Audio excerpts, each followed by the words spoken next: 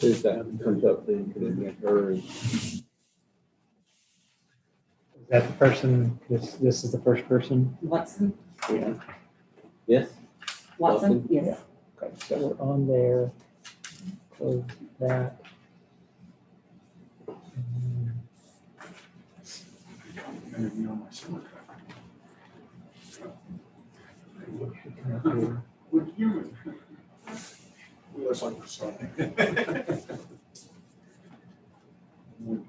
Mr. Watson, can you hear me?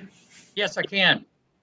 Watson, this is Charlie Powers at the Appraisal Review Board. How are you this afternoon? I'm doing great. How are you doing? Fine, sir.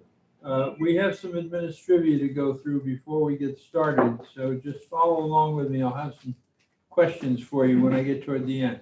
That's great. Thanks.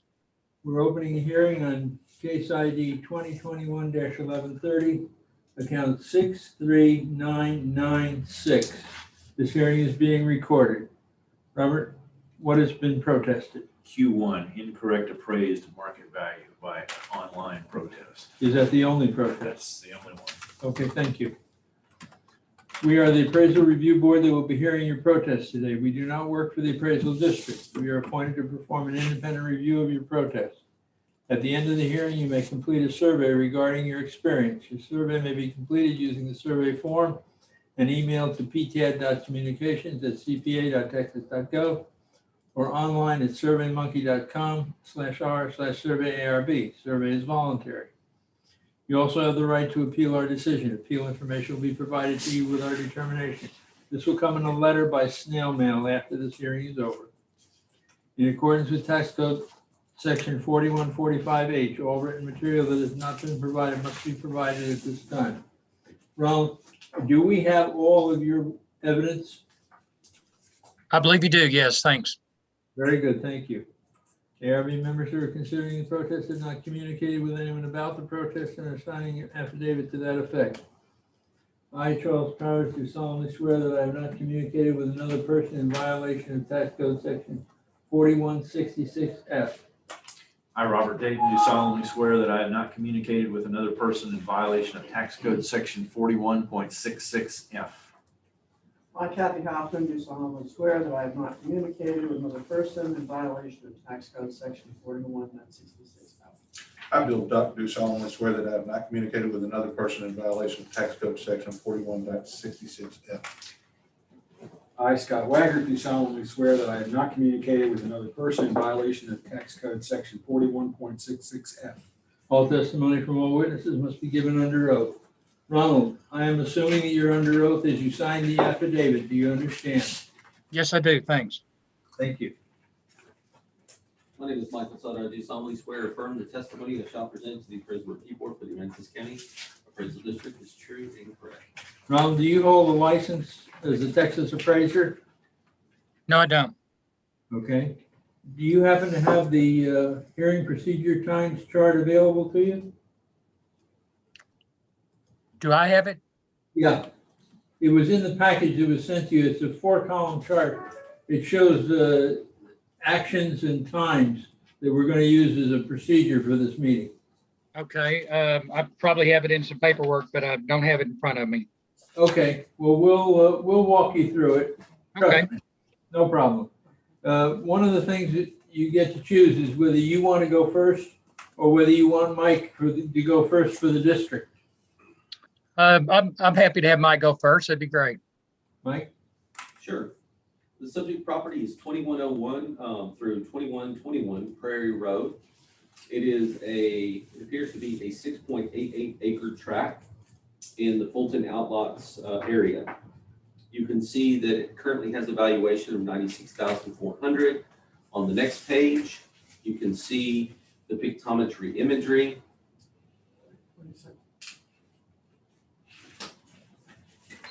On the next page, you can see the pictometry imagery, and the subject is outlined in blue there. Can you just tell us what street that's on? This is Prairie. You can zoom in.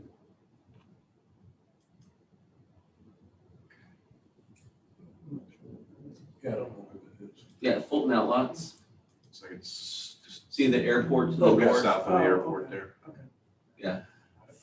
The only thing under protest is market value.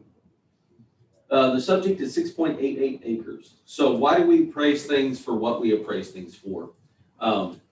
It's just due on sales. In this Fulton Outlot area, we happen to have 3 sales. What you're going to eventually see is that one of them is smaller and sold for less, and 2 of them are bigger. Actually, 2 of them are smaller, and 1 of them is bigger. Comp number 1 was 5.37 acres.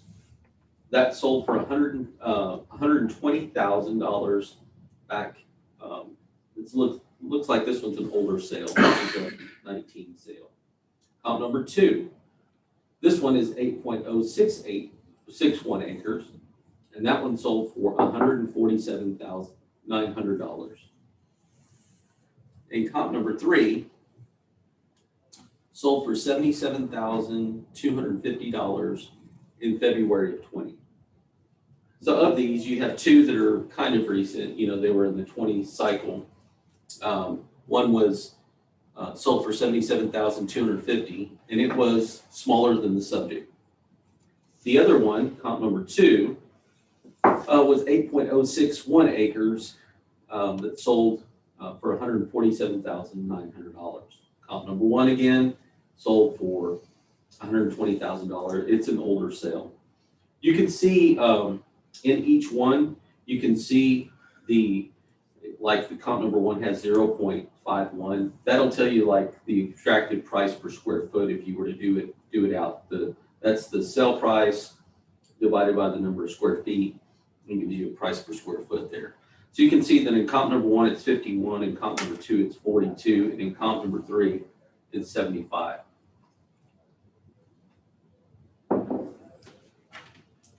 What it does is it basically takes those price per square feet. On the left-hand side there, you'll see that weighted price per square foot. It gives you a 56. The subject is currently assessed at 32 cents per square foot. And that's what we currently have. In relation to the square footage, we have approximately 2 acres of the 6 acres that we call wetland. You can call it wetland, you can call it lowland, you can call it whatever. If you can pull up the pictometry imagery, obviously it has a couple of low areas on it. We have an area, just zoom out one more time. So we have an area up here that's low, and you can definitely see there's a pond on it.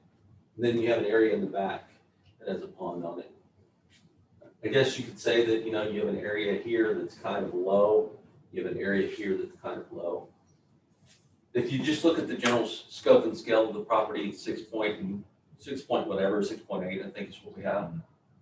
Then you say there's an acre to the front, an acre to the back, I guess. I mean, those are rough estimates. If you were to look in comparison, this is probably less. This is probably a little bit more to the back.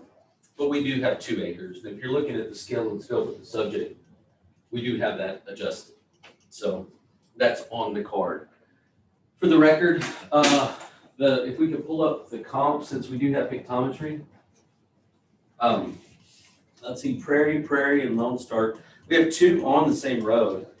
One is account number 19690, just to tell you where it's in relation to the subject, and you can make comparisons both for the type of land it is and everything else. Zoom out one time. Zoom out one time.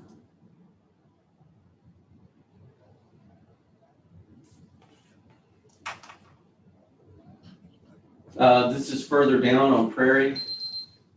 Hey. My time's up, so Okay. we'll look at the other one here in a little bit. Okay, Ronald, you have 2 minutes for cross-examination and then 5 minutes for your presentation. So I'll give you 7 minutes on the timer. Okay, great. Mike, I got just a couple of questions for you. Are the other 3 tracks in the city limits of Fulton or the city limits of Rockport? Which one specifically? Are you talking about the comps? I don't have your list. I didn't get that list from you. So yeah, the comps that you gave me, the 5.37 and the 8.06, I believe both of those are in Fulton. That looks right. Okay. They actually say the word Fulton next to them. Yeah, that actually looks right. It is Lone Star, the Lone Star one in Fulton also? I'm gonna go ahead and verify all three for you, and I'll give you an answer. So, Okay, just give me a second, sir. okay. 19. No, I want the card. I want the actual. This first one is 19,609, 690. 690. Go to the entity. Okay, the first one is in the town of Fulton, comp number 1. Okay, next one is 53875.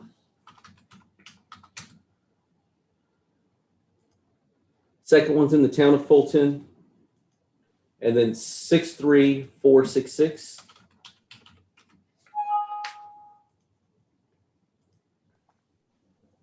That's in the town of Fulton. Okay, great. And then last question for you, do you know if they have city water available to those lots? I don't have that in front of me. No, sir. Great. That's all I've got on the cross. Should I jump on into my presentation? Sure, go ahead.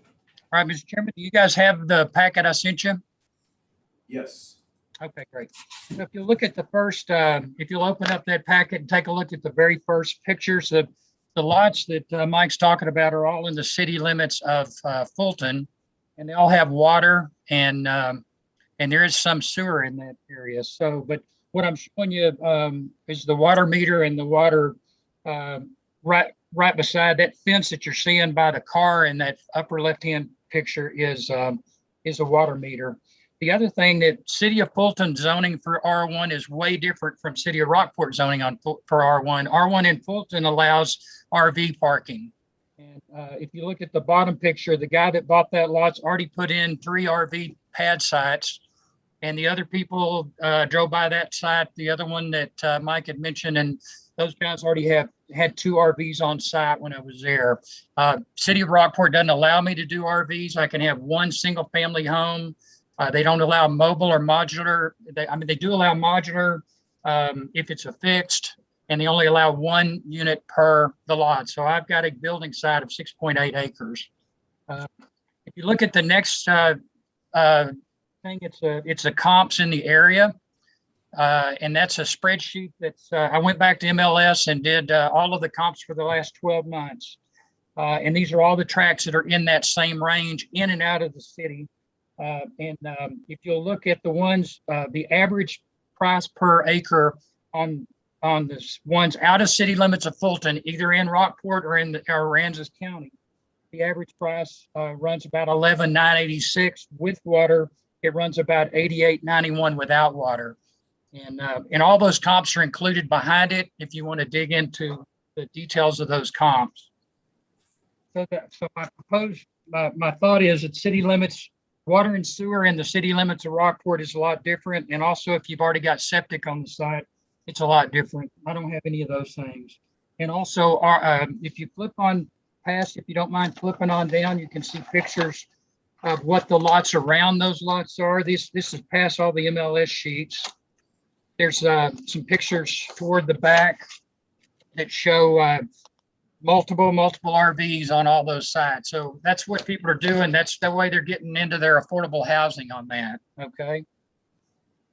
Okay. So the next thing is our property is also subject to flooding quite a bit. If you flip on to the last slide, or I think you may have it up there, those are photographs from 2019 that I couldn't access the property for a better part of a year. I finally built up the driveway trying to get in, but there are times that I can't access the property just based on the flood control district in that area. Once you get past the landfill there and the transfer station, a lot of that property goes upside down. We've owned this property for 15 years. My wife trains agility dogs out there, and it's okay for what we use it for, but it's not worth the new proposed value. I'm saying that really if it's worth somewhere around $9,000 or $10,000 an acre at the tops. I do also want to say my mom served on an appraisal review board for years. I want to thank you guys for your service. It's not a fun job what you're doing. And I've been in real estate. I'm a real estate broker and a CPA. I've been doing this for 45 years. And I know what a tough job you guys have. So anyway, thank you for allowing me to make a presentation. Sure. Okay. All right, Mike, you have 2 minutes then for cross-examination and 2 minutes for rebuttal. Yeah. Yeah. As far as water being on those other properties, that was the information presented by the property owner. I don't know if they do or don't. He's presented information that he believes that it does. And I guess what I would say is that as far as the spreadsheet that he provided, none of those are close to the subject by even a small degree. Smith Road is out on McCampbell, I believe. That's way far south of the county, like almost in Aransas Pass. 188 is not close. Rattlesnake is not close. Cresta is not close. Cresta is not close. Sagebrush, again, not close. 188. Although equity is not under protest, I can tell you that it's on the same schedule with everybody on that Fulton schedule, and the land table is going to be the same that we have. What we've adjusted in the past and what the card has on it is the adjustment for the wet or low areas. So, the point would be, if somebody brought you information and said, whoa, I've got some wet area, this board would probably take that under consideration. The point of the district would be, we've already done that. Like, we've already accounted for that. So if it ends up being, if you want to make a measurement, it ends up being, 2.65 acres, I don't know. We could do that. I think we've accounted for it in the past, but we can definitely do some measurements. Yeah, we don't have, like I said, we don't have anything that's beyond what's presented here. The sales ratio report that's here is going to be Fulton outlots, and these are all sales in Fulton outlots. And whether they're in the city of Fulton or the city of Rockport, again, there's some in, I would imagine there would be some in both. Captain's Bay is not relevant. That's a different subdivision. Here's another one of Fulton outlots. Let's see, we have 11 pages of sales. And it looks like we're at 101 weighted mean overall.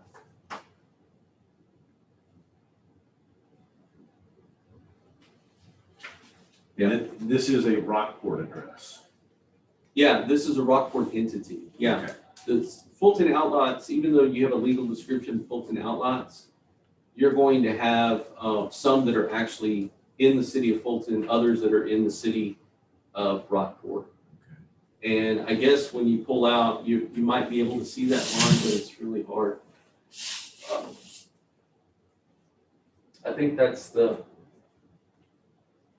is the line right here. So this is city and this is Fulton, I believe, because the subject's further over here. Yeah, the subject's right there. So this is Rockport. This is Rockport. This is Fulton. All I have is the cells that have sold. They've all sold in Fulton. I do know, this was not presented, but I do know that there's other things on the market currently that are in the city of Rockport that are, that would support our value, but it's not presented today.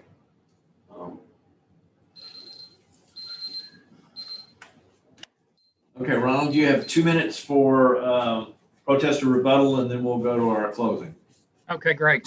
Yeah, the difference in the zoning between, if I had a piece of property that was zoned commercial, it would have a big different value. And the bottom line is the zoning in Fulton is really different than the zoning in Rockport. It allows a whole different kind of product there. And that's what's kind of bumped up some of the Fulton land is very limited. The city of Fulton is very limited land. And because of that, there's not much of it, and people have scrambled to try to buy it, and they're buying it at high prices. The comps I gave you are all the comps out of MLS that sold in the last 12 months.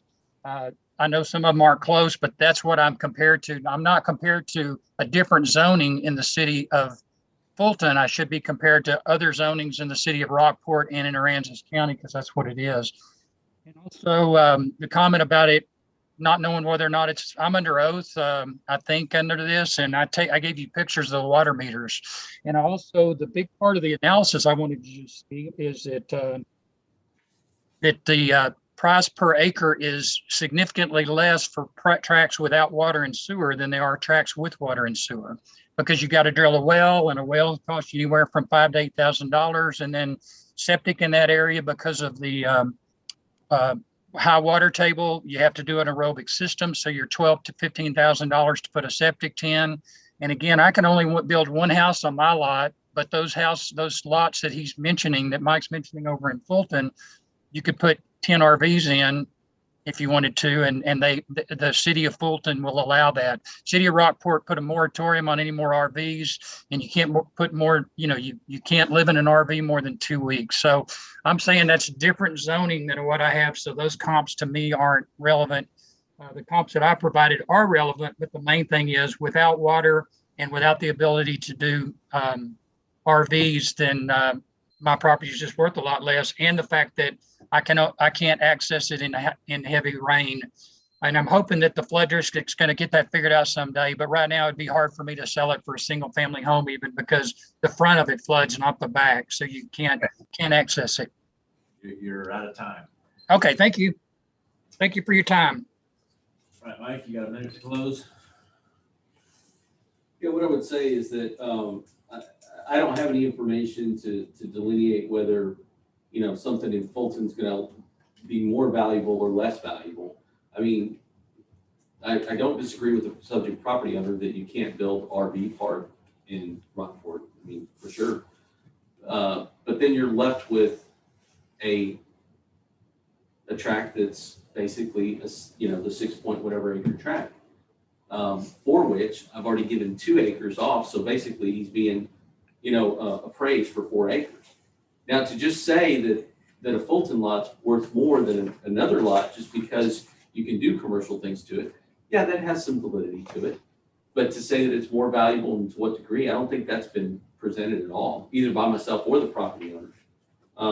I've been looking at the entire sales ratio as he's been talking here and trying to see if any of these have that. But I just have vacant. I just have other sales with houses on them. So all I would say is the information I've provided supports the value by a large degree. Okay. Ronald, you have 1 minute for closing. Okay. If I take, he's about doubled my value. If I take 96,400 divided by 0.6887, which is the full acreage, not counting 40% that's in the floodplain, it's $14,000 per acre. And most of the comps in the market have been in my price range without water or 88.91. So I'm just saying it's nowhere near 14,000. And if he's given me value for that floodplain area, I don't know where, because 14,000 is more than the comps that are out there that are selling. So I still think this property is worth somewhere around $9,000 to $10,000 an acre. Thank you. Okay, it's our time. I have a question. We showed the floodplain areas on your property. Do you agree with the size of what we taken off in terms of those flood areas? I'm sorry, I can barely hear you guys. Was that a question for me? Yeah, that was a question Speaker's over for here. you. The question is, we showed the floodplain areas on your property, which I'm sure you've seen. Do you agree with the amount of acreage we've taken off of the value of your property based on the size of the floodplain areas? I did the math on the floodplain area, and it was, and I gave it to the appraisal district, and it was 2.62 acres is what I came up with. Just, it's 300 feet wide. And when you look at the back of the property, it came out around 2.6 acres. The 9 or 10 grand an acre that I said was really even including the floodplain area. We've taken off 2 acres. Right. So there's a potential adjustment there. The other thing I want to say, I agree with the protester that there's a difference in value between being able to put RVs on a lot and not. And actually not being able to even begin to access them. So I think there's an issue there as well. And can I ask a question, Mr. Watson, on You bet. when it floods, is it make the property totally inaccessible because you can't get to it from the road? Yeah, if you drive to the end of next time you're out there, drive into Prairie Road, and the problem is the frontage and the back both flood. So we couldn't get in the property for 9 months. When it started drying up a little bit, I ran some caliche in there so I could get in, and I can get in a little better now than I used to. But when we get big rains, we can't access the property, and it's not anything we can do anything about it because it's the flood control district. They've got something broken downstream there, and we just have to wait until the floodwaters recede. So I can't really even build a house on it because I couldn't access it when we get heavy rains. I agree with Kathy. We've seen the value of being able to put a RV or mobile home on a piece of property. Not only that, we have And there's adjusted, no service. we've adjusted for the flood area and possibly not to the degree that he said, but he can't access the property. Because So it's really wet doesn't on matter both when you ends. can't access a property, it has no value it's wet on both ends. at both ends. You do some math, if you take his $10,000 estimate, protester, and add to it the $600 for the wetlands, it comes out to $49,470. It's actually less than last year. Last year was 53,020 or something. 820. My opinion would be to roll it back. Last year, Last year. 53. I'm okay. Okay. All right. So on case ID 2021-1130, account number 63996, when considering the Q1 incorrect appraised market value, I move that we lower the 2021 appraised value from 96,400 back to the 2020 value of 53,020. Second. All in favor? Aye. Ronald, do you understand?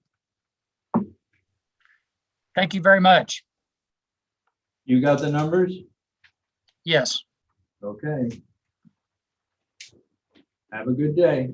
You guys have a great day. Thanks again for your time and for your service to the board. Thank you. All right, next one's gonna be in person. They have 3 accounts. First one's gonna be case 291.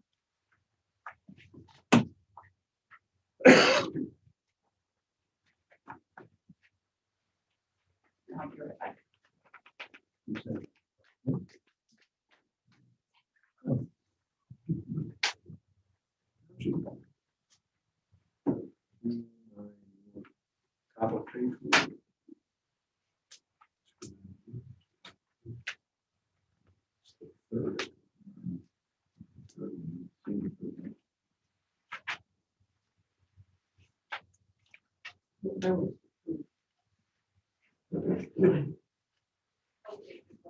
Did she say there was 2 for the next person? She said that There's 3. we have a third. Can't find the third.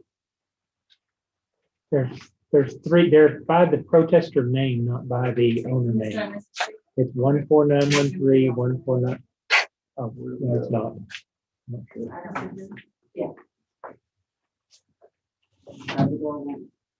That's okay, whatever you like. Yes.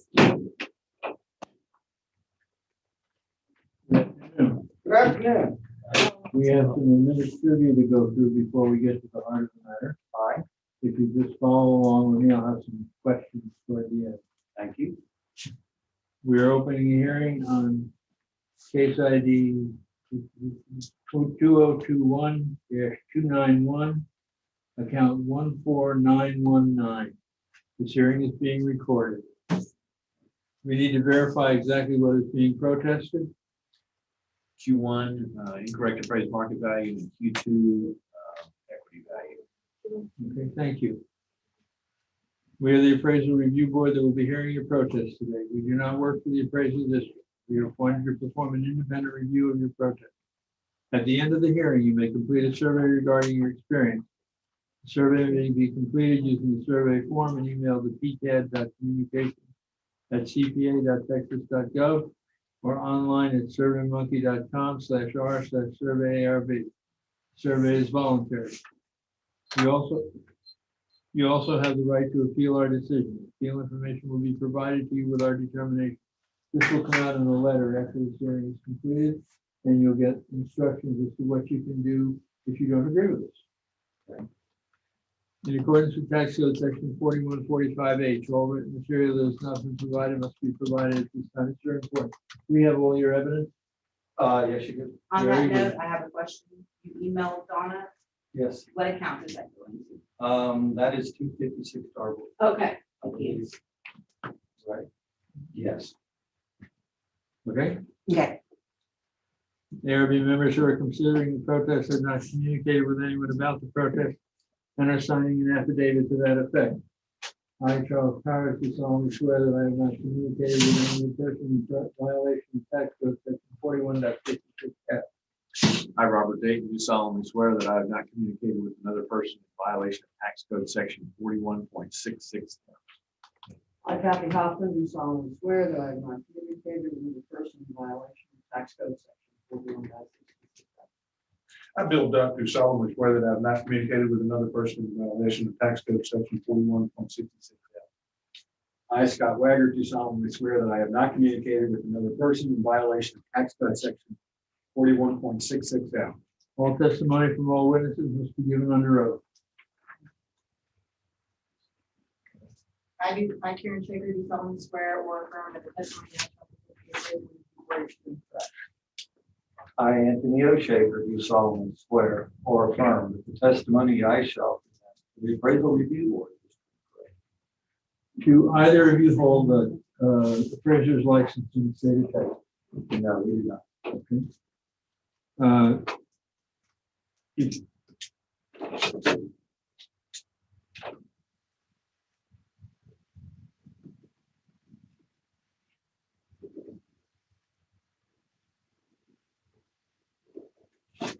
Mr. Shaker, your hand is resting on a piece of Yes, paper sir. that is important. It's a procedure we're going to use to follow throughout the hearing. You get to choose whether you go first or the district goes first. That's fine, the district can go first. Okay. If we're in the swearing. Oh, I'm sorry. That's okay. Not a problem. My name is Michael Soto. I do solemnly swear affirm the testimony of the appraisal review board for the County Appraisal District is true and correct. And if at any point, sir, if you need the lights on, just let us know. It's just easier to see the board. Yeah, no, that's fine. I'm just moving a little bit. I'm getting the Blu-ray. Yeah. So, You go ahead, Mike. Oh, they want me to go first? Yeah. Okay, the subject property was, let's see, is 1491919. It is a property at 501 or 503 Ocean Drive. This was an area that experienced change due to market value influences. Both at the Bahia Bay area and that Ocean Drive area had a lot of sales activity. The subject property was actually one of those sales that contributed to the market value influence for the whole. This subject property sold this last year, or sold actually this March for $1.034 million. As you can see, that's the card. We currently have 6 FB plus, and 6 is we have from classes from 1 to 7. One is poor home, 7 is an excellent home. This is a very good home. And at 6, FB stands for fiberboard or party plank. You can see the picture there and all the elements that are attributed to the structure value. A good portion of the value is attributed just to the land. You can see on the next page. This is where the subject lies. It's on the Intercoastal Waterway. That's Ocean Drive. It's a beautiful piece of property. This board will remember that there was a protest recently, and this was one of the comps that was used for that protest valuation. In our comp sales, in talking about market value, comp number 1 is the subject. It sold for 1.034 million. It has no adjustment because it is the subject. But that he wasn't the only one. You can see that there's another sale on Ocean Drive right there. So we had 2 good markers this year, and that one sold for $766,000. You can see that one is a 6 FB plus as well, but it's much smaller than the subject. You can see that, and it's appropriately adjusted both for size and the location. I'm sorry, the size of its MA and the size for its land. And you can see that renders a value of $919,000 when compared with the subject. The last comp I have is on La Buena Vida. La Buena Vida is 1.375 million. That's an older sale than those other 2. The first 2, this third sale is close as far as class, because from a 6 plus to a 7 minus, there's just 1 subclass difference. But it's a much bigger property than the subject. It's better on a couple of, from that classification. But there's also like a $146,000 adjustment there. You can see that renders a value of 1.1 and change when compared with the subject.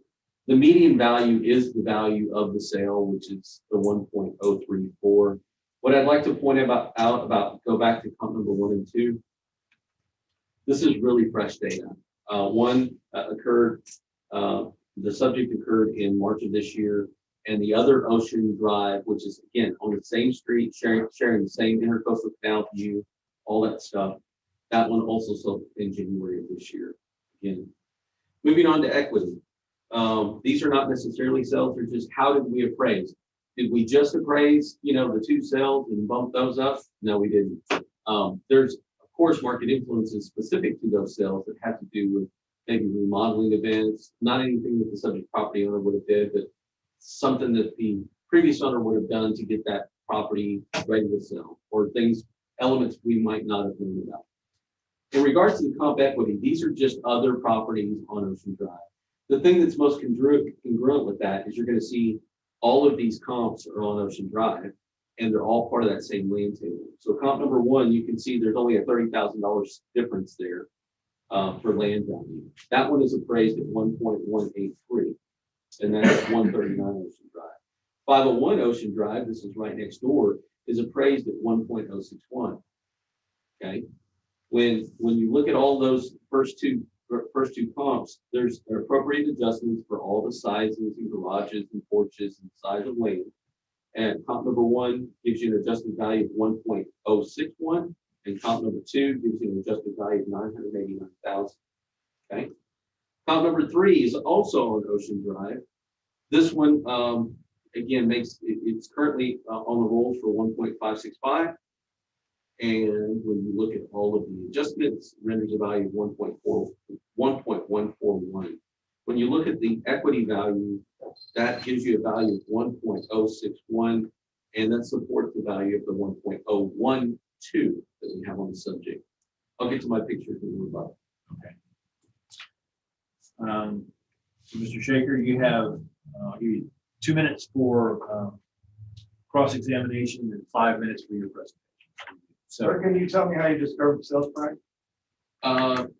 Yeah. Well, I was just about to get to that in the next thing. And that's how? It's right there. It's on the very next realtor. Realtor.com, and that's not a selling statement or closing statement. Yeah. I can look to see how we got the information. So you're using a website that posts the value? I'm going to answer your question, sir. Sorry. Sure. Yeah, stop the clock or whatever. It's an unverified residential. Yeah, it's a percent of list is what we look like, what it looks like. Yeah, it's unverified residential. And unverified. Okay, and the other comp that you used, was that unverified as well? 115 Ocean? Let's see. Yes. Yes, that is correct. So those are just a percentages of a The website. percentage of the last list. Yeah, we have thousands of sales and But these are not verified, right? that is correct. So you really don't know what price this is. I'm about to find out. Yes, sir. How does that usually find out? I'm gonna ask you, I'm gonna have to process. All right, we can go on to, and you're showing the sale occurred in March of 2021. Isn't it true that you cannot get a homestead exemption if you're not the owner in January 1? Yes, that is correct, sir. And is it also true the percentage of completion only hits on January 1? If this house was under construction, percentage of completion would apply on January 1. That is correct. But you're using the comp that occurred into 2021 as being a comp when the statute says you determine the value as of January 1 of the year in question. Is that January 1 is the appraisal date, yes, but the comptroller tests this from basically June of 20 through June of 21. So that's the window in which the sales take place. And when do you certify your roll, sir? July 20th Okay, of so every you, given year, or you close out on June, you're certified in July, but you're telling me you use sales that go past your certification date they go past the appraisal date, yes, sir. and your certification No, sir, not certification. for 2020. This you're going to use for 2021, I understand. Yeah. But it didn't occur this year. I mean, it didn't. My certification for 20 was in July of 20. Okay. So Let me rephrase my question. okay. The statute by the Texas Property Tax Code statute says your duty is to determine the value as of January 1 year. That is the appraisal date, yes, sir. Okay. And that sale did not occur in January, on or before January 1. That is correct, sir. Okay. That I've presented evidence. Okay. All right. Can we go to my evidence? Sure. And my evidence has everything to do with equity. I don't care if I spent $2 million for this house, if that's what I wanted to do, but I want to be taxed equitably with the rest of the people in the neighborhood. And my biggest closest comp of equity is 103 Ocean Drive. And 103 Ocean Drive was built in 2019 from the ground up out of the floodplain. It has actually, if you can pull the appraisal card on it, I can give you the number for it. 103 Ocean. No, actually, I don't have. Yeah, it's that. That one is on the corner of the intercoastal and the canal of Palm Harbor. It is appraised at $995,000.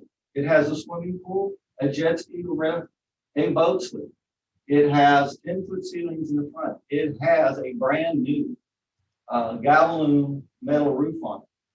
If you were going to buy a house, would you pay $1.1 million for mine, or would you pay $995,000 for that? And can we look at the land value on that one for me, please? Because that one is a premium view viewing to the north and to the east. And Whoa. Is this in his evidence? It's it's not. public record, It is, but you're presenting your evidence. and I'm asking to use your public record reference. Is that a problem? Go ahead and present it. It's not part of your evidence package for the record. Yes. And can we look at I'm having a hard time on the land value of that one. You don't actually show lineal feet on that you show on the card that I have. And let me get to that just a minute. 103 Ocean has a effective front foot of $3,855. I'm sorry, excuse me, scratch that. That's not correct. Let me go to my schedule because I only have a short period of time here. Let me go to my schedule. Wait, back up. Let's just go through the pictures of this so we can explain a brand new house versus one that's not. Okay, you see they have an outdoor barbecue built in, boat lift, jet ski lift, brand new swimming pool, 10-foot ceilings, galvanized roof, corner lot looking both ways down the intercoastal. Best view in the world. Can we close? Please scroll down further. Just more pictures of the subject. Now, you will see this one doesn't have a covered porch. For reasons I don't know, but it doesn't. I'm showing you the manufacture date of the air seating unit that's on there is 2003, scrapped out. Go to the next picture. Cultured marble, and you can see the mirror that is delaminated behind the mirror.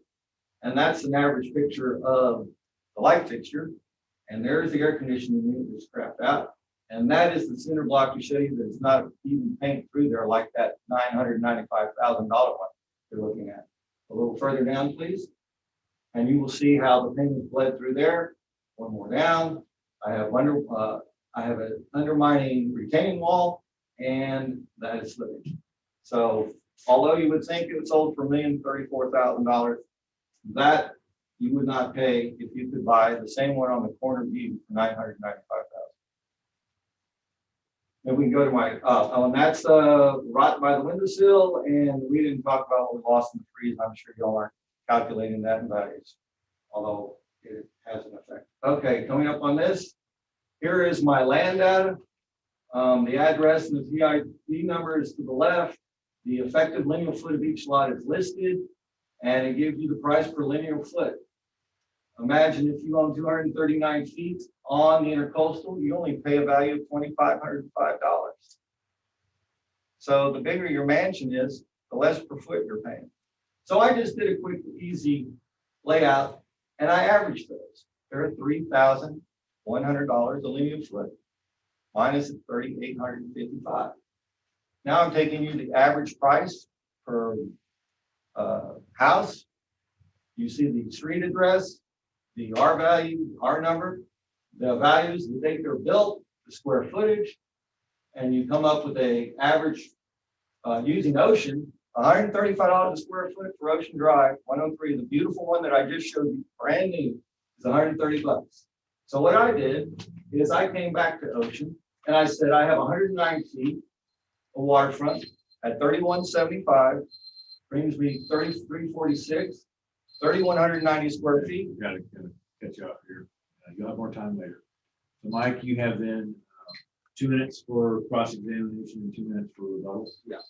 To try to close the loop on the verified and unverified. Some of the sales we have are unverified, but we have a lot of sales that we look at. And we have a percentage of lists that's been borne out of the marketplace over the last several years. And we use that percent of list when we don't have unverified. So the information that we have is 1.034. I'm going to ask the subject property owner, did you pay in excess of 1.034? No. You paid less than 1.034? Yes.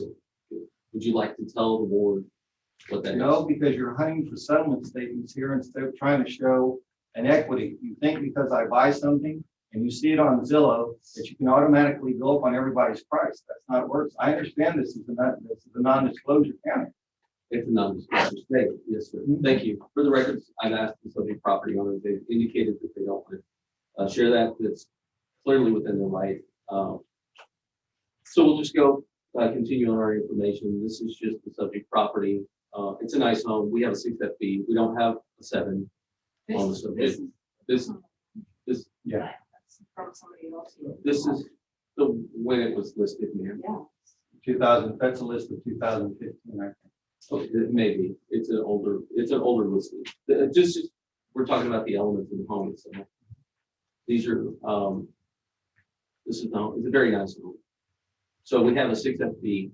Ultimately, we have a 6 FB plus on the subject property. It's a hardy plank home. It's on the intercoastal.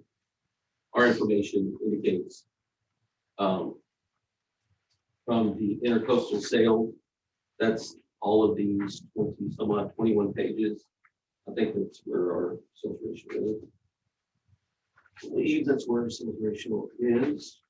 Yeah, this is the intercoastal waterway. So it's going to be all of those subdivisions: Palm Harbor, Bahia Bay, City by the Sea, Buena Vita, I don't know, maybe even Islands or Rockport. It's just any of those subdivisions along the intercoastal there. And you can see that the weighted mean overall is 1.03 with all the information. As far as any specific, items that are in deficiency, I mean, the subject property owner can present that information, and I haven't seen any information of what that cost to cure would be. I have that on my schedule. Thank you so much. But the information that we do have is the information that we presented. When you go back to the equity schedule, one of the statements made by the subject property owner was that I don't care if I pay $2 million. I think that it's relevant. It's always relevant. It would be nice to know, because it would be relevant not only for the subject property owner, but it would be a data point within the subdivision. Having said that, our equity grid is showing a value of 1.061. How are other properties being appraised on Ocean Drive? Notice that I try to pull other 6 and 7 classes. Notice that all of these are directly on the same street as the subject, and the rendered median equity value is 1.061, which supports the values of 1.012 that we have on the subject. I guess I do have one more thing. Did you pay in excess of what we currently have appraised, 1.012? No. I'm sorry. Could I pay in excess of what you have appraised? Yes. sir. Okay, thank you. I don't have anything further. Okay. All right, you have 2 minutes for. Can we scroll that down? Very good.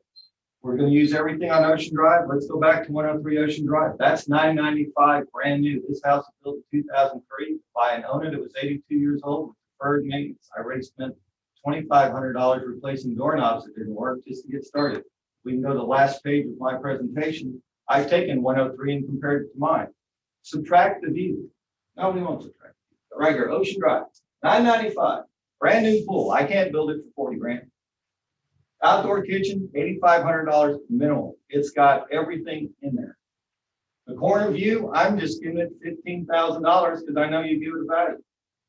The square foot difference between the two houses is $650 using your own appraiser's $135 value for a house for 2019. That comes out to be $87,875 in the last page. Okay.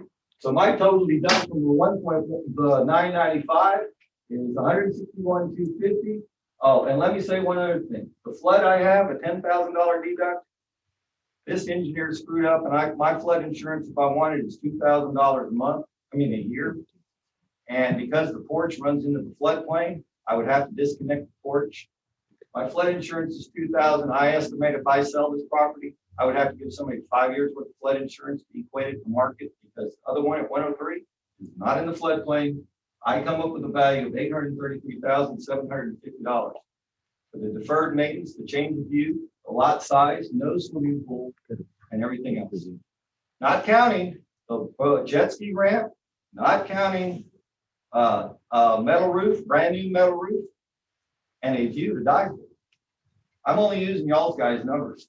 I'm not using, and all the other equity comps he gave me say Zillow. Zillow is an indicator of nothing. Age on your house is 2000, actually 3, and it's actually not even 3,160 square feet. Let me real quickly say why. The upstairs is separate bedrooms with a walkway. It's 1,600 living plus another 800 on the top, so it's really only 2,400 something to live in. all right. Mike, you have a minute to close. Yeah, all I would say is that subject property owner brought one equity thing that he focused in on. It is a 6FB.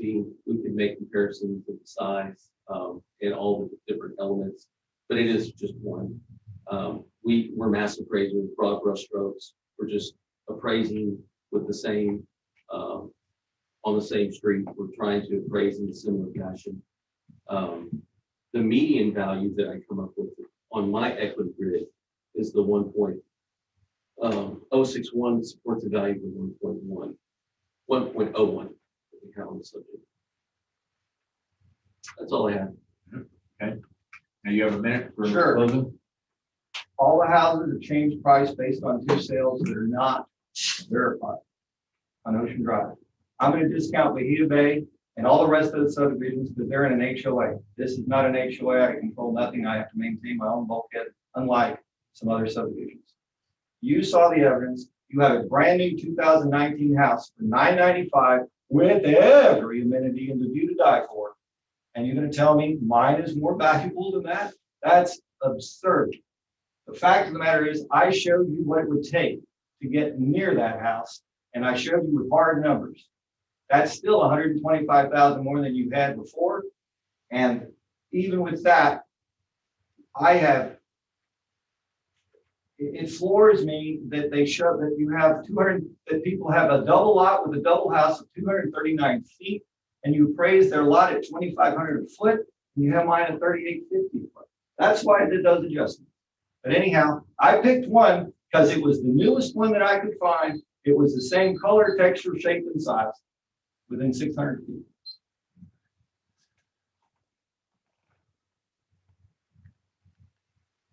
I'd like to see the price per linear foot of the property next door. Sure. The subject is, 505, I can tell you that one. 505 Ocean go ahead and pull it up, Scott. is, has a linear foot of $3,175. You can look on my grid. I have it at 5 on go up one. On my, We'll look at just, that. oh, I'm sorry. Okay, just pull it up and pull it over. Everybody can see it.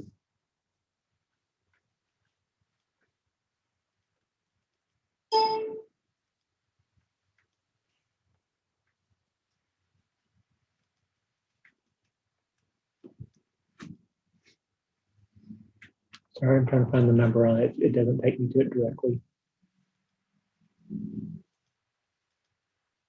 Yeah, if you pull up the pictometry, you'll be able to see the number.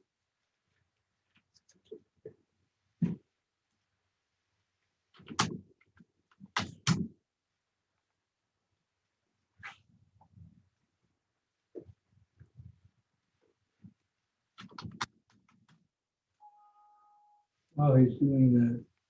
I There never it is. did. I'm sorry. Go ahead.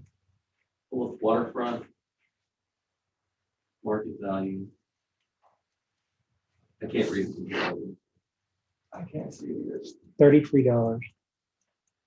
3,300. $33 per square foot. No. Oh. I meant the linear foot of the, Oh, you want to You measure wanna know how big it is? no, isn't it price per linear foot? price per square foot? You asked to bring up the record, right? Yeah. Okay. On On the Okay. water. What? It's on the water. Yeah. One of your prices is square foot, linear foot on the water. I thought. Um, So the question is the market value for the one next door? That's For what the you have presented. linear, what I was looking for was the rate per linear foot that was used for the water. There is not one, sir. The subject Okay. and its next door neighbor on a square foot basis, with the exception of the bulkhead. The bulkhead's a different price. It's right here on the corner. Okay, the bulkhead is different. Is that by linear foot? Is that what I was looking at? Bulkhead is by a linear foot. Yes. Okay, $60. But for the record, the subject property owner, the subject property and the one next door are both square footage basis. and they're both the same. Well, I can speak, 30. the subject is $30 a square And this foot, one was 30, so that's the same. whatever. you Yeah. read. It is. Okay, It says 33. 33. It was actually cheaper. Yes, the subject property owner has his hand up. Yeah, I'd like to be a part of this conversation. Well, they asked me a question. I was directly answering a query. What did you want to see? You're absolutely right in pricing per linear foot, because every lot I look at and every advertisement people see a lot sold for, it tells you how many linear feet it has. That is, I have waterfront on Guadalupe River. I have waterfront here. I've shopped it here. It tells you, when you leave today, go pull out a magazine. How many linear feet of that ocean do you get? Okay, I got it. I hear you.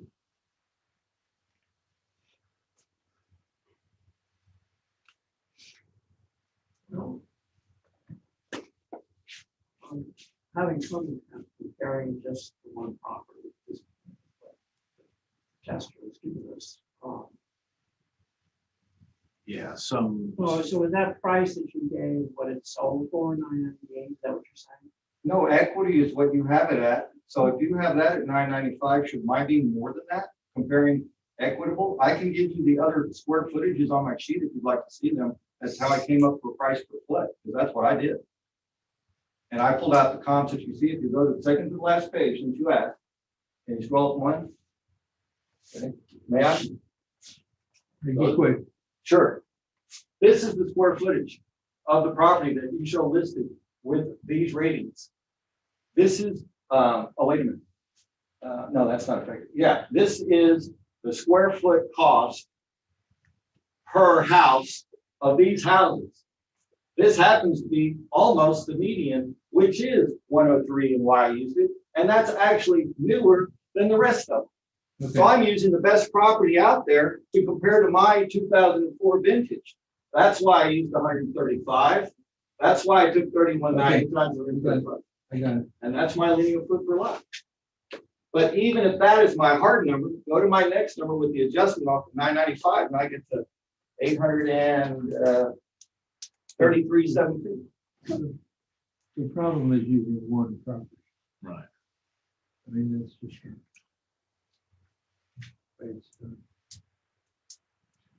Your photos are conditioned as of January 1. Everything is of January 1. Your photos of your property is as of January. They were taken 3/1. And if I might just say one thing, I didn't focus on one property because I took the weighted average of 1, 2, 3, 4, 5, 6, 7 properties. It happens to fall in the middle. And it happens to be newer than every one of them. So I'm using the crown jewel of the newest property with the best view. And y'all are telling me I'm focusing on one. They're focusing on 2 sales. I'm focusing on 5 properties. Two. Yellow. One thing I didn't hear in all of this. Sure. Was when you showed the pictures, I didn't hear you had gotten a cost secure. Those are the estimates of what I've had verbally given to me on an outdoor kitchen would run $8,500. That's what it cost me. If you want to look at my next page, I can go through it. I don't think that's what he meant. I think what he meant is you showed us pictures of your property Yes. and you didn't indicate any more secure of the issues. Actually, that's because I came in at 779. We just took the square footage price and the lot price. So trying to go. You showed us, Oh, I'm sorry. you showed us posts that were rotten. I showed you unpainted posts Unpainted posts. And air AC. conditioner and lights. and mirrors, and I'm just showing you that I don't have stainless and granite. So my question is, have you gotten an estimate to fix all those things? No, not yet. I know that one air conditioning unit alone is $8,000. I haven't done Okay, you don't have any kind of estimate on the repairs for the rest of it. Not yet, no. fixtures? No, sir. I'm using the value driven, the 139 value I'm using is a brand new built home. It was built in 2019. I didn't deduct for that on my value. Comments? Well, it's clearly not 100%. It's not 100% condition. The condition of the house is not.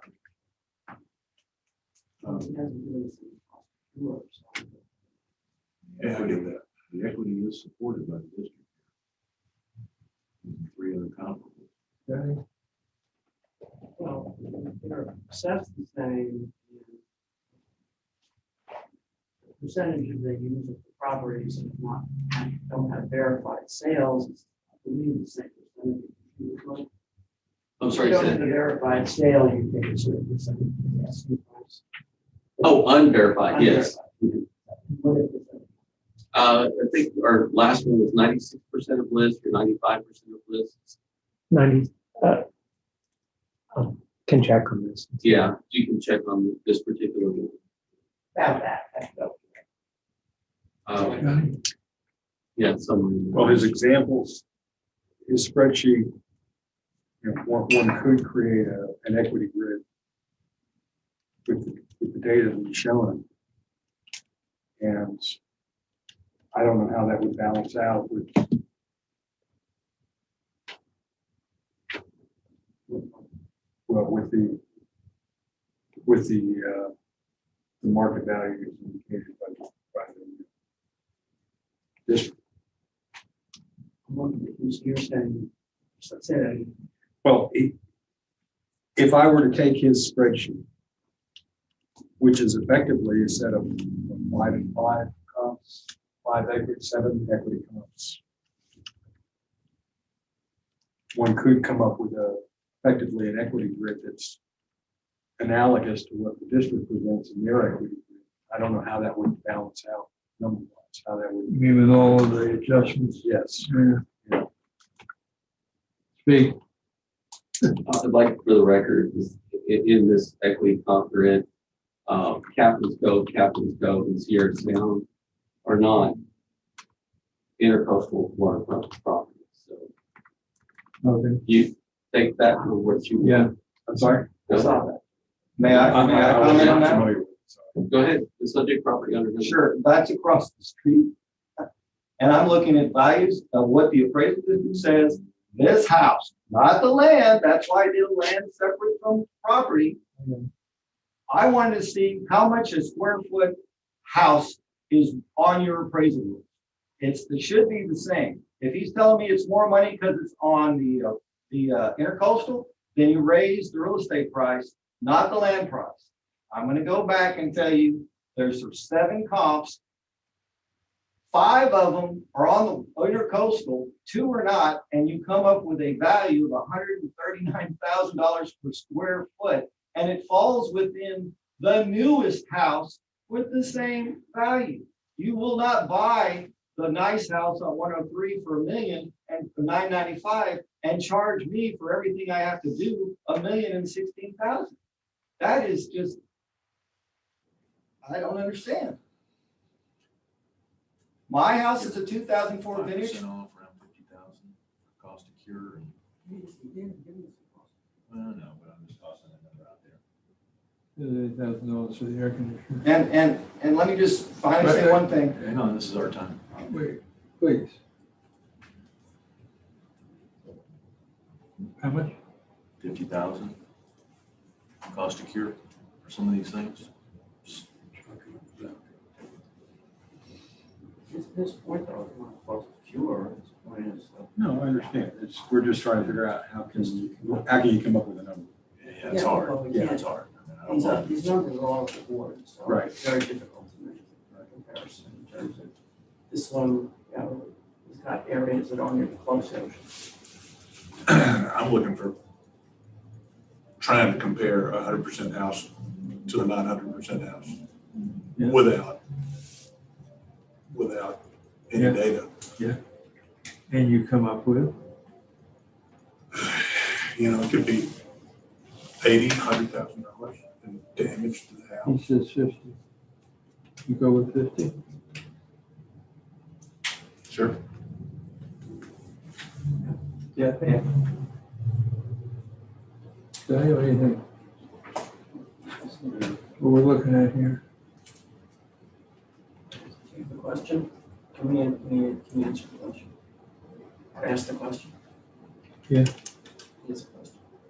Oh, You're starting on the premise that this is $1,060,000 house, which puts it over the top of the other one. And you have an appraisal district guessing that if they put 95% on there, that's what you paid for the house. That house has a 2004 with lots of maintenance. You sure you Some I haven't don't, you sure you discovered don't yet. want to tell us what you paid for the house? It might be helpful for your case. What? That's fine, simply- that's fine if you don't. Simply, why should I pay more for that house than the guy at the end? That was the question. No, you want to know what I paid for the house? You said it might be helpful to your case, is all what you said. But you have to indicate. what do you think? Indicate he didn't pay more than what. 50 would, appraised 50 for, would which rate down to indicated it's less than- 962, 400.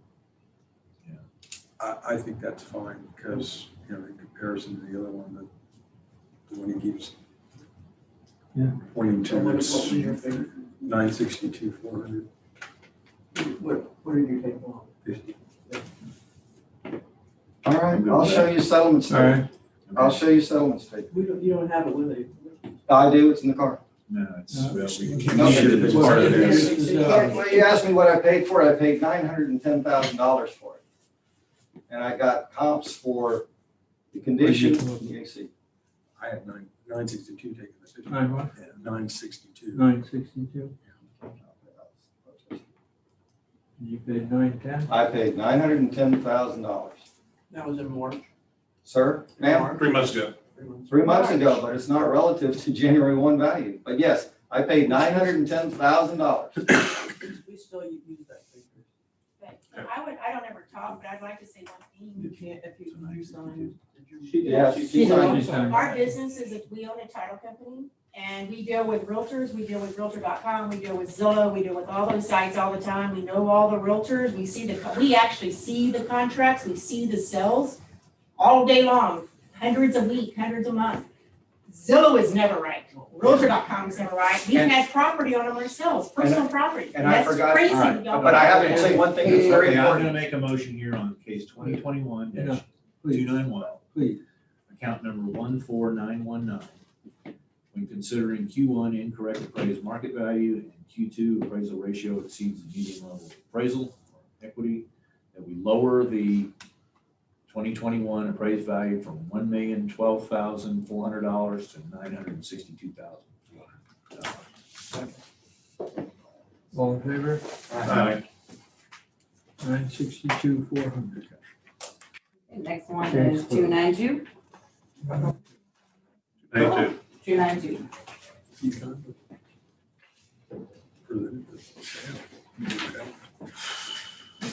Turn the light until it gets started. Okay. This is 292?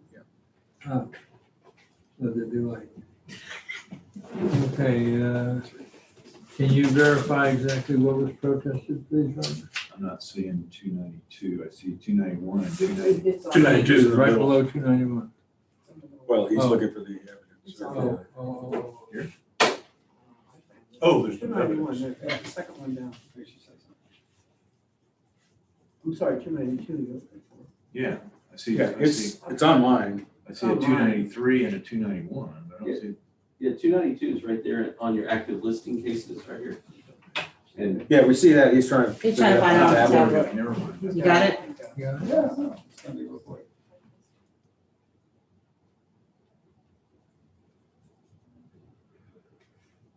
Thanks, man. Okay, it's Q1 and Q2. Q1 and Q2 have been checked. Since this is the same owner, we'll skip the preamble down to all the ARB members who are considering the protest and not communicating with anyone about the protest and are signing an affidavit to that effect. I, Charlie Powers, do solemnly swear that I have not communicated with another person in violation of tax code section 41.66F. I, Robert Dayton, do solemnly swear that I have not communicated with another person in violation of tax code section 41.66F.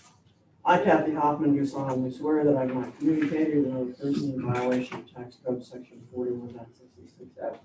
I, Bill Duck, do solemnly swear that I have not communicated with another person in violation of tax code section 41.66F.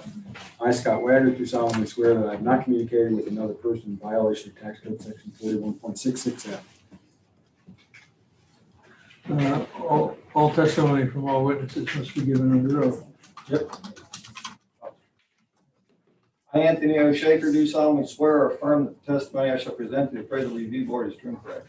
I, Karen Shaker, do solemnly swear or affirm that the testimony I shall present to the appraisal review board is true and correct. Mike, my name is Michael Soto, I do solemnly swear affirm the testimony you shall present to the appraisal review board in the Aransas County Treasurer's District is true and correct. okay, would you like Mike to go first? Mike can go first. Mike, you go first. Yes, the subject property is a condo in Key Allegro condominiums. Looks like we have, subject is 909 Sand Dollar. Last year, we didn't have this as complete. Now we have 100% complete after the storm. The two things that are protest, well, the next page is the pictometry imagery of where this is. You can see that it's in blue. It's right in the middle in blue. Is that an upstairs or downstairs? This particular one, I believe, Upstairs. is an upstairs unit, yeah. Comp sales, two things under protest, market value and equity. For the very first thing, we're looking at comp sales. Comp number one, sold for $281,060. Again, this is up unit, just like the subject. It's, I don't know if it's, yeah, it's next door. It's right next door, 907 Sand Dollar, 281,060. Comp number two, sold in November of 20, and that's an up unit as well. That's 912 Sand Dollar. That one sold for 278 and change. Comp number three is 905 Sand Dollar. That's a down unit. That sold for 318. Comp number four is on Nassau, around the bend. That one sold for 306,900. For the first two comps, they appear to be identical square footage, identical effective age. There's no adjustments to those sales. For comps number 3 and 4, go back to 3 and 4, same size, same effective age, but the down units, there's an adjustment there for the down unit. See the 29,000, that adjustment there. So that one only adjusts out to 288 and change. This Nassau is a different animal, it's in a different building. That one adjusts out to 294 and change. The median value is 284,594. The subject is 284,700. That warrants a small $106 adjustment there. From comp equity, it's just like these other up units. It's 284,700, 284,700. Those comp number one is 911, comp number two is 910, comp number three is 908, and those are all 284,700. 907 Sand Dollar is 284,700. From an equity basis, they're identical. Let's see what else I have in my thing. Continue on. Sales ratio grid. Again, I don't know how many pages are there.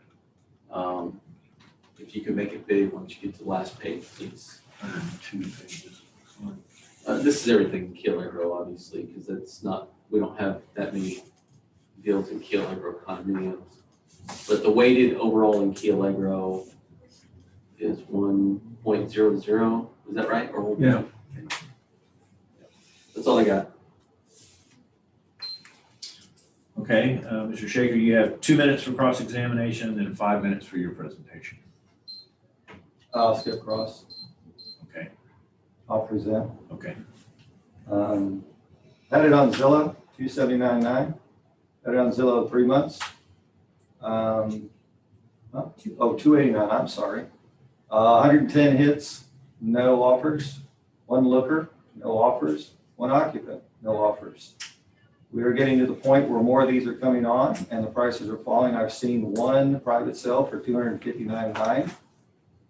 I didn't want to quite do that. What is scaring these people away since they bought it is we've been hit twice with the quote last HOA supplement assessment. We got hit last 3 weeks ago for another $4,000 or $5,000 because our contractor is now finishing the last units, which are across from mine. So there are 3 there are 3 roll-offs, 2 storage buildings, and constant. There you go. And that's what's going on there. So you can't really use the pool. You have people. Actually, we have 2 or 3 more there today. And as you see more of these units coming on and people wanting to get out, the prices are falling. So it's going to be a race to the bottom, and disclosing what the HOA is going to finally assess. Every person that calls me says they've assessed 2 times, but we have 2 extra assessments after the last final. We were promised in October 2019 this was going to be done. Hasn't been the case. I understand you have a couple of sales. The market is going to be saturated with those. I would take 250 in a flash, and I will drop my Zillow. I was hoping to get one of those numbers, not gonna happen. The last time I drove by, there were either 3 or 4 for sale signs there. So it's gonna be a race to the bottom to get out, unfortunately. So that's all I have to say about that. Mike, then you've got 2 minutes for cross-examination and 2 minutes for rebuttal. Maybe 4 minutes if you need it. Yeah, the only thing I would say is that, the information that's been presented as evidence to the board is 2 sales. They're both up units, they're both in the same building. One's 281,060, the other one's 278,070. They bracket a January 1 evaluation quite nicely. One is November and one is March. You can actually see, that's just if you look statistically, 278, 281 is kind of flat. It's already done what it's going to do. It's a small increase, but it's kind of flat right there. We have all of those units assessed at the 284, 700 identically. The market information warrants a small change. But even if you just took the 2 comp sales, you've got 278 and 281. I mean, that's 279.5, I think. If I did my math right. Somewhere in that range. 278,070.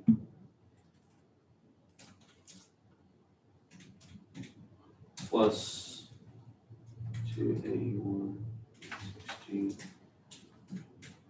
Yeah, 279,565. I mean, even if you were just to look at 2 of identical units that are both up units and the market reacts to them in the same way, the comps are beautiful there. I mean, it's right there. That's all I got. Okay, you got 2 minutes for rebuttal if you need it. I'm assuming that was again Zillow evidence. So I'm not too sure Zillow is a accurate indicator of value, as we discussed in the previous case, which was off by more than 10%, by the way. So relying on Zillow is not always the best thing to do. That's what I relied on, and I have not had an offer won. And I think you need to consider days on market and pricing when you do anything. If we're going to have 3 or 4 or 5 of these for sale, and one's going to sell every 3 or 4 months, we're going to have a long time to get rid of it. I am a seller, and I don't have an offer, and I will be reducing the price. That's all I have to say.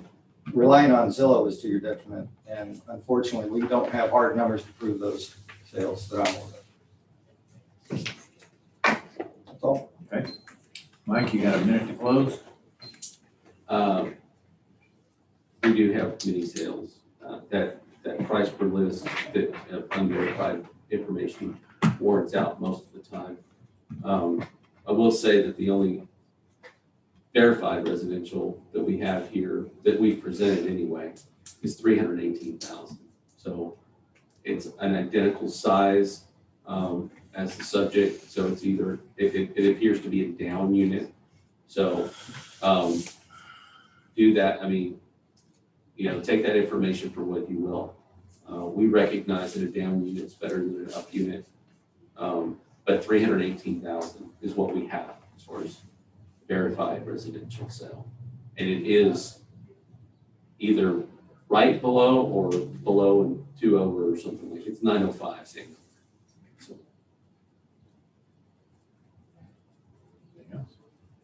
In closing, what I would say is that both equity and market value are supported. You would see a minor change at 279,565 for the 2 best comps. Okay. You have a minute to close? You need it? I believe the comps were furnished. Okay. Which, in my opinion, you would spend about $10,000 to furnish one at a bare bones offer. So take that into consideration that I'm sure these included furnishings.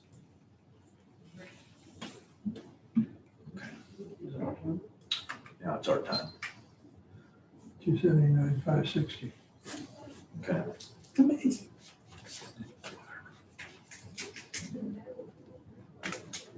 Okay, so I'm gonna move on. Tell me, where do we get the 279 from? It's the average of the 2 comps. How they actually. The two comps. 2 up comps. I So. Easy, but. Yeah. Okay. So in case 2021-292, account number 25382, when considering Q1 incorrect appraised market value, or Q2 appraisal ratio exceeds median level of appraisal or equity value, I move that we lower the 2021 assessed or appraised value from 284,700 to 279,560.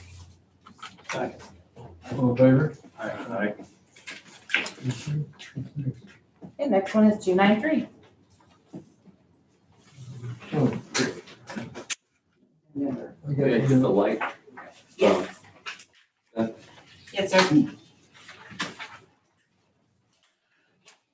Opening a hearing on case ID 2021-293, account 30320. Robert, what's the protest? It is Q1 and Q2. Q1 and Q2, yes. Okay, we'll go through the swearing in process. I, Charlie Parrish, do solemnly swear that I have not communicated with another person in violation of tax code section 41.66F. I, Robert Dayton, do solemnly swear that I have not communicated with another person in violation of tax code section 41.66F. I, Kathy Hoffman, do solemnly swear that I have not communicated with a person in violation of tax code 41.66. I, Bill Duck, do solemnly swear that I have not communicated with another person in violation of tax code section 41.66F. I, Scott Wagner, do solemnly swear that I have not communicated with another person in violation of tax code section 41.66F.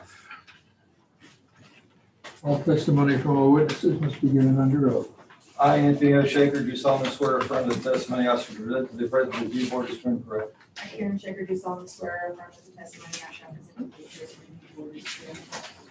My name is Michael Sargent, so I swear from the testimony shall present to the treasurer of Newport, and the true and correct.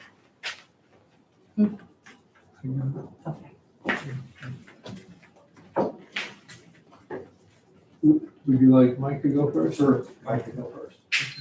Thank you. Subject properties in Palm Harbor, Unit 2, Lot 52. It is 256 Starboard. Currently have a valuation of 371 and change on the subject property. We have a 5 FB, it's a hardy plank home. My class is 1 to 7. 7 is an excellent home. 4 would be an average home. This is an above average home. We have on our next page, I believe we have the pictometry imagery that shows you where it is. So it's in blue. It's kind of where the canal comes across, and then so there's two pieces. There's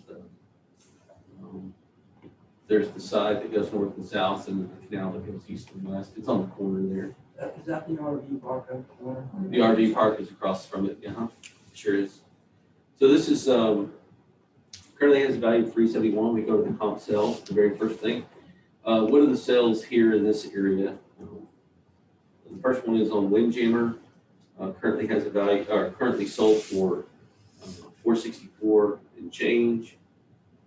We, if you'll notice, that's a 5 ST plus, rather than just it's stucco rather than fiberboard. It's smaller than the subject. It's newer than the subject from an effective age standpoint. There's adjustments for those. There's an adjustment for the land as well, meaning that the comp is actually better. And so there's a negative adjustment there. When you look at all that, those individual adjustments, the net indicated value is 436 and change. Comp number 2 goes to the same iteration. That one sold for 622 and change. It's a 5 FB plus as opposed to a 5 FB like a subject. Same effective age. It's also better from the land attribute. So there's a negative adjustment for the land there. You can see that that renders a value with all the adjustments at 501 and change.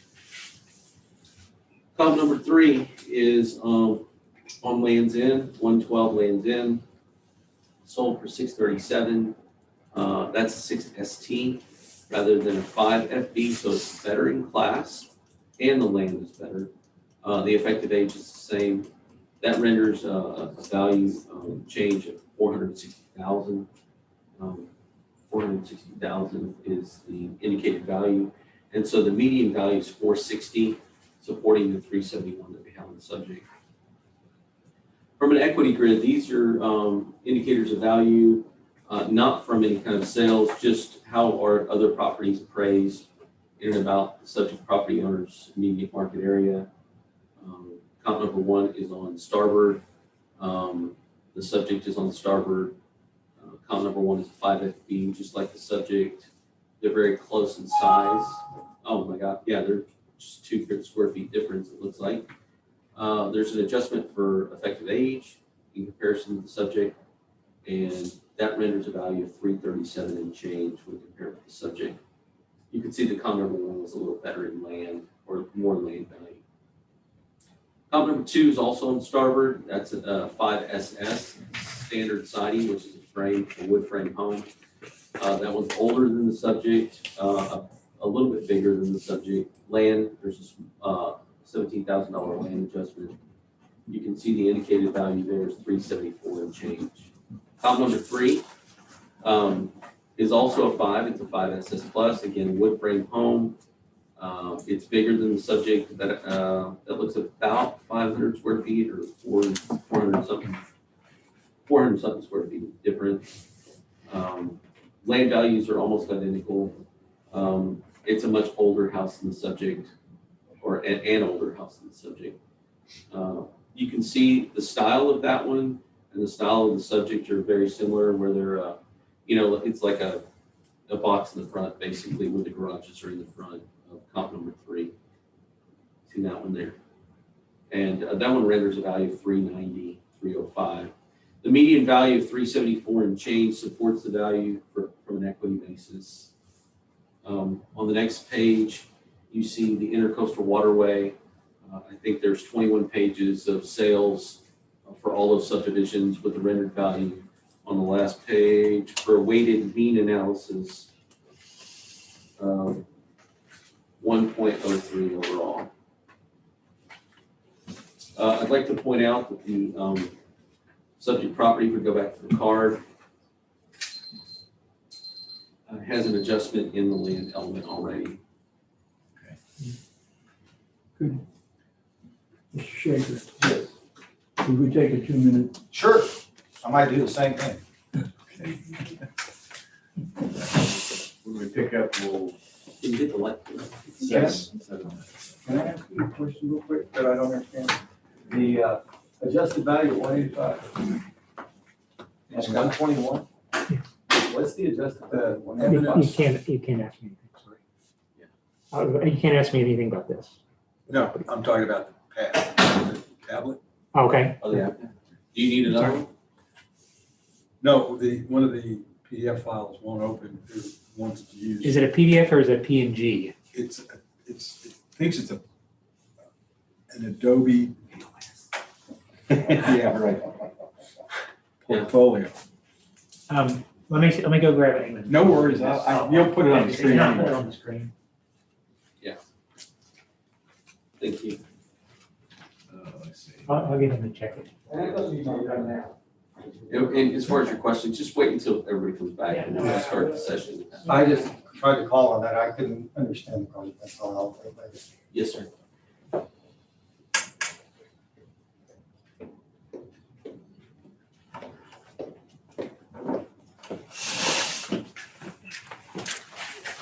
Is there a water fountain out there? Right across the way is the kitchen, and to your right, there's a water cooler Okay. with some disposable cups. Right to the right. They're right there on the table. I don't know which one is. I don't know which one it is. Specifically, he may have that right there. Yes. Is it not able to open a part of the text? Huh? Trying to open something up, but won't open. Yeah, I don't know which one it was though, Scott. Open them all. Open. It's a PDF of some sort. Let me see. Oh, there it is. Okay, I can open that one. Let me check with Val, because I know she was having problems, but I think she. Okay, the second one, I can't open. The one called FW PDF, I can't open. It says for best experience, open this PDF portfolio in Acrobat X or Adobe Reader X later. I think that is the PDF. It's saying you should open it up in this binder, in a better version of Acrobat. Yeah, is everybody having trouble with evidence number 2? Yeah. I think that is what it is. She But you have downloaded some got- pictures So from I'm the in taps there. Disregard that, it's taxpayer evidence pictures was the replacement for that one, because it wouldn't have. Okay. Oh, okay, so so that's So nothing. that So it's this one here. File is that. So it's this one here. Yeah. Okay. The other thing was like appended to it to tell you, hey, use Did you this. understand applet Okay. sooner. I missed it. So. The pictures, this replaces 2. Got it. Okay, We all ready set? to start back? There's nothing. Yeah. Okay, so you have 2 minutes for cross-examination and 5 minutes for your presentation. You ready? In the light? Yes. Okay. On all the comps and all the equity grid, what percentage of those were actual sales that you reported as opposed to those that you pull off the Zillow? Do you have any rough estimate? Let's take a look. You're looking for sales? Mm-hmm. Okay, continue on. They're all 3 unverified. Oh, so the UDR stands for unverified? Unverified residential. All right, let me back. Let's go to the top card, please, if I could ask you a question off of it. Sure. No, the very top. No, down one, I'm sorry. That was correct. A little further scroll, please. Can you tell me the adjusted value indicator of 185, 630, what that means? Come over there so I can look. I'm sorry. 185, 630, adjusted value? Uh-huh. Is that the current adjusted value for the improvements? No, it looks like this neighborhood is adjusted at 135%. So this is the cost grid for the subject. So it takes a 5FB times the area, times the price per unit, times the effective year, gives you a value. There's a depreciation based on the year. All right. And then this one, we're only showing 75% complete. So, So it's 185 plus the 135%? or times 135. So that's, you do the 185, and pull this down just a little bit, I understand. and it's 135. That gets you the improvement value of the 250. And that 185, the 135 is from the area, because I noticed on your comps, every comp you used for value was in Bahia Bay. And none of these are in Bahia Bay. Bahia Bay is a newer subdivision, and the comps on your first set were all. On the sales, yeah, Windjammer lands in and lands in. yeah, that's right. And that's got an active HOA, and they collect HOA dues, and they have control. If you testify to that, yeah. And so you're using that, and also some of your equity included not Island Marines, a new subdivision, Islands of Rockport. And so what goes into your component to just decide to increase your numbers by 135% or by 35%?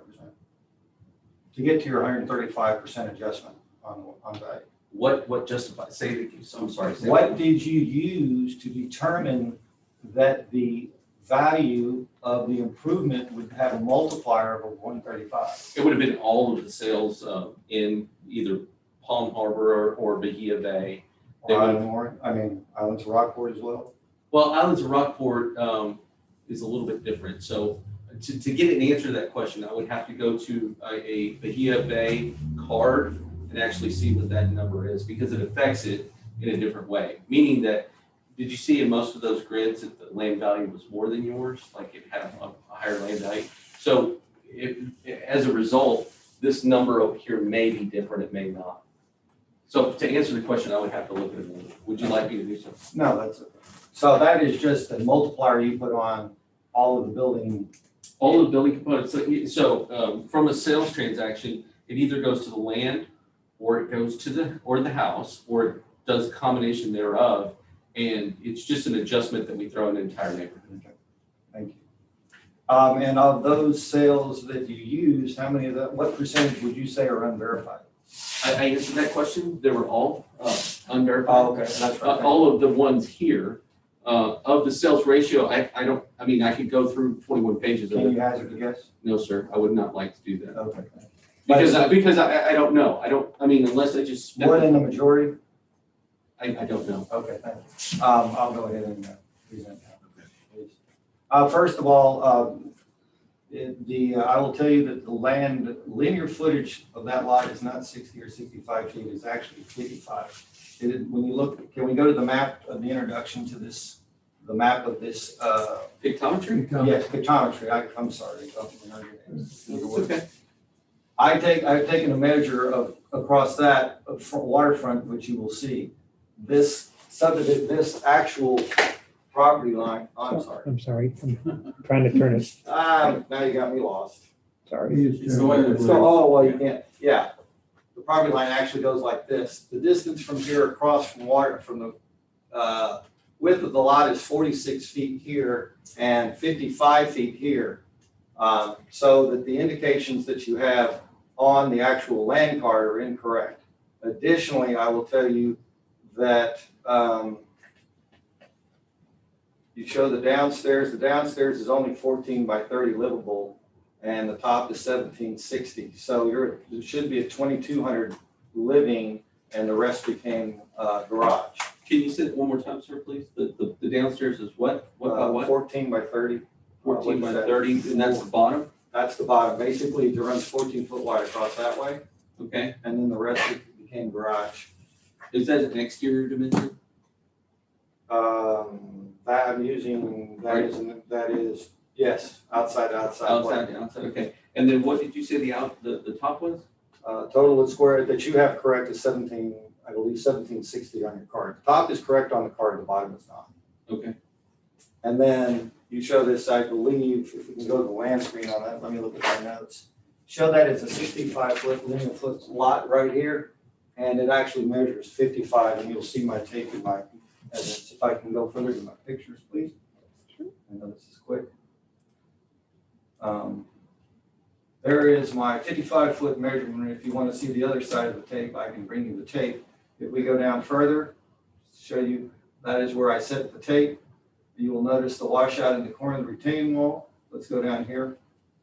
This is, you will see that is actually 14 inches of no fill underneath the porch in the rear. So I'm undermined between the bulkhead and the patio by 14 inches. If you'll go to the next slide, please. And in the corner, it is 20 inches. And go again, still under repair. The electric hasn't been tied to the wall, it's temporary. And further down, this is a comp I like to use. This is across the street from me. Excuse me, across the water from me. That is actually 149 Port. And I will give you the details on that. That is next, just adjacent to the park. Further down, please. More electrical not done. I'm out of time. Okay, you'll have some more later. So Mike, then you have 2 minutes for cross-examination and 2 minutes for rebuttal. Yeah, what I would say as far as the what the subject property owner brought up was something about the lot. He gave testimony for the downstairs. Instead of the 790, whatever, it's the 420 is what we've got. And he's under testimony saying that that's living space. There's no problem making that adjustment. The garage component would increase in square footage. The MAS would decrease. There'd be some adjustment. I'll let Scott do that in a minute in front of everybody so you can see what it is. But as far as the pictometry is concerned for the square footage, I just want to make sure that like what we have. So we have 6890 square feet on the land. If you go to pictometry and just do the orthogonal view, because he was saying something about the cul-de-sac thing, just go straight down.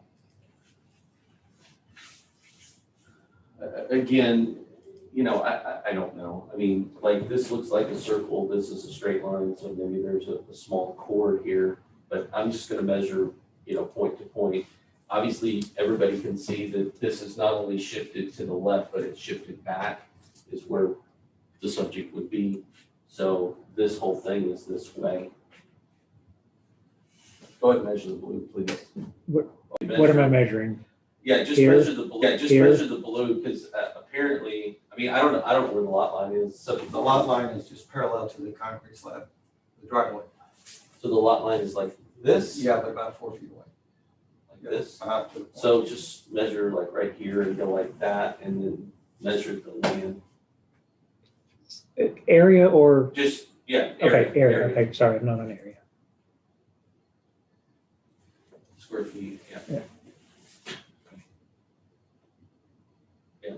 Oh, right, yeah, right there, and just go to the same angle, go to the bulkhead. And, Including well, it bulkhead? includes the bulkhead, yeah, and then all the way, well, okay, Sorry. and just do your best.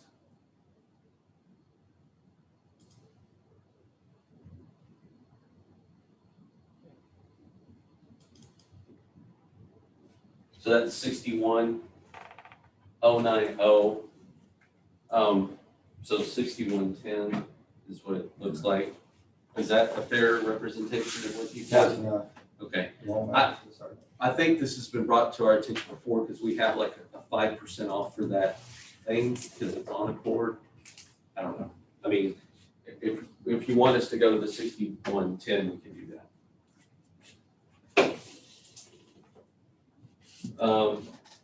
Can I make both of those changes, sir? Sure. Okay. In the property card,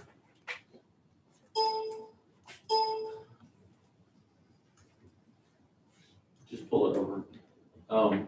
Just override to the 6110 on the waterfront and take out that adjustment because I had that adjustment and they're trying to account for that. So remove that adjustment and close. And then on your square feet, go to 6110, 6110 and hit recalculate. Yeah. So the resultant market value for the land drops to 113, I believe. And then on the house, improvements, residential, MAS, yeah. So can you, like, so is it just this 14 across? feet from the Is top. it just this across? I don't know what that measurement is. Is that a 12? That looks like 17, but it's 14 all the way across. And then the staircase comes over here, actually here. Is that MAS right there, Scott? On Yeah, that? it says 7 and something, 799 MAS. Yeah. Yeah. Yeah, that's MAS. So that's, you said it's 14 from there to there, Yep. and then it's All the way across. all the way across. If you want to make that change and make the rest garage, we can do that right now.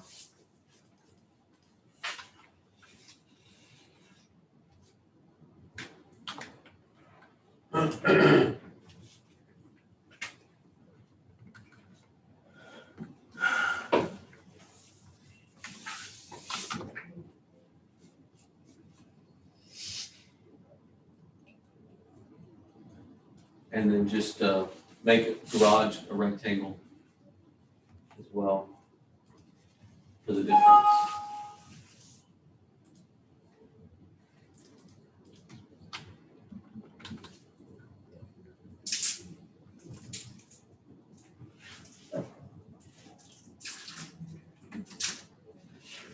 Sorry, it's just not as easy to do it on the fly. No, you're doing fine. It's not easy. I can't do it myself.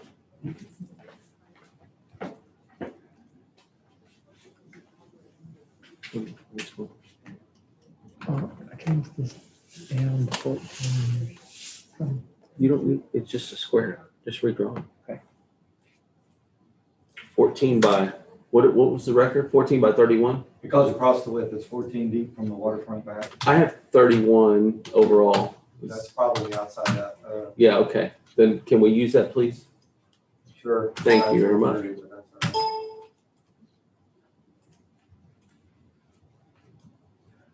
right. No. Just grab the bottom. You were there. Just grab the bottom. There you go. Just drop it. And redraw the garage. And it's So this is going to be 26 by 31. Yes.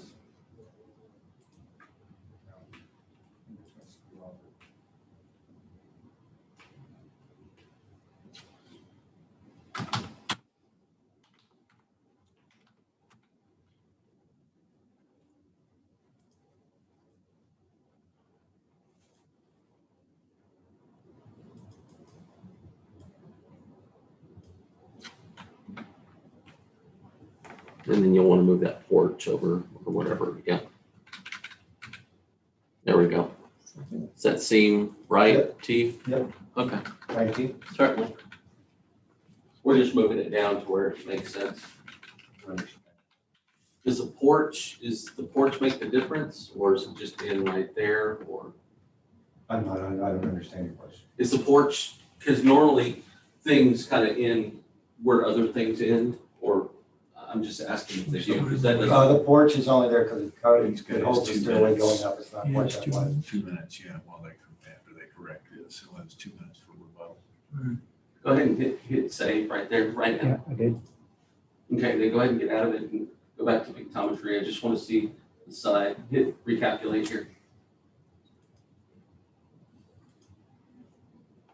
Went from 215 change down to 224 and change. Go to cancel and show me the pictometry. Of course, yeah, that's what I'm looking for. So again, you know, we were working on the bottom here, so there's a garage area and then there's a living space. Yes. And normally, this, can you measure from here to here? 60. I know. That's the distance. Huh?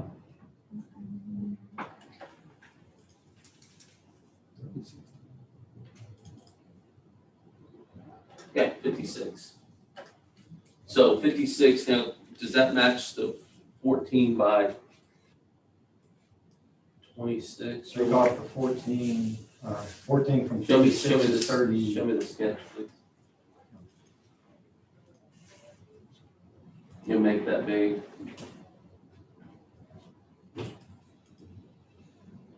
57, same. So this would be 26 and 14. Right. 56 minus 14 is 42. So is the garage just, it's Yes. just more garage? Mhm. That's what I was trying to get. Yes, I'm sorry. I didn't. That's okay. And the porch is actually sticking out of the back of that. So the garage is actually makes up the difference. So there's 40 in the garage. Does that sound right? 40 by the width? Yep. Okay. All right. If you can make that change, Scott.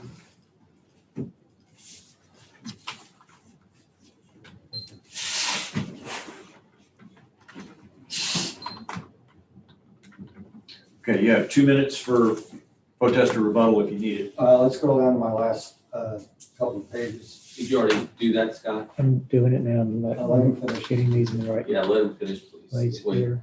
because it changes the number.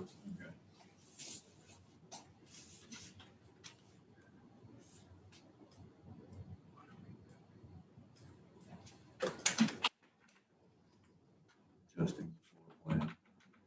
There we go. Instead of 224, hit recalculate. Go to summary so you can see the whole number. With the changes to the land and the other, somebody read that. I can't read it from here. 349160. There you go. Okay. All right. Now, Okay, you have 2 minutes for protest or rebuttal. Can we scroll down to my spreadsheet, please? That's the house next door, house across the street. If you would continue on, please. Is it another sheet? It's a spreadsheet that was scanned in. Okay, let me go get it.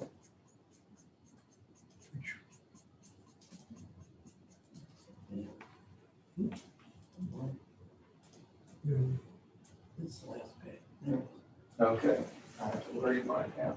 Okay, I did the same thing that you saw in the others. The subject is across the top. The 149 port, 154 starboard, which is next to me, 250 to 251, there are your prices per foot based upon your own appraisal cards. These are the square footages, the year built, but they've all been updated since then. I did the land the same thing. The land at 149 Port came in at 1862 a foot. I came with 102,460. This is actually the small slide in the subdivision. I have 2257 living area. This is the house across the street that looks just like mine. The green one is on stilts. It is hardy, although it has a 1971 build date. It has been updated. I use that as a comp because it's almost the same square footage as mine. It's got a better rating than mine, actually a little bit older. But I use that to come up with 199,000 on the, let's see what I did. 199,000 plus the 102 on the lot. I come up with 302. This is what I have to do left to finish. I have to finish the door trim. I showed you the retaining wall, the electrical problem. There's a tile bath that needs to be finished.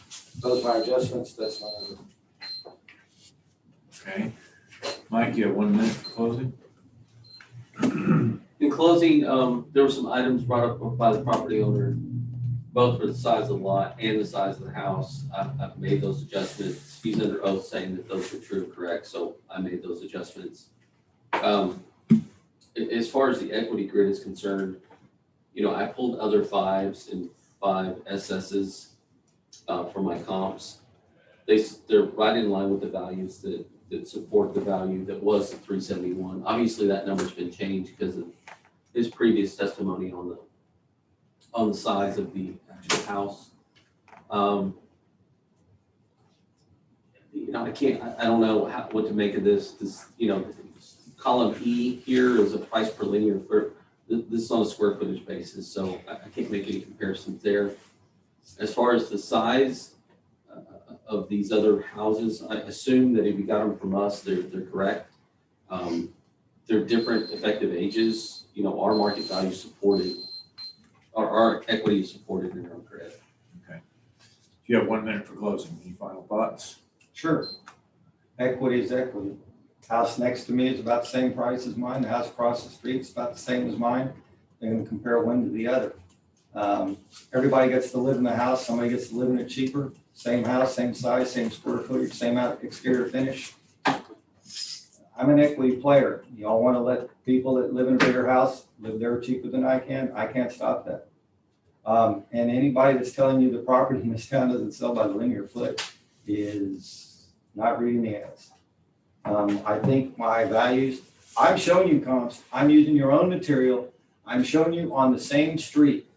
The average price for a house there is $88 per square foot off of your records, not mine. Your appraisal district records that haven't been finished their protest yet, okay? I use that number to come up with a calculation. That lot is $102,000 if you take out every linear foot on it. You put the two together, it's 302. If you have an adjustment for what needs to be done, that's the number. Clearly a 4FB is not a Are we, 5FB. Are we in our time? Yeah, we're in our time. And I suggest we take the 349,160 and subtract 11,400 from it. 337, So they give you your base value of 349,160 matches what Scott did. Okay. And then take 11,400 off it for the cost to cure, the list of items down here in the corner. And it comes to 337,760. I'm good with that. Go ahead. All right. Just for the record, the subject is 25% adjusted. It's only 75%.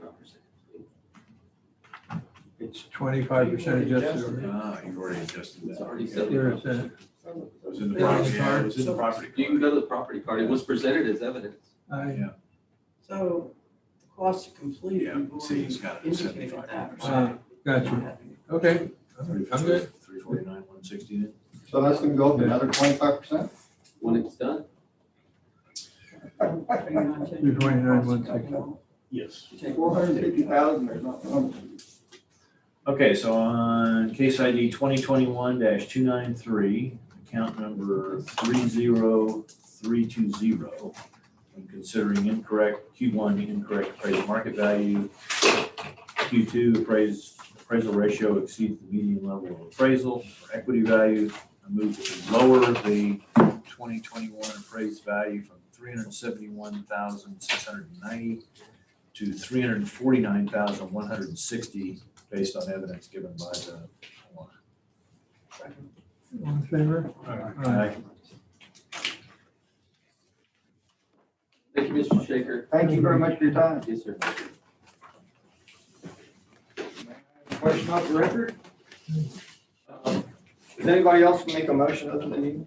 I'm just curious. I noticed you've made all the motions. I'm the secretary. Oh, is that how it works? Is that the only secretaries can do it? That and we run the clock. Not much of a board. You have one person making all the motions. We all agree before he makes the motion. Say again? We all agree before he makes the motion. I see. It's just more of a unanimous board when you don't get two We can people take the running. next one, but this is. From the taxpayer's point of view, that's all. But I appreciate your time. I know you're almost volunteers at it and you hear all kinds of woes. But thank you again, and also thank you for scheduling me on a Monday. I asked that, and sometimes they send me on Friday. And finally, what I wanted to say is, I signed a confidentiality agreement about the other ones. You put it in the record on the first sale. I did sign a confidentiality agreement that can't be disclosed outside of these. That would be up to the appraisal district. That would not affect us. I'll send them a letter on that. I appreciate it. Thanks so much for your time. Thank you.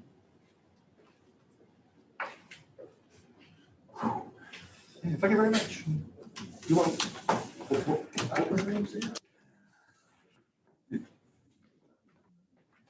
Sorry.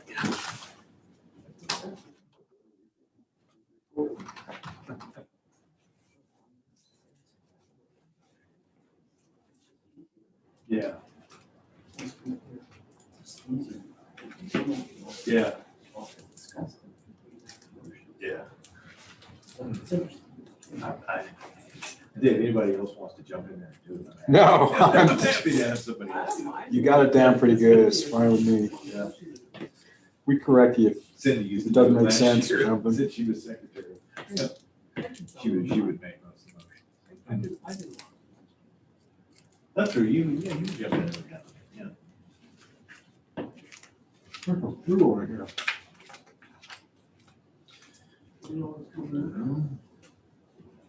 A break. We do have one affidavit. We still have 130 people to hear. There are still 130 people to hear, I believe. I think, I'm not certain. There's 2 people in the waiting room here.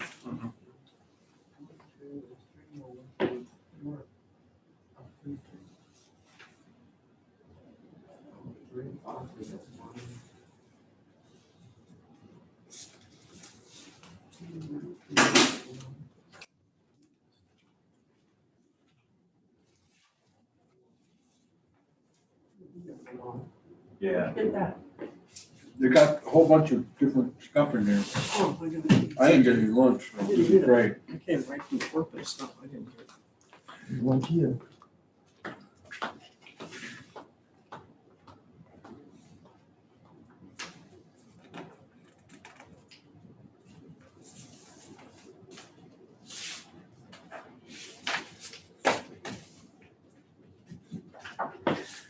Before we go in there, do you want to go and get some water? You want some coming up here? Right, and go in to the right is going to be the table. Notes section. And your last name is Vincent? David Anselmo. I don't know, it doesn't have Anselmo. It doesn't, but I know, I think that they were looking into the deed, right? Right. And I think that was clarified already. Okay. I don't know if they told you that or not. Yeah. You can have a seat wherever. I want one. Oh, yeah, you're good, you're good, you're good. At one point, they're gonna point out. All right. Okay. Okay.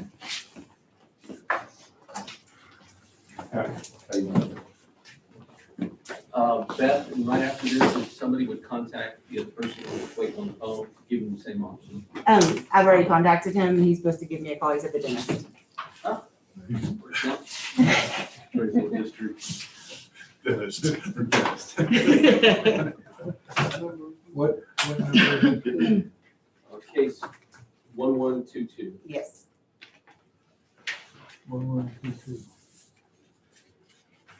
Okay. Top of page 3. Is it Vincent David or David Vincent? It's David Vincent and Selma. Yes, yes, sir. Of course, I represent the district, and this is your board that'll be listening to the case. Okay, thank you. Okay. We have some administrative to go through. I have to read the preamble. We're opening a hearing on case ID 2021-1122, account 30319. This hearing is being recorded. Robert? Q1 and Q2 are being protested. Q1 and Q2 are being protested. We are the appraisal review board that will be hearing your protest today. We do not work for the appraisal district. We are appointed to perform an independent review of your protest. At the end of the hearing, you may complete a survey regarding your experience. The survey may be completed using the survey form and emailed to ptad.communications@cpa.texas.gov or online at surveymonkey.com/r/surveyarb. The survey is voluntary. You also have the right to appeal our decision. Appeal information will be provided to you with our determination. This will be a letter that comes out by snail mail that summarizes the results of this hearing and tells you what actions you can take if you don't agree with us.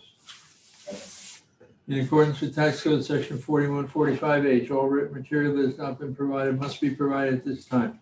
Do we have all of your evidence? Yes, sir. Very good, thank you. The ARB members who are considering the protest have not communicated with anyone about the protest and are signing an affidavit to that effect. I, Charles Powers, do solemnly swear that I have not communicated with another person in violation of Tax Code Section 41.66F. I, Robert Dayton, do solemnly swear that I have not communicated with another person in violation of Tax Code Section 4166F. I, Kathy Hopkins, do solemnly swear that I have not communicated with a person in violation of tax code section 41.66. I, Bill Duck, do solemnly swear that I have not communicated with another person in violation of tax code section 41.66F. I, Scott Wagner, do solemnly swear that I have not communicated with another person in violation of tax code section 41.66F. All testimony from all witnesses must be given under oath. I, David Anselmo, do solemnly swear or affirm that the testimony I shall present to the appraisal review board is true and correct. I, Scarlett DeSalvo, do solemnly swear or affirm that the testimony I shall present to the appraisal review board is true and correct. My name is Mike Soto. I do solemnly swear from the testimony that shall present to the appraisal review board for the Aransas County Appraisal District is true and correct. Do either of you hold an appraiser's license in the state of Texas? Yes, sir. You have a sheet of paper on the table there, maybe? I think I know where some more copies are. I keep walking off. I know where. How about over here? Yes. Thank you, Charlie. We are case 1122, right? Yes. And it is 249 Starboard? Yeah, okay, 49. 249. This is how we're going to manage the hearing. These are the times for each part of the hearing. You get to choose whether Mike goes first or you go first. Okay. Yeah. That's fine. I'll go first. If you don't mind. Okay, that's fine. So you have 5 minutes for your presentation, then you'll have other time later on. Sure, okay. So, the main deal with this is we feel like the house is it's rated, it's classified as a 4. We feel like it's more like a 3. All the materials on this house are old, built in the 70s, so over 40 years old. It has the wiring, it's gonna need to be rewired, new panels, everything to bring up to code and be a safe home. The plumbing pipe is all in the slab, it's copper. So, my plan was to put new PEX pipe in the wall as well, because we have to cut the walls open anyway. It needs to be insulated. It has the aluminum single pane windows, older type windows that need to be replaced. A couple of them are cracked. So we want to go back with storm windows, and we just feel like there's literally $100,000 worth of renovation cost for the home. So I feel like the materials on the home now are really just subpar, which to me would make it a class 3 instead of 4. Yeah, possibly even a 2. I mean, it literally has old carpet. If there's the roof is a roll roofing. It's flat roof. Portion of it's flat, portion of it's pitch roof. The flat part is roll roofing. As you can see on the inspection report, this inspection was done in January before we bought it. The guy that was going to buy it, and they shared the inspection report with us. So, it's just I think it's a lower class of house at this moment. That's pretty much it. That's kind of our case. I mean, we just, what else, you have anything to add there? I guess I'm kind of confused because of how the values were obtained. We weren't given anything to show how the values. We weren't given any comp, we didn't show that there was any comps or, we didn't realize how that value had come in, and it jumped up 40 some odd percent. 43%, and the last owner had a homestead exemption on it, and I was told that we weren't able to have our homestead because we bought in March. And I was under the impression that the homestead carries over from the previous owner. That's what we were told. That's probably directed to me. They're just listening to the case. Okay. I represent the district. Yes. So to get a homestead, you have to be an owner of a home on the first of any given year and occupy it as your principal residence. That obviously is not the case for you, so you don't get it. But what you probably heard from one year to the next, there's a 10% cap. So hypothetically, if I purchased a home in December, let's just say this last December 20, and occupied it on the first of the year, and let's just say for easy math, it was $100,000. That was the value. And for next year, the market value goes to $200,000. Well, the homestead cap is only 10% of the previous year. So that may be what you're thinking. Yeah, well, we know that the cap's 10%, but we had also heard that the previous owner had homestead that it would carry over for the following year. That's what we were told. I don't know if that's correct, but that's what I heard.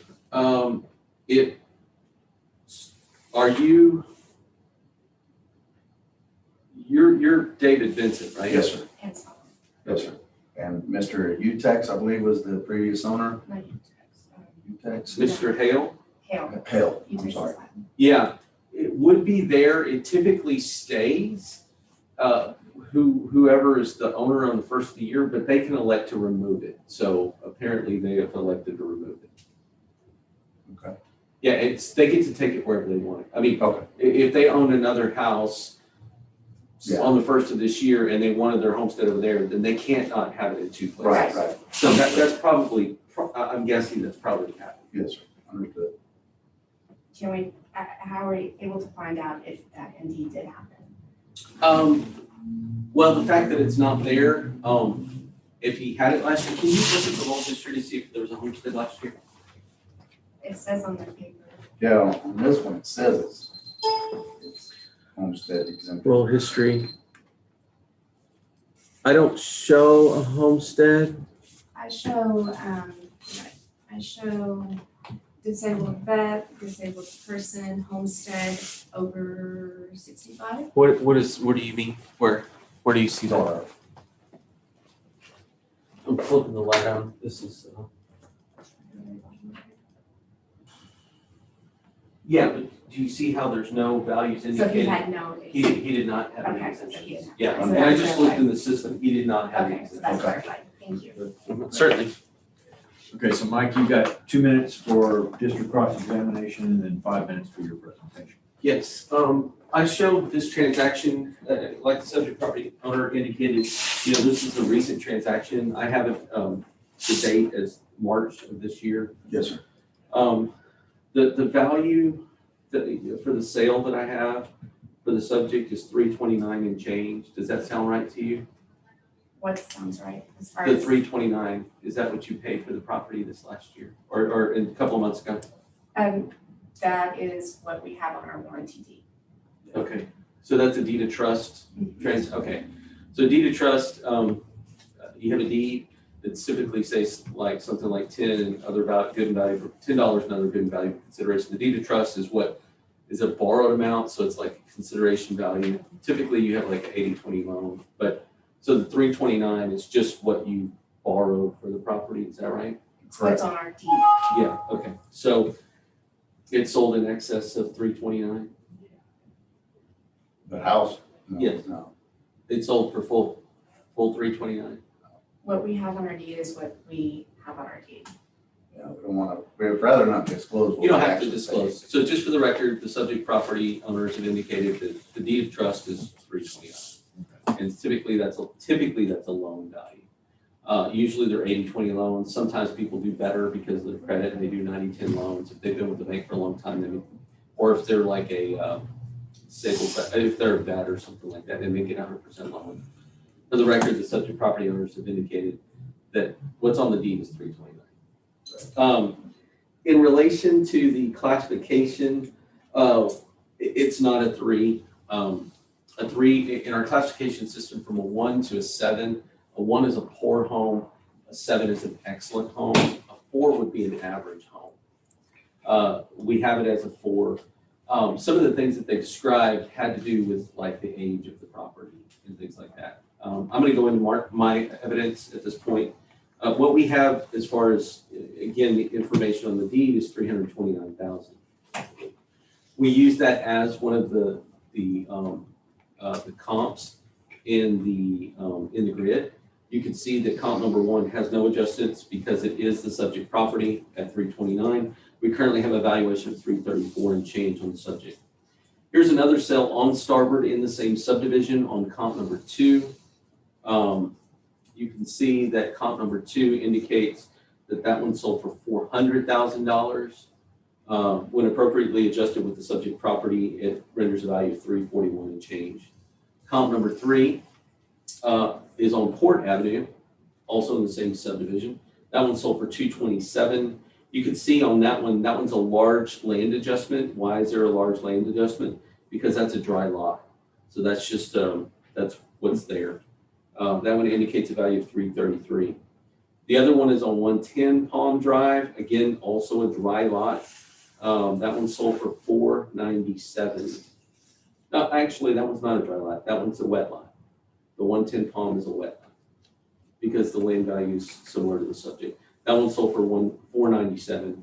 When appropriately adjusted, that renders a value of $376. So you can see that the $334,698 is what we is the median value. The $334,830 is what we have on the subject property that warrants $100, $130 market value change. And the last comp, I didn't even see this, last comp number 5, sold for $371,300. Again, renders a value of $334 when compared to the subject. Moving on, is it market value and equity? Yes. The other one for equity, you can see the median value indicated is $344,030 when compared with other properties. These are other 4MV pluses. These are not necessarily sales, they're just other properties in Palm Harbor. Comp number 1 is $322 when compared with the subject. Comp number 1 is $332. Comp number 2 is $360. Comp number 3 is $333, and comp number 4 is $354. Again, when compared with the subject. Moving on, you'll see on, this is some of the pictures inside, moving on. As far as the class and the effective age of the home, you can see that, you know, it's a little bit dated on some of those pictures, but then some of them are really nice and updated. Go back. You can see, you know, it's either granite or marble. Go back. That's, okay. I'm sorry. That's, I'm sorry. yeah, that's okay. That's, I don't know, maybe that's Corian right there, but it's not a 1970s home either. So that's why we have an effective age increase. But I will say that the 4MD plus is there. I mean, it's just it's a basic home. It's an average home. That's the class 4. Continuing on, what we have in our sales ratio, this is everything on the intercoastal. There's 21 pages of sales in here, and the weighted mean analysis for all of them are 1.03. What I would say, how much time do I have? Yeah, a minute and a half. What I would say is that there's 2 things under protest: market value and equity.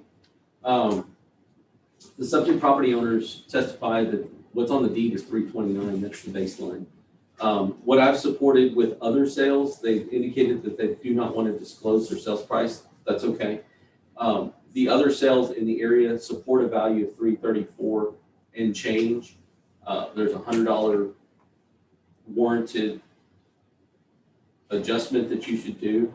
From an equity standpoint, we're solid, you know, and it does support this 4 class that we have on the subject, and that equity value is well supported.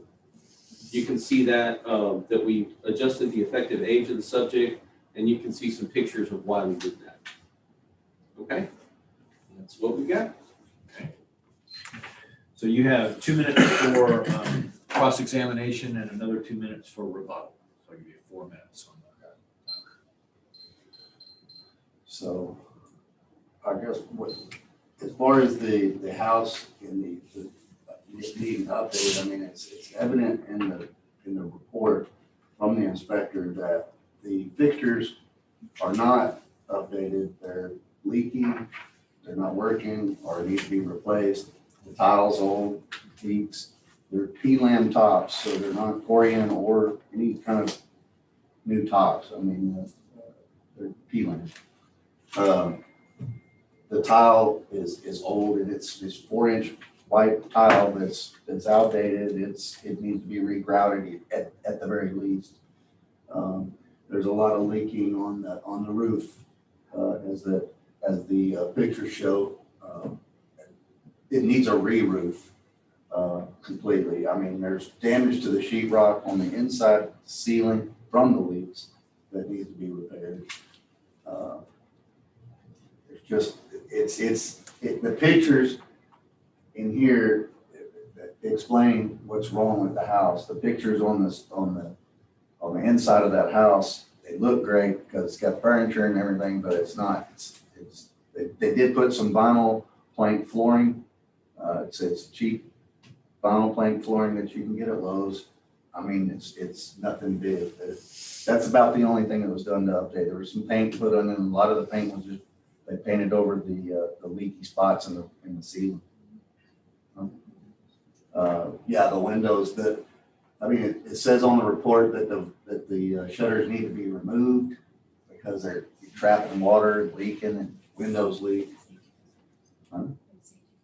Yeah, that poses a safety concern. There's the lintels that hold up the brick over the windows are rusted through, so that's going to be a pretty large repair to replace those and then replace the brick. There's a lot of things. The quote that I had a company provide was for basically the bare minimum stuff that I think we needed to get done on the house. It wasn't anything special. Just like I said, replacing the roof, the shingles, the flat roof, the windows, things of that nature. And so the other houses that are comps, most of those houses are completely renovated or they're bigger. You know, this is a little over 1,670 square feet, I believe. And most of those other houses, they're shown as comps are already redone after the hurricane, or this is not.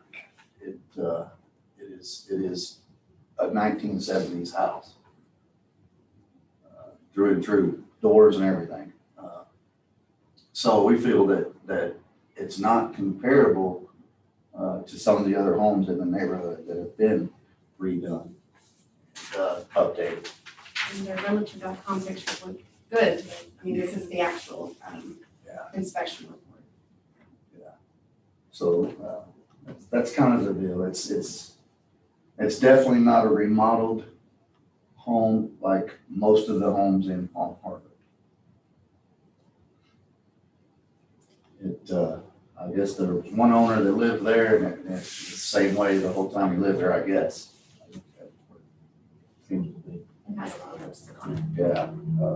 The wiring is a really big concern for us too. I mean, nothing has really been, there's been a little bit of lipstick put on the house, but the guts of it, need to be replaced.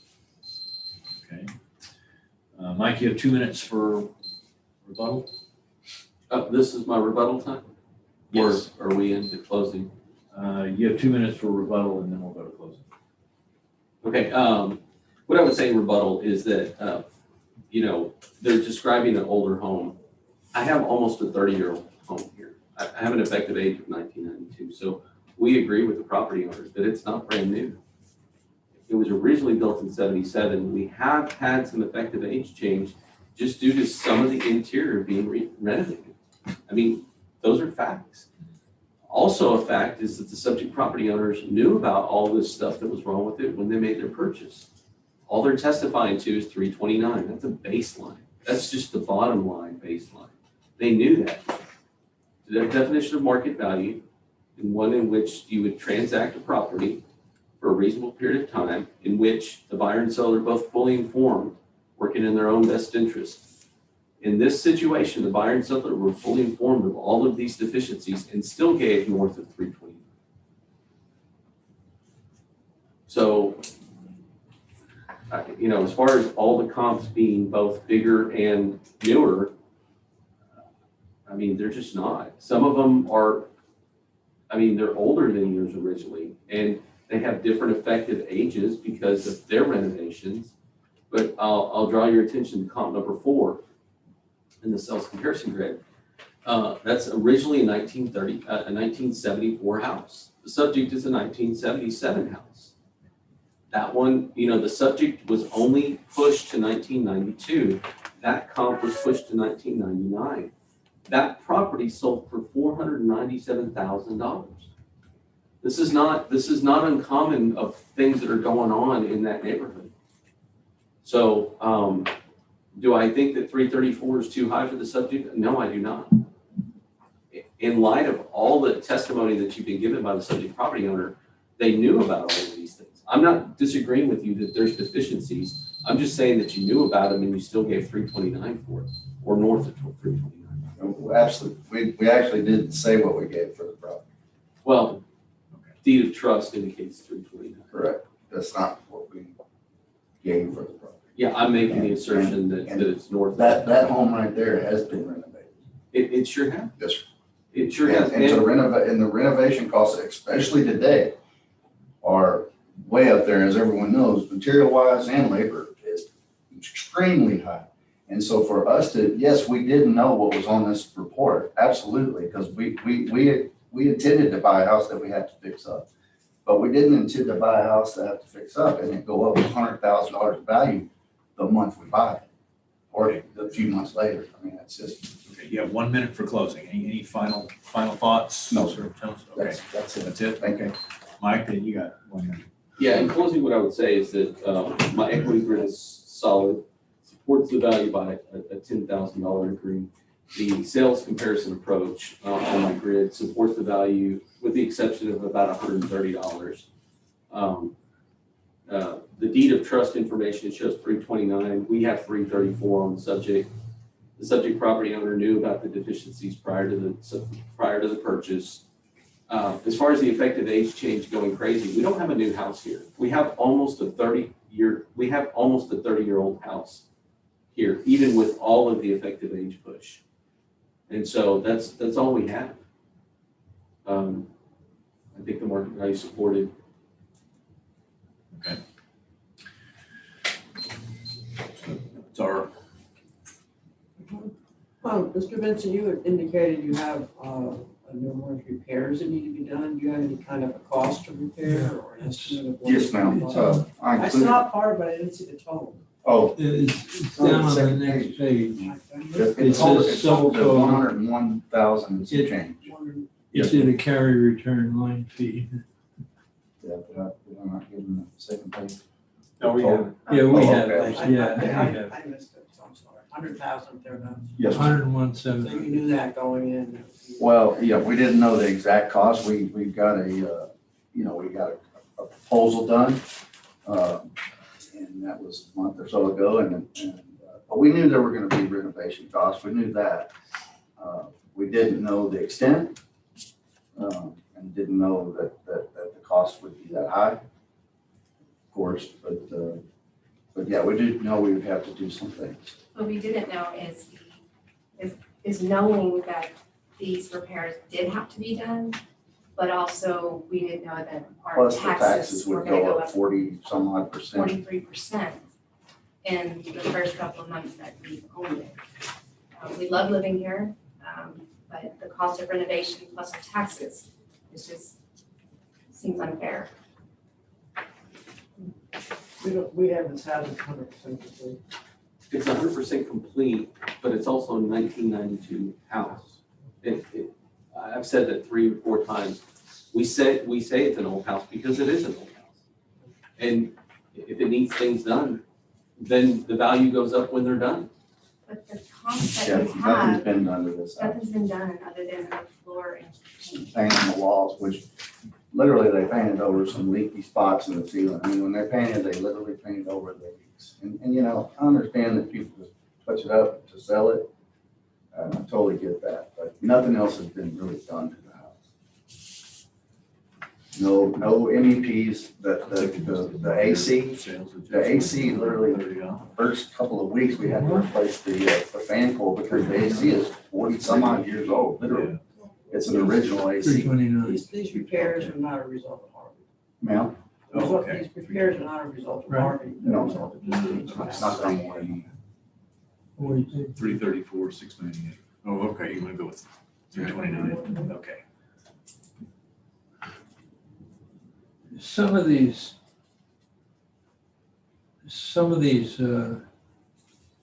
repairs or changes, as I'm reading through it, I would not consider to be necessary. They are nice to have, but. As far as the proposal stuff? Yeah, the proposal stuff. Like wiring? I mean, it's. Well, an old HVAC, house. I mean, plumbing, HVAC, electrical, windows, all that would be necessary. I mean, you have to put drywall back when you put all those things new in. You have to put new insulation in because the insulation is 40+ years old.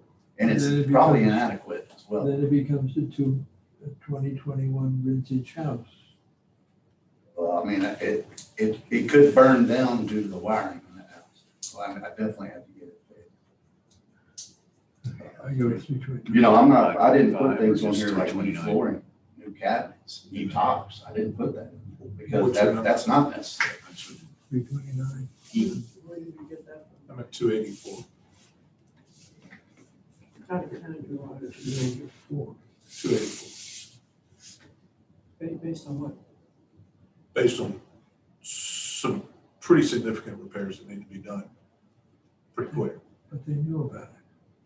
They knew about it going in. They paid $329. They set the market. Market price was north of $329 by some amount. We don't know how much. Probably 20%. So that's what's on the deed of trust. So what were you suggesting? Huh? What were you suggesting? 329. 320. And how did you get to that? That's what the That's deed of what's on trust. the deed of trust. How long? Minimum. We know it's higher than that, but we don't know how much. But the 2020 value was 248. Yeah, we can't mark it up more than what we don't know. We're not gonna do that. Okay. It's sort of double dipping. Huh? It's sort of double dipping. I mean,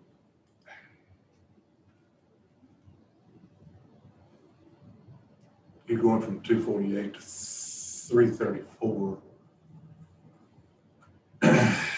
Yeah, no, they knew that there were repairs that needed to be done. I get that.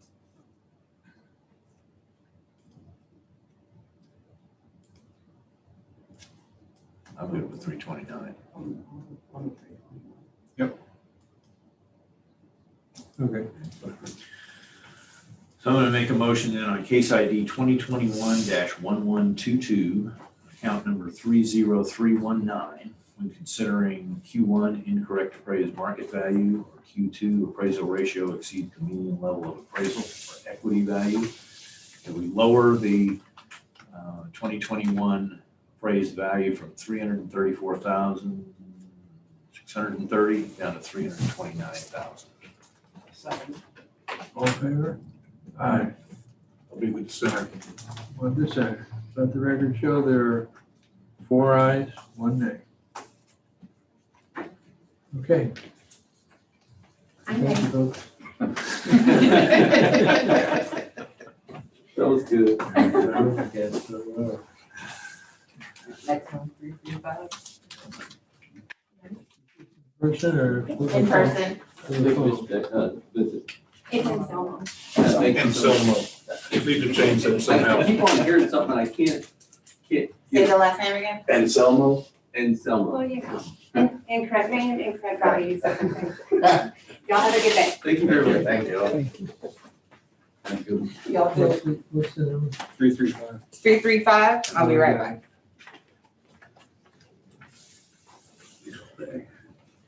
What? We're gonna be here a while. Yes, we are.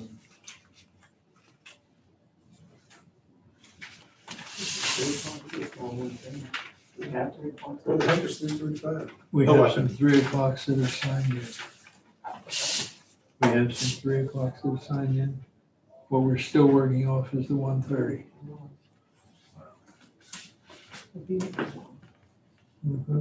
How far do we have to fall behind before we? 2 hours. We already talked to him about it. No. Thursday. Yeah.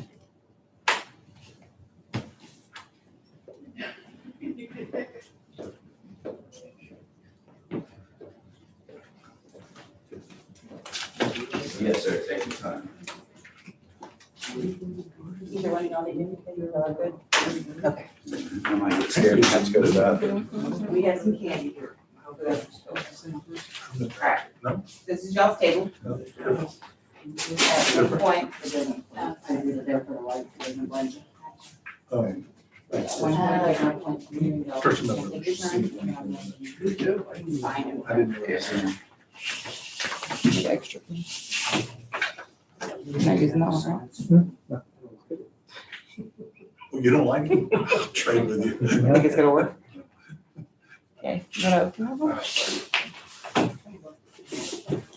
it? You jammed it back in.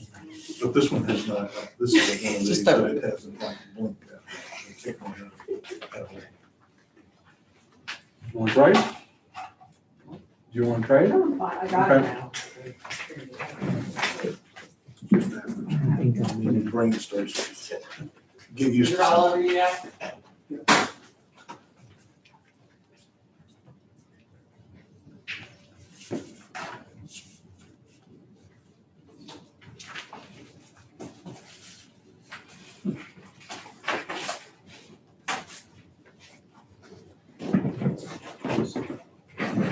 Big time. That's what I'm gonna do.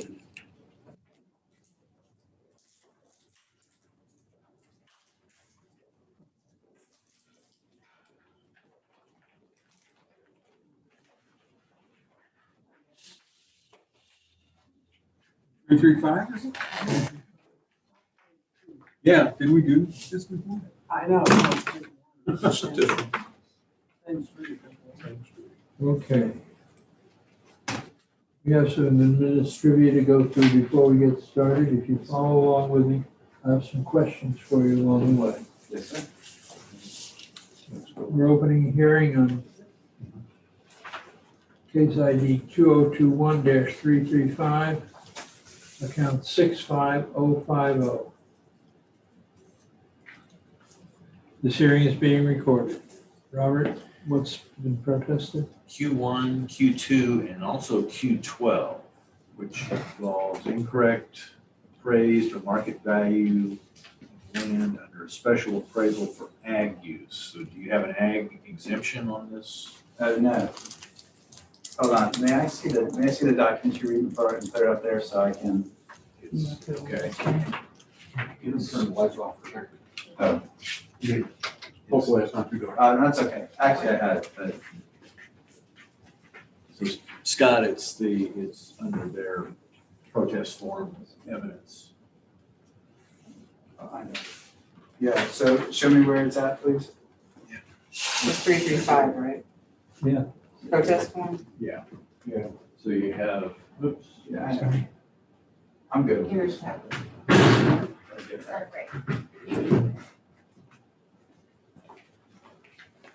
Oh, incorrect appraised or market value under special appraisal for ag use, open space, or other appraisals.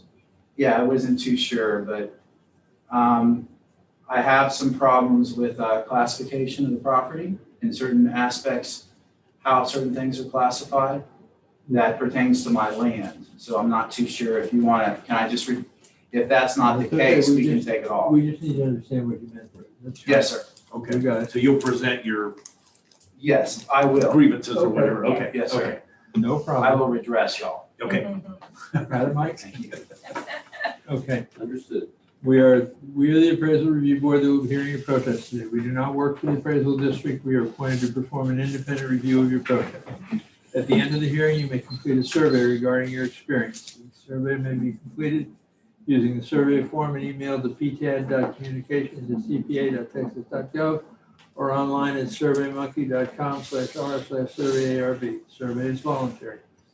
You also have the right to appeal our decision. Appeal information will be provided to you with our determination.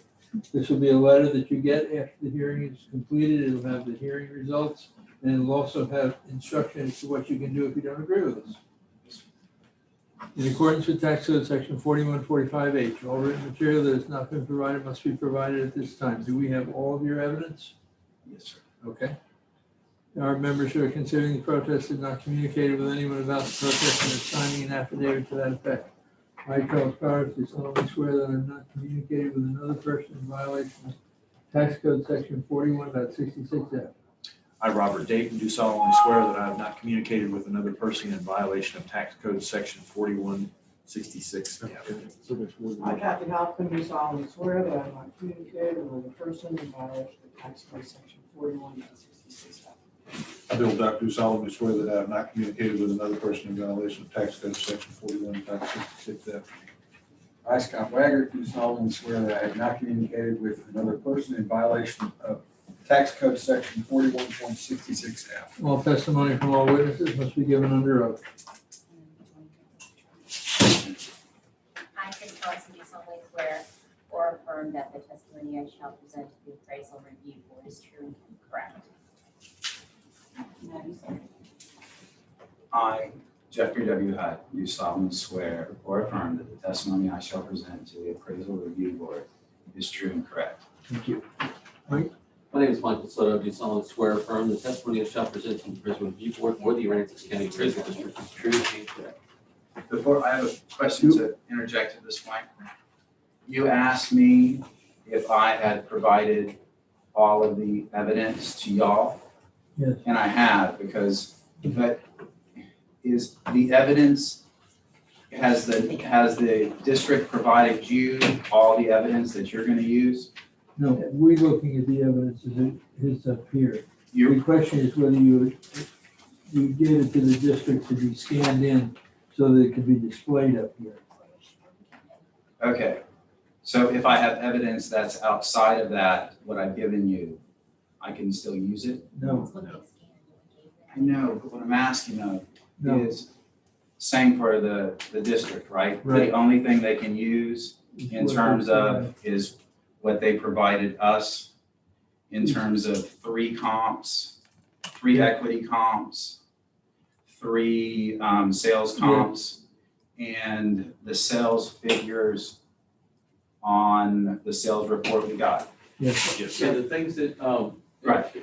they can answer however they want to answer. Is what I'll give you is my take on that, is that we provided the property owner or the protester a packet of information that's called the evidence. Right. We're gonna use that evidence. But nothing outside of that, correct? With the exception of the representation of pictometry, which says that this is an overlay. So if they wanted to see a different angle, if the board wanted to see a different angle of the land, then that's fine. So we're not, okay, so it's only the evidence I provided in these houses that you provided.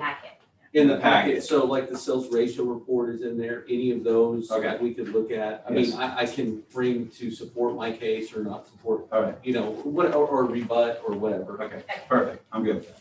So I'm like, yeah, I just didn't want something else being brought in that I don't have time to And prepare just so for. you know, the packet was given to you 2 weeks in advance or roughly therein, you know, email 14 days in Yes, sir. advance. They don't look at it until they start this hearing. Okay, right. Is that? No, we've not seen anything. Yeah, no, that's okay. Okay, good. Yeah. Thank you. I appreciate that. Good to know. Yes. Okay. Yeah. Do either of you hold an appraiser's license? No. Okay. You will surely see that. Huh? You will soon see that. The governor wants me to ask that question. That sheet in front of you shows how we're gonna manage the hearing. And the question first is, do you want to go first, or would you like Mike to go first? Yes, please. We'll let the district go first. Okay. In a clarification question before you start the time. So I see the owner is Fred Warren. Are you a future owner? Or do you No. represent- The current owner? We are the current owners. Okay, so we just don't have the deed yet or something like that? Correct. Gotcha. Okay, that clears that up. I'll just go into my evidence. And if you see me stand up, sometimes I just need to get closer to the read, so forgive me. That's fine. We'll show it. It's a big room. So the, if you go to my evidence here.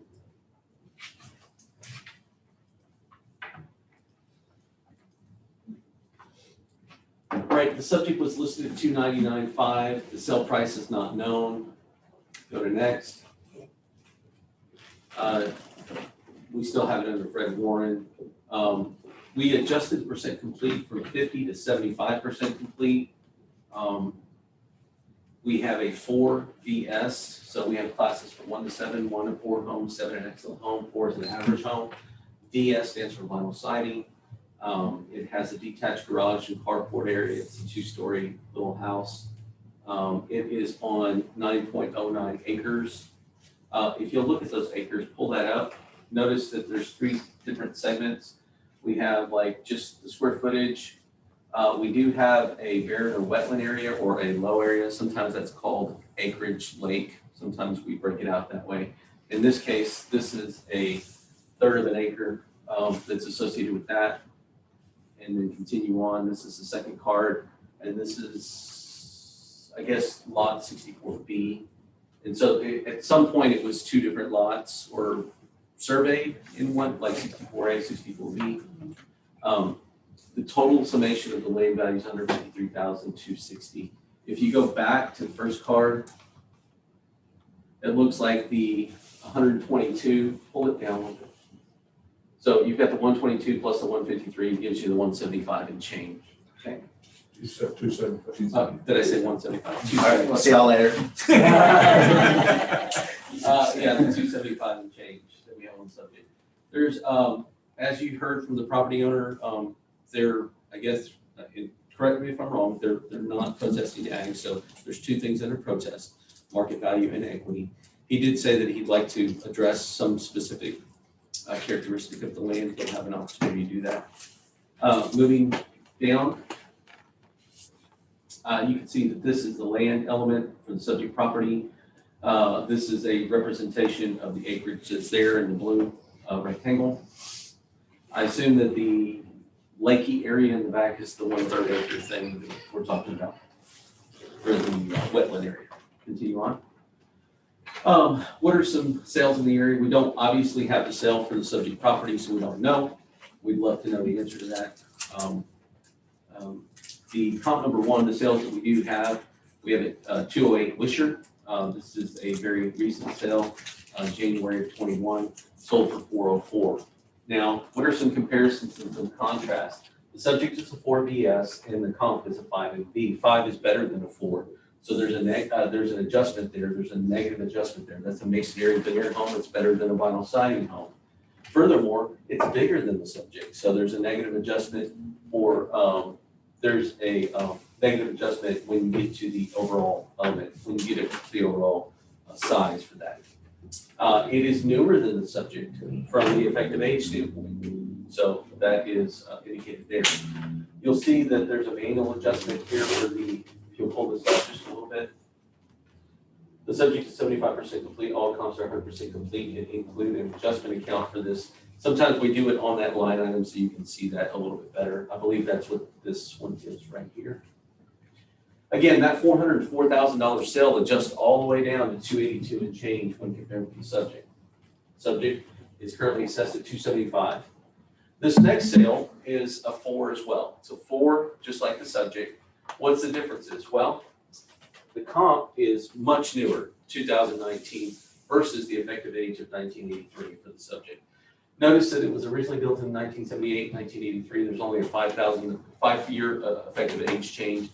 Something that these property owners did not do, something that the previous property owners did a while back, I'm sure. What are some other differences?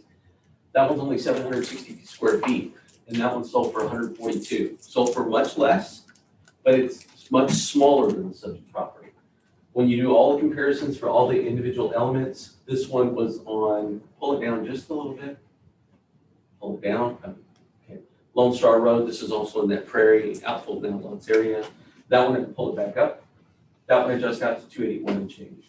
281.5 is a median value for sales as far as sales go, market value.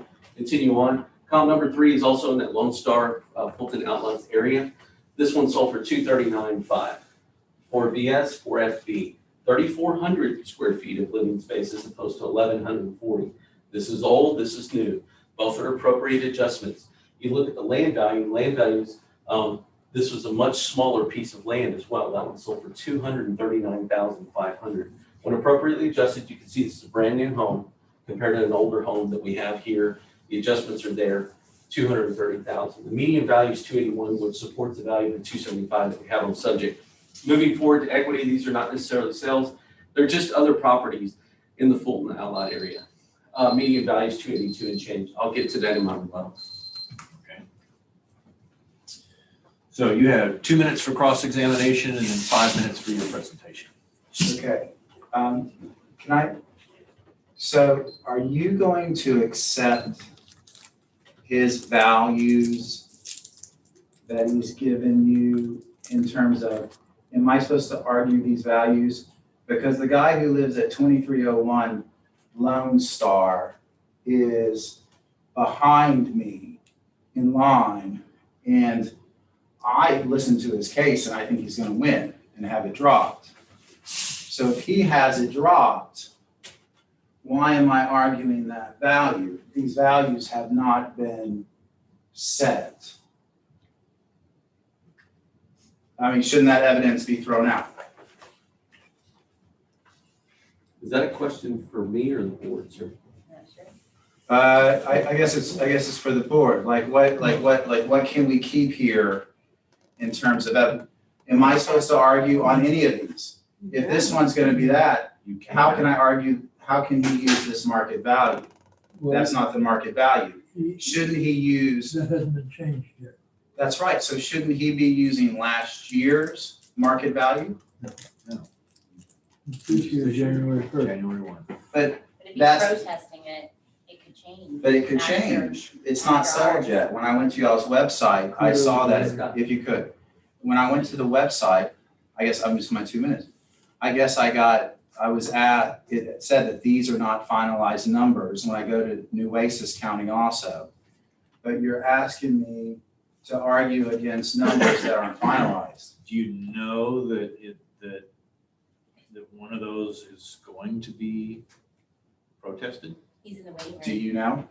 No, I don't, and that's. So we should assume, but I'm gonna assume that all of these are gonna be protested if you have I know the guy behind me is being protested because the guy at 2201 I Lone will Star. say this is what you're doing is highly unconventional. You should be making a presentation to us about the value of your property, not somebody else's. Right, no, but I'm saying you They're can't count. using this as a. You're comp. using this as a comp and you can't use this as a comp against, you can't use it as a comp equity grid against my property because it's not a settled value yet. If we're gonna do that, I mean. Now you're just arguing the entire process that every appraisal district in every county in the state of Texas. So the question is, if he finds out that he does win and then this is lower, do we get to come back? No. See that, do you see our dilemma? You see our dilemma? I mean, we met him in the waiting room. Yeah. All right, so let's go. All right, so that's Part fine. of these are Mike. also comparisons. Right, but he's using, So for This example, is, just in clarification, this is my presentation of what we have for market value, so. right, This but would've you only have these. You don't have anything else. This is your whole, I guess this is my next, I can talk to you guys here, I can go to district court. So in district court, it's gonna be the same thing. If this value is not settled at the time that I come in, you're telling me that this is market value. I'm telling you, you are not. They're just deciding. I know, but I'm telling you, his property's not worth that. I was out there. He doesn't have hardy plank. He's got some cheap stuff. This is some redneck who lives next to me. Like, there's no way that his property, he's not even at a 4 FB.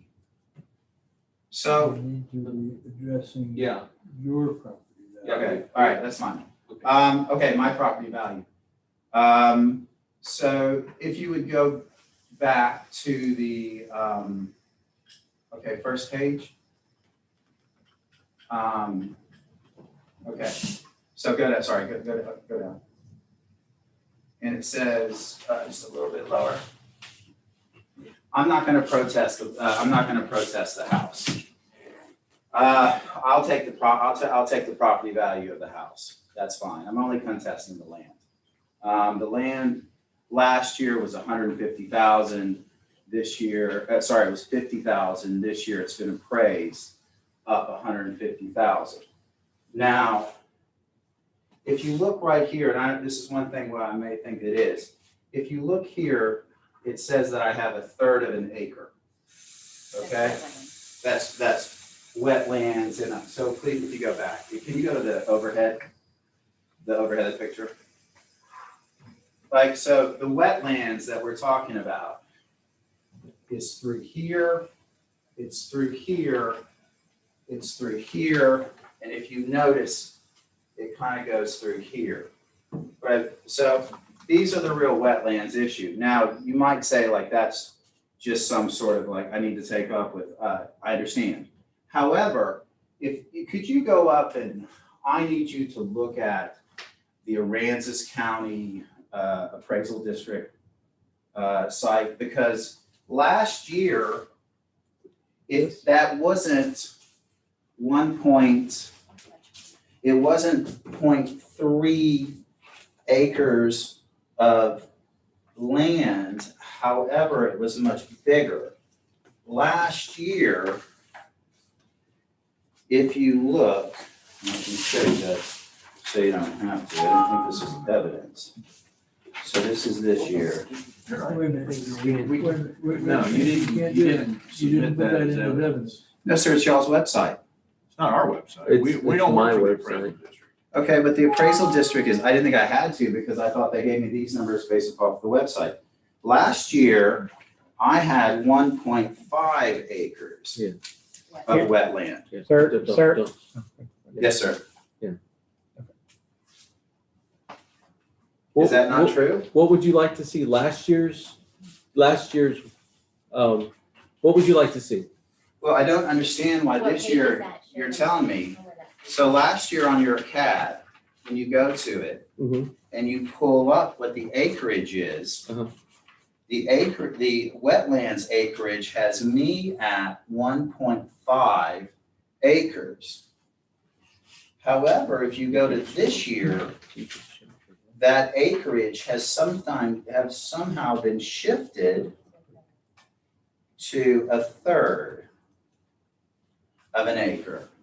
And that seems like a significant change. Yeah, this is, I think, what you're referring to. This is a 2020.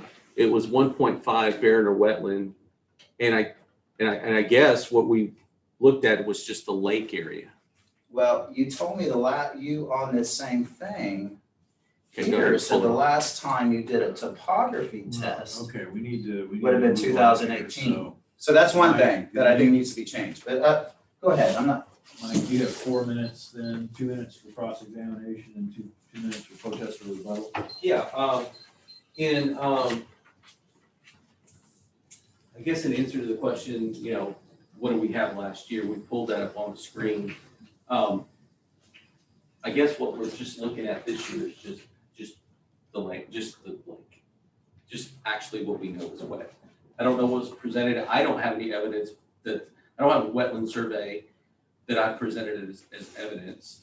The subject property owner indicated that, one of the questions was right at the very beginning, I don't get to present anything outside of the scope of what I've submitted, and I'm not doing that.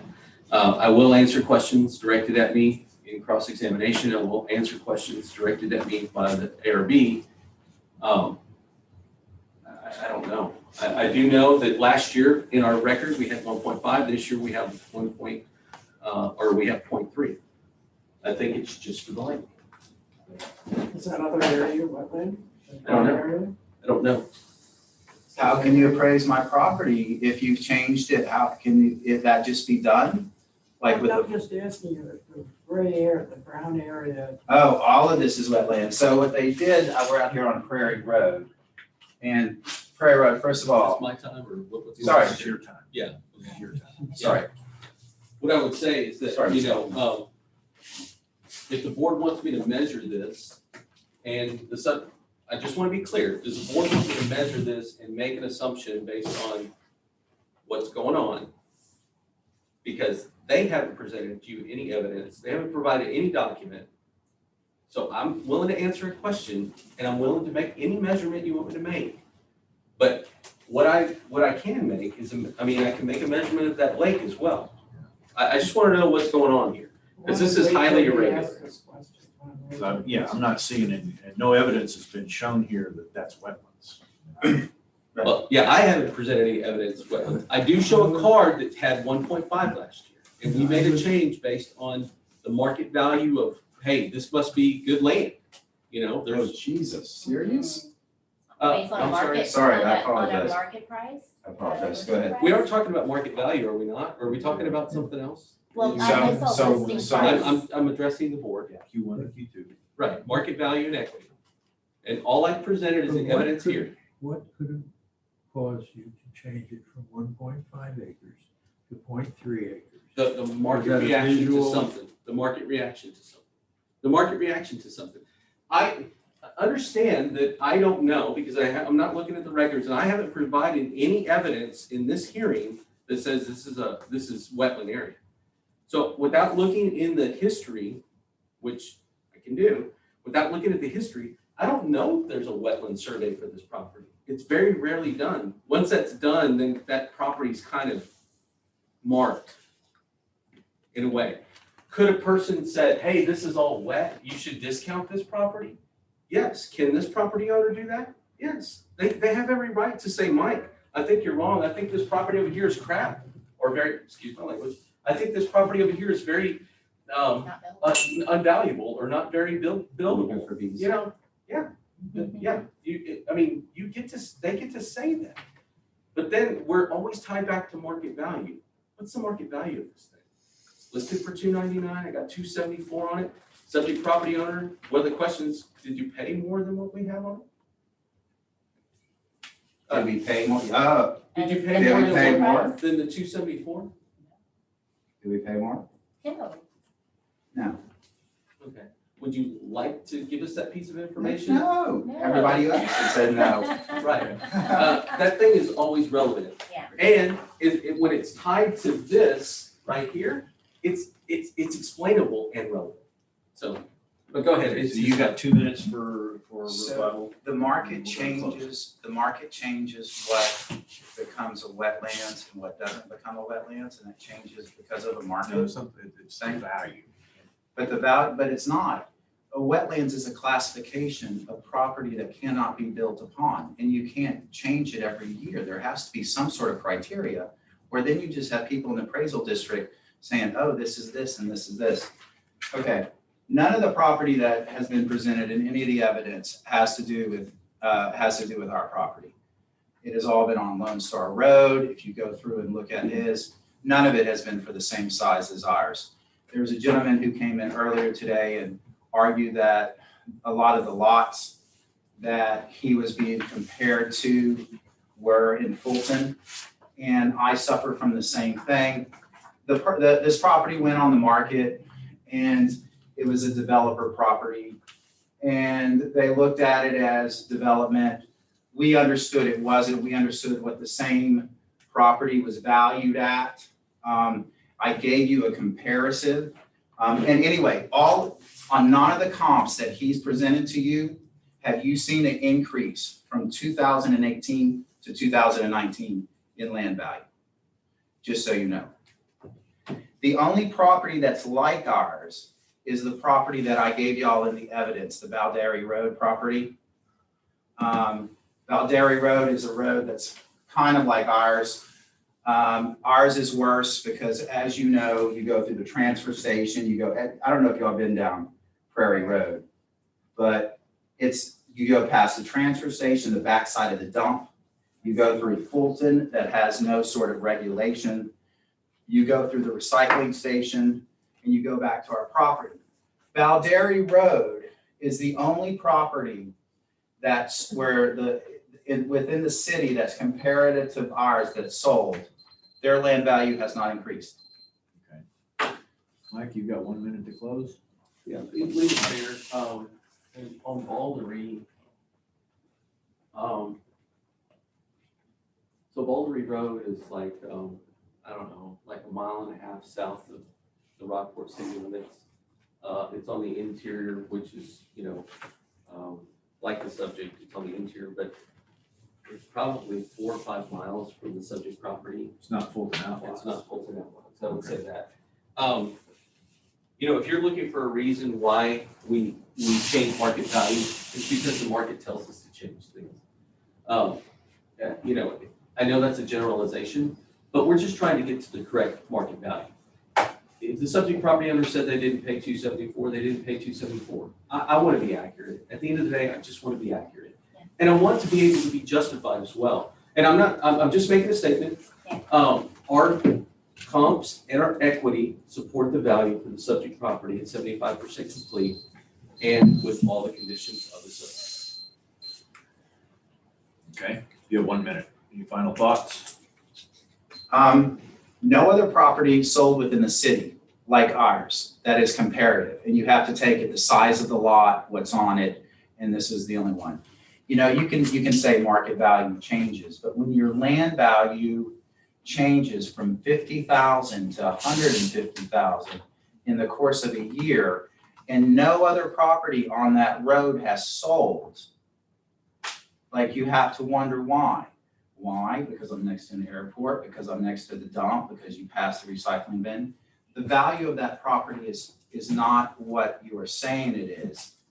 And that is the very same reason why we bought there. And that's why we were able to convince the guy who we bought our property from that that's what it is. And I still don't understand how all of a sudden 1 year this area can be called a wetlands and the next year this can't. And that's me, and I don't understand how you can ask me to justify this year prices or his numbers from this year. Okay. Now it's our time. I guess I'd like. I'm not clear what is wetlands. Put the pictometry back up. Yeah.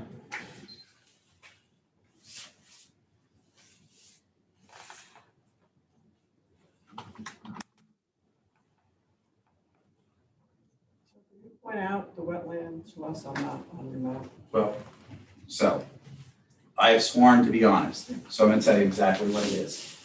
Okay, so this right here is a low-lying area that floods up to about here. So you see the line? So this is oak trees. If you expand out on it, this is really drainage. They have wetlands. You know, they have a pond. We have a pond. This up here was a pond, though I heard back in the day it was a dump, so everybody has one. The wetlands run down through this area, and this is all, it's designated wetlands. It runs down through here. So this is all wet and unbuildable, and you can't build on anything here, but you can have beehives, and that's what I want. So you can have beehives here, but then this area also is where this watershed floods down, and it floods through here. And you see how this comes down? This isn't cleared land. This is all just open water that floods through here. So that it floods, is that correct to say that it floods? No, you have standing water through here. You have standing water through here after a good storm. You have standing here water nearly all the time. And you have standing water here still today from the last rain we have. So I have standing water here, here, standing water. It goes all the way up to here, and the water runoff prevents. I would argue at a later time that this is barren land, but like I'm not ready to do that yet, so I don't want to argue that. But I just want to say that this is that. It's unbuildable. I mean, So within the blue box, which is your property, the blue box is your Yes, sir. property. Mm-hmm. Okay, yes, sir. I'm still not totally clear what floods, what makes it unpassable or. Flood. I have a road. You keep pointing over to this other guy's property. No, this I is really don't mine. care. This is mine. This is mine. So I have a road that goes down this way. Okay. And it comes here and goes to my house. Now, is that road ever impassable because of flooding? No. Okay, that's fine. Yeah, But having said that, the property to the area to the left, still inside your blue box, does flood. Yes. And is wet a large part of the time. Yes, sir. Okay. Yes, sir. And so is the property here is wet anytime it rains. Okay. On either side of the main road. Either side. But that's just the only reason I want to say that. But the reason I brought that up was I don't understand how last year, I mean, there's got to be some reason for a change, right? It doesn't have, these changes don't happen automatically in the system, do they? I mean, does it, because we're changing what's my property. Like, you know, when I bought my property, well, that's something else. So, you know, what percentage it was 1.5? Yeah, I would probably go back to the 1.5. Yeah. And see what the effect is. And then, If you're looking at a total, Okay, can we do that, please? On the system or something? We have 3 land segments for the subject property. And again, sir, I'm Mr. Hutt. I am just answering the questions as directed to me by the. Okay. Just answering the question. Yeah. There's 3 segments. So you have a total of 9 point whatever. If you want to add 1.2, hang on, get back to that. If you want to add this one from 3 to 1.5, so you're adding 1.2, then you're going to have to take 1.2 out of either one of these segments, and I guess I don't care which, but. But What are the other segments? What are the other segments? They're good land, they're residential. But is that segment somehow linked to my property that's on one of my, sorry, it is my property, the building's on one, but it's not on the other, connected to the other? That Hutt's parcel, I guess. Yeah, go ahead and pull that back. I'm showing the card. Well, I've got the card right here. It's just hard to see what the thing. Hey. 64A and 64B. So do you, okay. Oh, the different lots. Yeah, but don't put that up on the screen because that's not presented, but pull it back over. I want to see. What? I just want to see, you're asking me which one to pull it off of, right? Is that the question essentially? We were Okay, just wondering why it was Yeah. three, I was two. parsed into three sections. because one is a barren and wetland and the other two are just the lots. The two different lots. Yeah, that's and so I why. want to see which was the left and which was the right, okay? Can I do that? No, please take your time. Unless you tell me Images, what's images, property. images. We thought we did. Yes. We have a flag.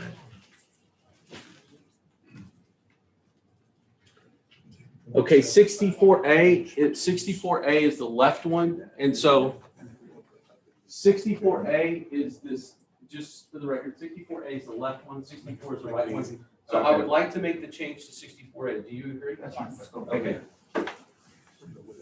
So with 64A, pull the thing back over.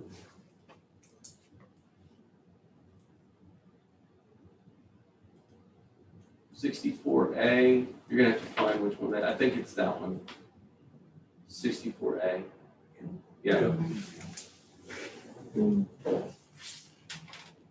And, okay, for the record, we are taking 1.2 acres out of here. So this is 3.92. So now it's 3.722, or 7.24. 2.7, 2.7. 2.724. That's correct. 2.724.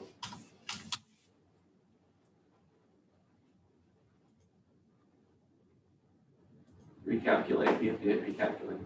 And that one, yeah, the barrier wetland goes to 1.5.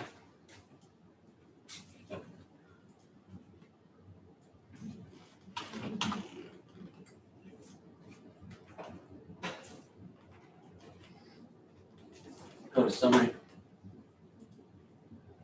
There's your value. I can't, 254 and 940. 254, 940.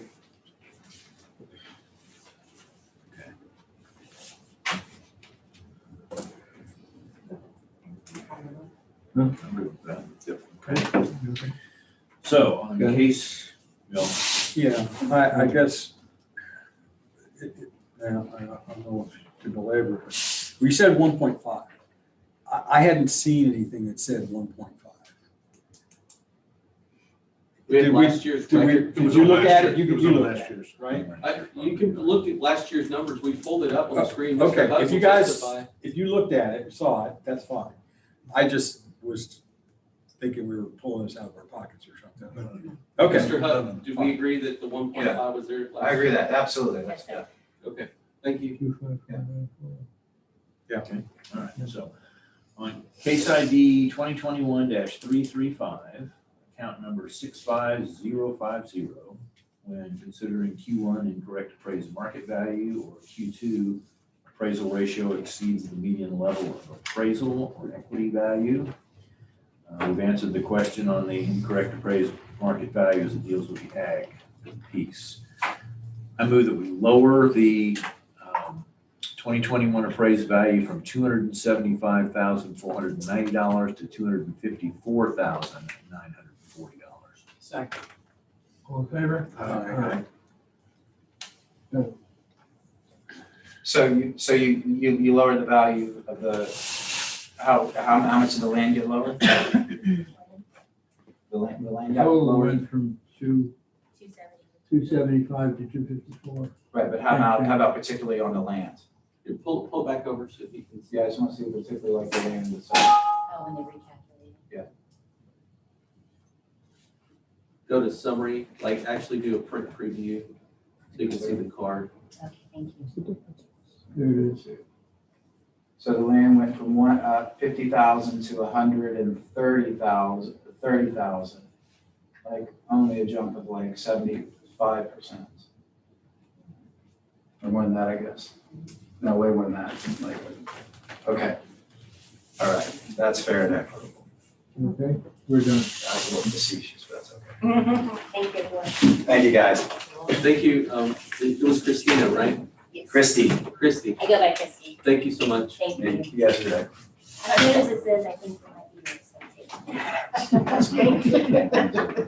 Thank you. When in doubt, right? Exactly.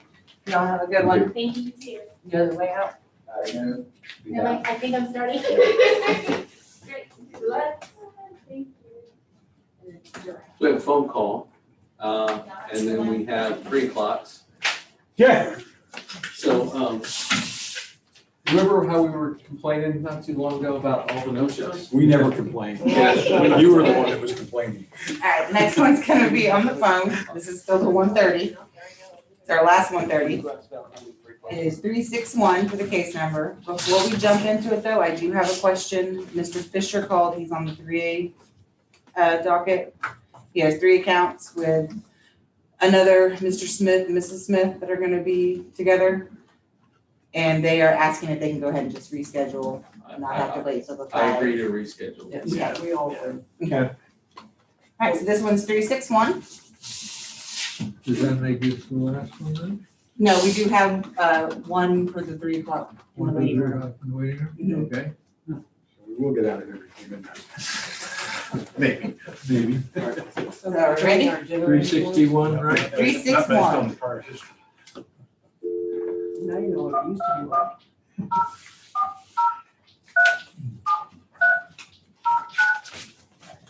Last name's Drayton.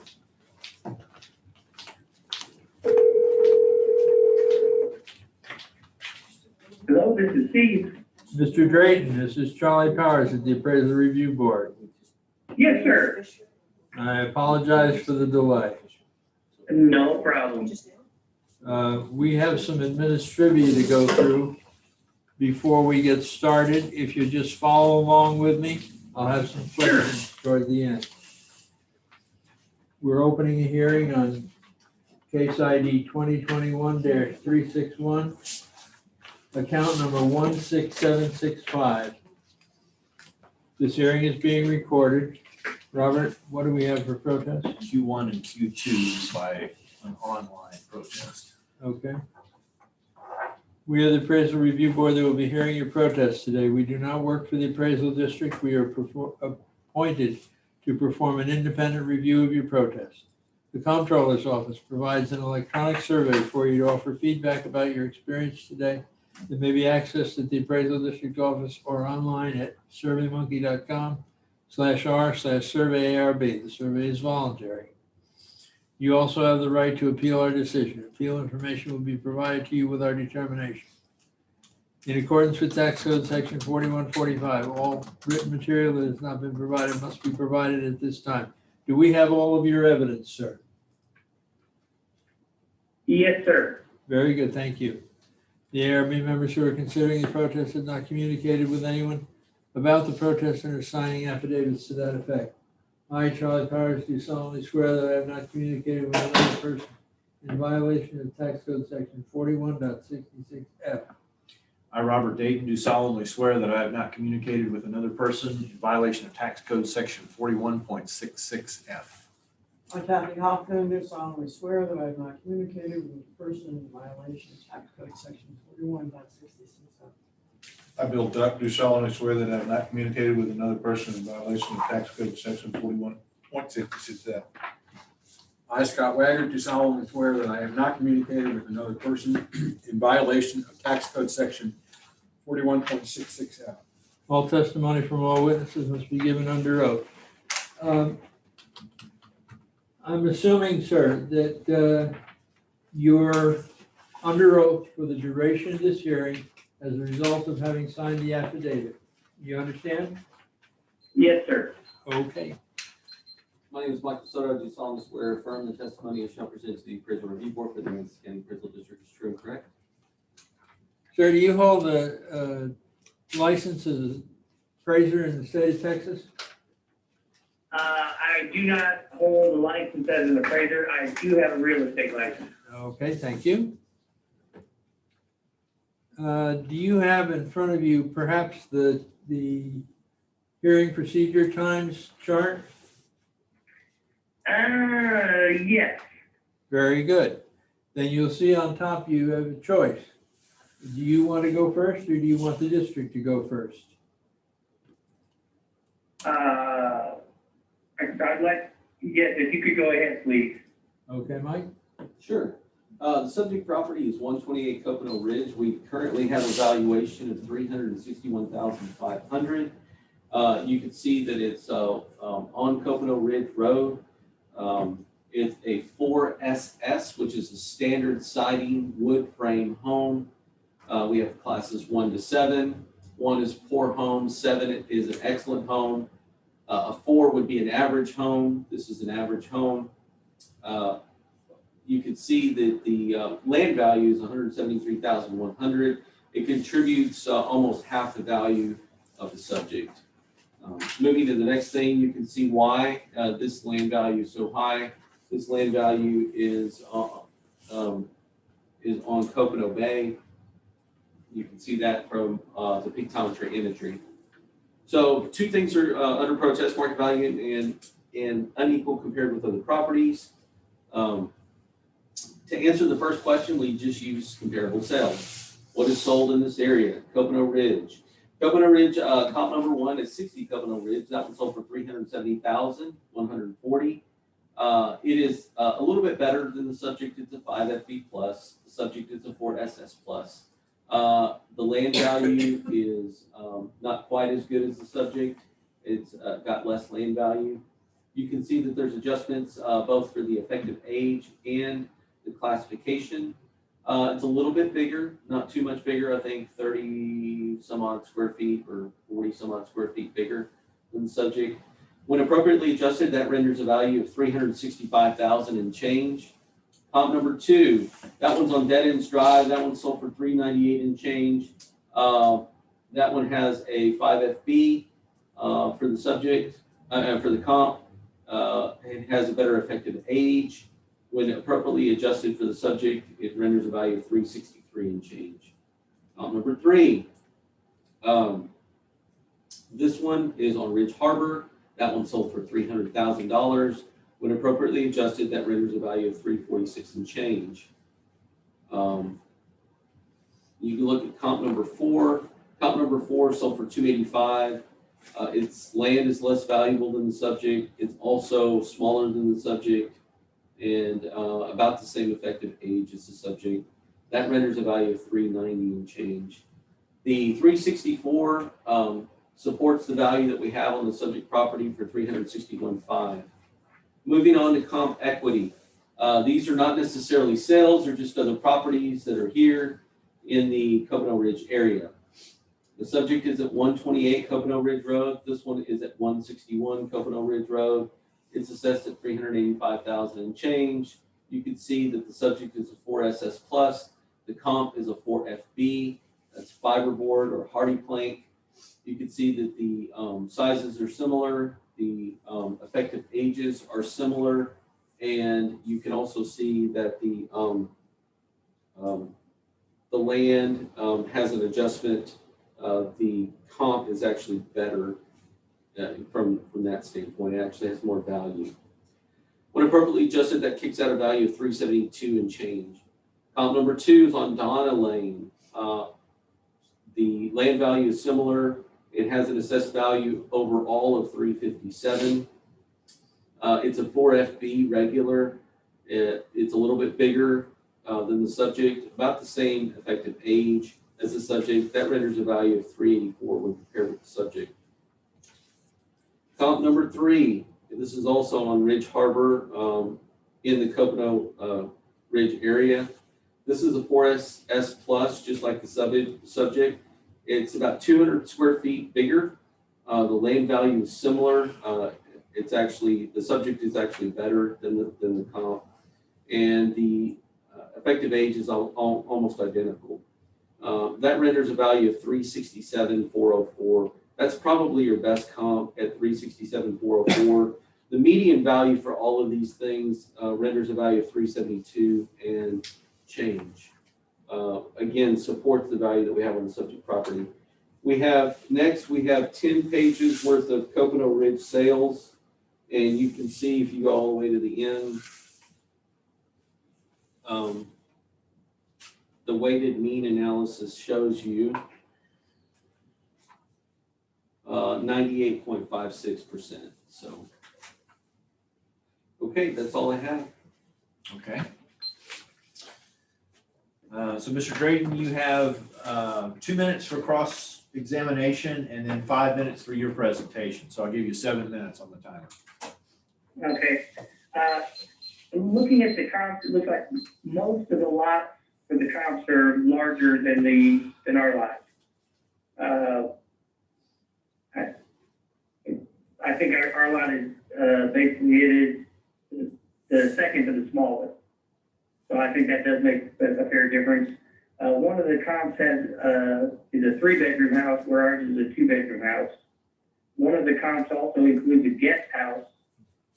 And of course, the one house is 2019, which is, practically brand new.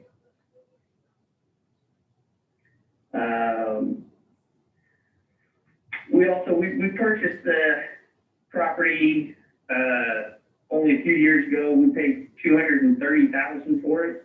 It was in need of repair. We've been doing repairs on it. They're not complete. So I don't believe that it, 1 to 7, I don't believe it's fault as it would be a 4. And we did send pictures along those lines.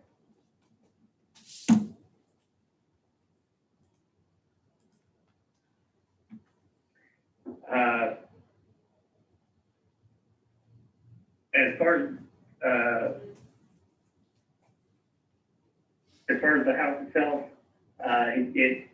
you can see in the pictures there's quite a bit of repairs on the underside needed. Also, a lot of the siding is in bad shape. The flooring on the deck needs work. It needs a lot of work still. We've been working on it, but it's not there yet. And like I said, I don't think it's anywhere near a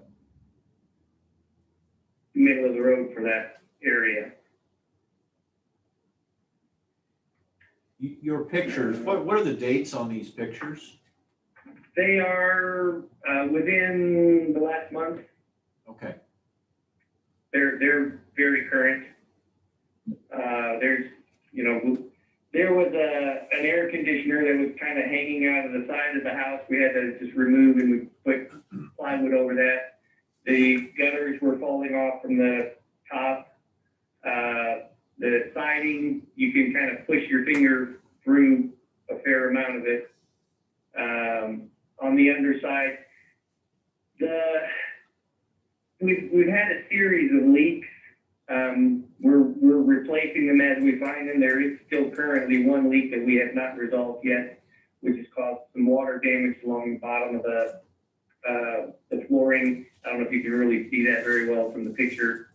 Also, in the front, the water collects there when it rains. I thought there was supposed to have been a French drain in there at one time. If there is, it's not working, because the front door area will fill up with about an inch and a half water when it rains. I'm actually including the garage on the right-hand side, pretty much fills up with water when it rains. We did also have some termite damage. We did stop the termites, but the damage has not been completely repaired yet from that either.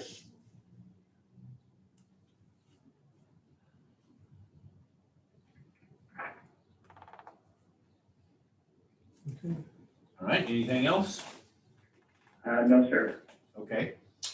Mike, then you have 2 minutes for cross-examination and 2 minutes for rebuttal. Right.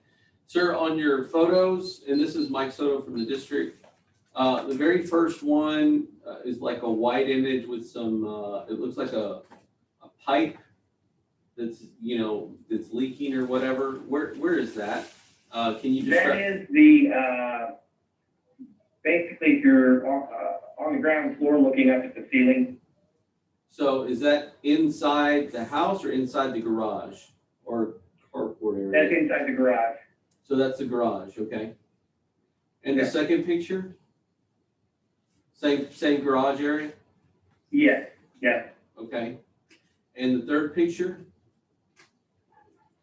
Third picture is where the air conditioner was removed. That's on one of the walls of the garage. So, we have an underneath area that was air conditioned. Is that what you're talking about? It's not air conditioned. Is it just a storage now? Correct. Okay, that sounds good.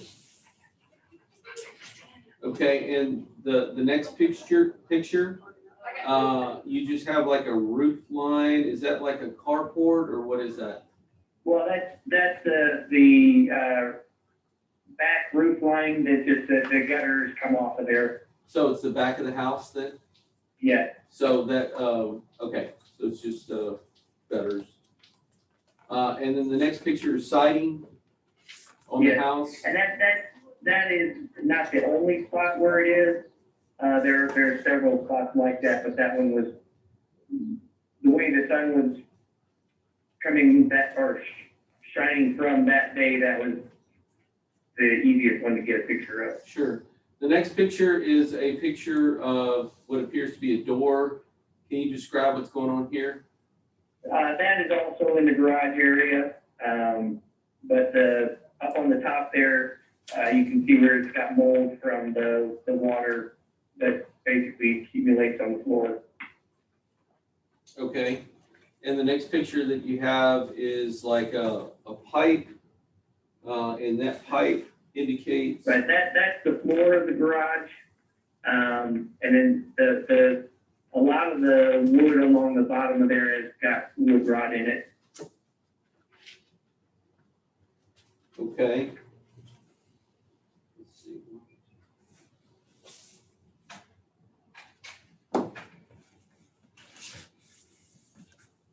Okay, and then the next picture is just like outside concrete or something.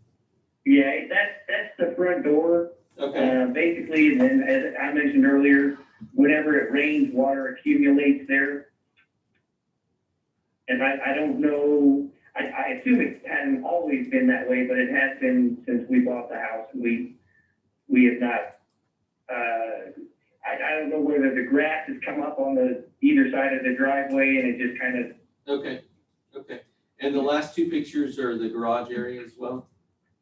The top one is actually no, the one to on the the left. interior of the house, on the handrail for the stairwell. Okay. That was the area where there was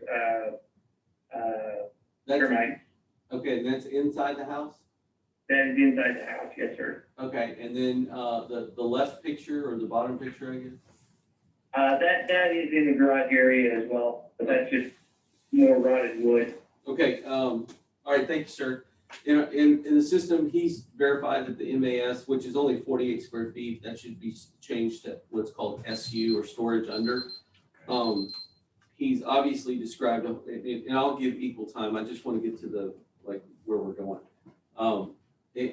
He's obviously described issues with the garage. I mean, I think that out of all the pictures, there's only been a couple. There's the siding on the outside. He's talked about the termites, but every other picture has been associated with the garage. I mean, I have $19,000 associated there. That represents about 10% of the overall improvement value, because I've got 188.8. So that's almost 10% if you're just doing easy math.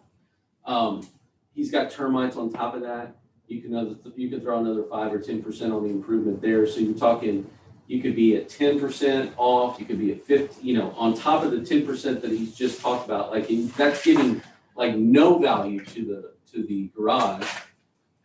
I'm thinking that the guy's probably got 15,000% or 15% at least off of his improvement value with the stuff that he's indicated. So that's my take.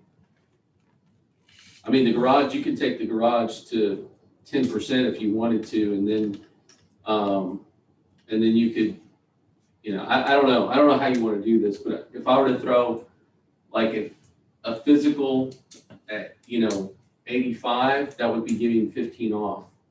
That's the easiest way to do it. That's the most direct way to do it. Yeah. They can do that now. You take 15% off here, or you want to take it off? Yeah, I want to do the physical. I mean, sir, did you hear what I said?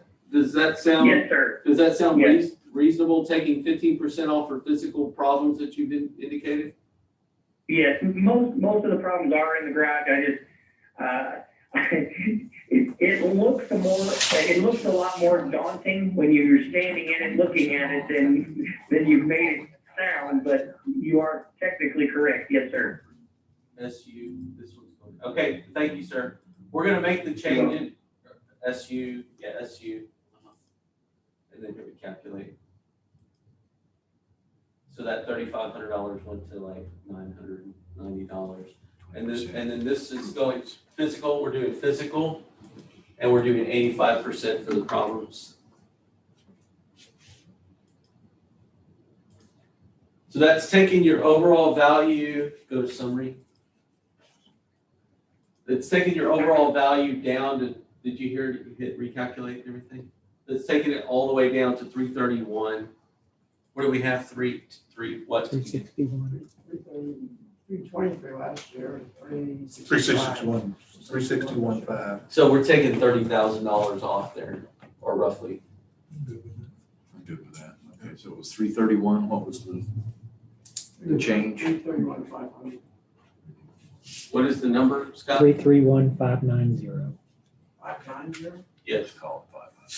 Just call them 500. You gotta do what he does, because he already changed it. I don't know if the gentleman's got his 1 minute closing. That's all I've got. I mean, Okay. All right, Mr. Drayton, you got 1 minute to close. Any final thoughts? No, I mean, we're not trying to be unreasonable. We realize it's in a resort area and it's on the bay, and, you know, we also realize that, you know, it still needs a lot of work. So, like I said, we're not trying to be unreasonable. We do think it's a little bit high. Okay, all right. Okay, Mike, you got a minute to close. Final. Subject property owners brought physical thing problems, and we addressed those, and the new number is 331 and change.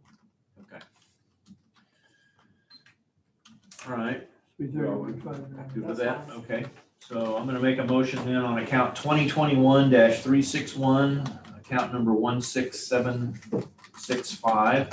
When considering Q1 incorrect appraised market value and Q2 appraisal ratio exceeds the median level of appraisal or equity value, that we lower the 2021 appraised value from $361,500 to $331,590. Second. All in favor? Aye. Okay. Okay, do you understand what that, Mr. Drayton? Yes, sir, I do. We're done. Okay, You need to hit the button. Thank you. Thank you. Thank you. here's the situation with the 3 cases that they've been waiting for Zoom on. These people are in remote areas. They've driven in, like one person's in a park, some other people are elsewhere. Okay. They are concerned they're still on Zoom, and I think we should let them in and you should talk to them directly. They're concerned you might be tired, and for a long and difficult case, we've been talking about a possible reschedule to August 10th, which we're not that far out yet, but I guess we could go ahead and put them down for that if the board wants to. So There are 3 different protesters. there's 2. Steve Fisher is owner, or can I not say? I better not say. Anyway, it's an agent and also the owner for one of the properties. Okay, so there's 2 people. Is there anybody else out here? Yes, there's one person still One person waiting still out waiting. here. They want to talk to the board for a reschedule. We've already said that we would reschedule.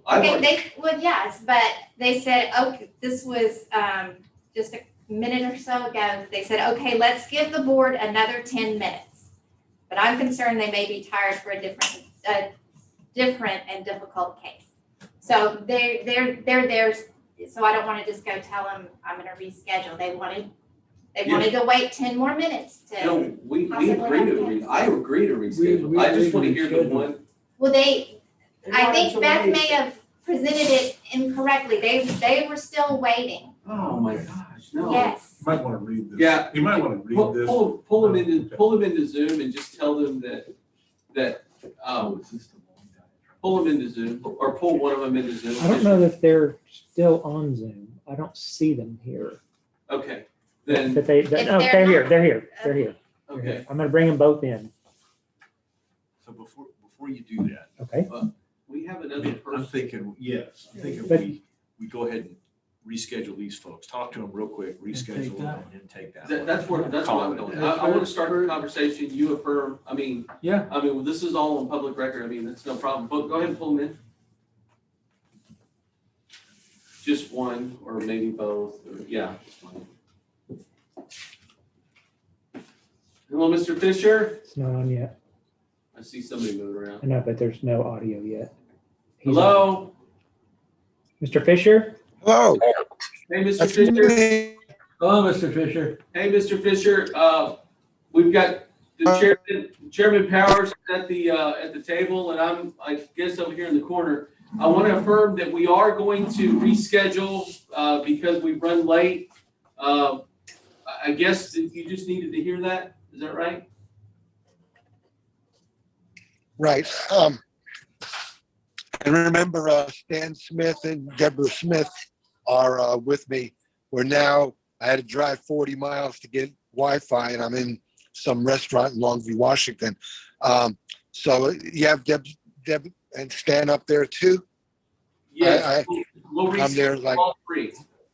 I'm Yes. there volunteer, Laura. Okay, so I would do what's convenient for you guys. This is we have very different motives in coming to this hearing. It's not really lowering the taxes is way secondary, and you have plenty of documentary evidence, and there was a lot of documentary evidence that was more than 10 megabytes, so that we couldn't send.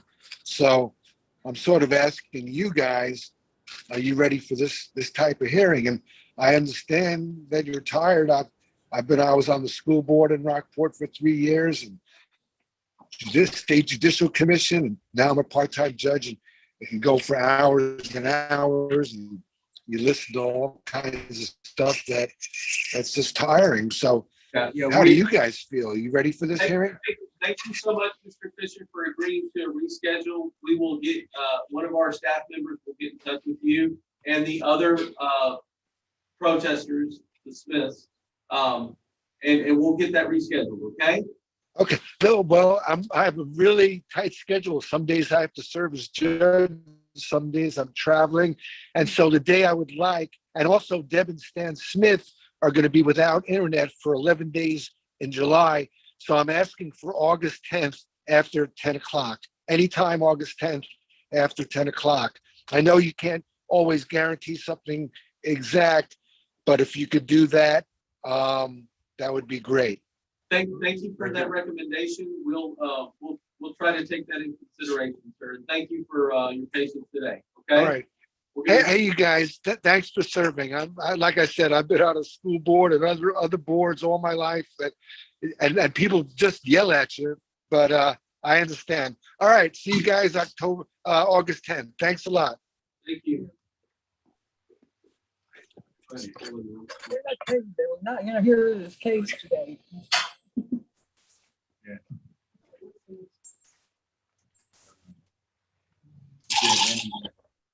Got participants at the bottom, pull them out, please. You have to. We're gonna hear them. They can watch YouTube online. So, okay, I just. We're rescheduling those. Okay. The All right. people that were just on, we're rescheduling. All I don't know how we. right. Okay, no problem. Right.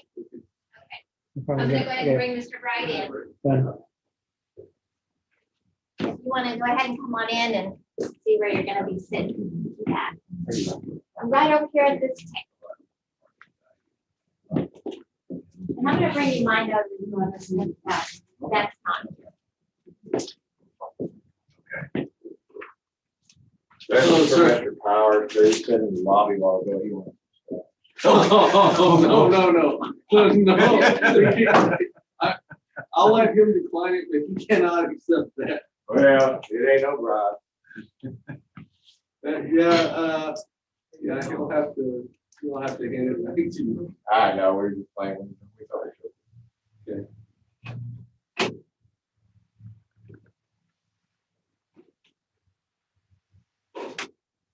Tell me your last name, sir. Right. Right.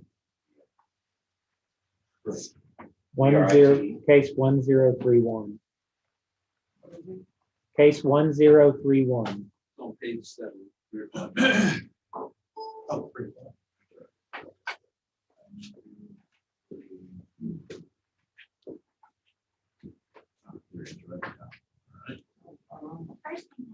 Oh, you want me to go, I don't know. Okay.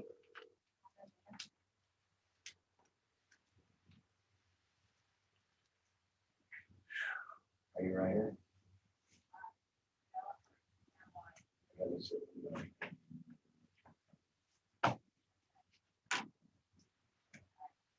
to the front door.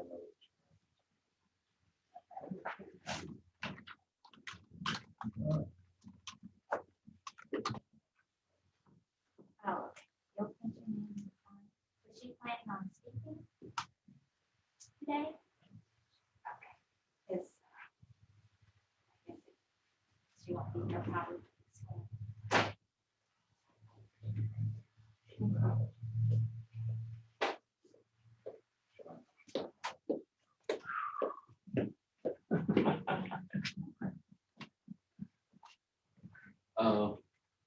It's important you do something with that bottle right there.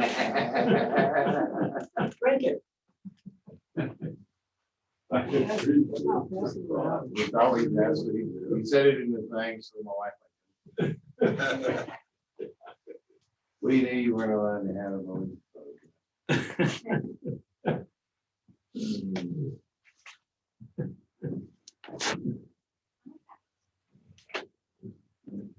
Like a call.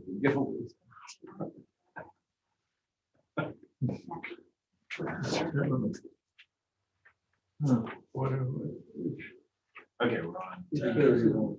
Case number 1031. Page 7.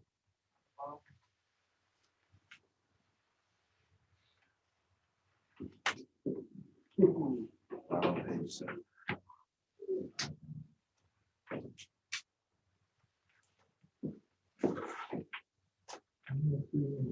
Brian? Yes. I gave a handout out, and I got it all. Did you give it to the girls to scan in?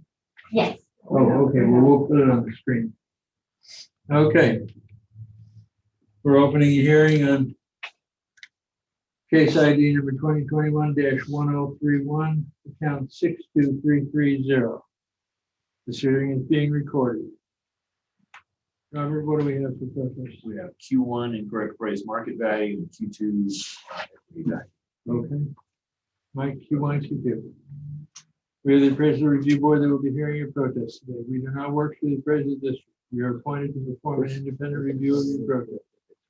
At the end of the hearing, you may complete a survey regarding your experience. Survey may be completed using the survey form and emailed to pcad.communications@cpa.texas.gov or online at surveymonkey.com/r/survey-ARB. Survey is voluntary. You also have the right to appeal our decision. Appeal information will be provided to you with our determination. This will be a letter, snail mail, comes out after this hearing. It has the particulars of the hearing and also instructions of what you can do if you don't agree with this. In accordance with tax code section 4145H, all written material that's not been provided must be provided at this time. We have all your evidence scanned, right? You should have, yes, sir. I'll give a packet, but I have plenty more. Great. ARB members who are considering the protest have not communicated with anybody about the protest and signing an affidavit to that effect. I, Charles Powers, do solemnly swear that I have not communicated with another person in violation of tax code section 41.66F. I, Robert Dayton, do solemnly swear that I have not communicated with another person in violation of tax code section 41.66F. I, Kathy Hoffman, do solemnly swear that I have not communicated with a person in violation of tax code section 41.66. I, Bill Duck, do solemnly swear that I have not communicated with another person in violation of tax code section 41.66F. I, Scott Wagner, do solemnly swear that I have not communicated with another person in violation of tax code section 41.66. All testimony from all witnesses must be given under oath. That's your cue. I, Brian Bright, do solemnly swear or affirm that the testimony now shall be given to the president of the board is true and correct. And Mr. Powers, Mrs. Bright is on her way. She'll be coming in for the hearing. So I'll go let her in, but she is not planning to speak. That's fine. Do you hold the correct?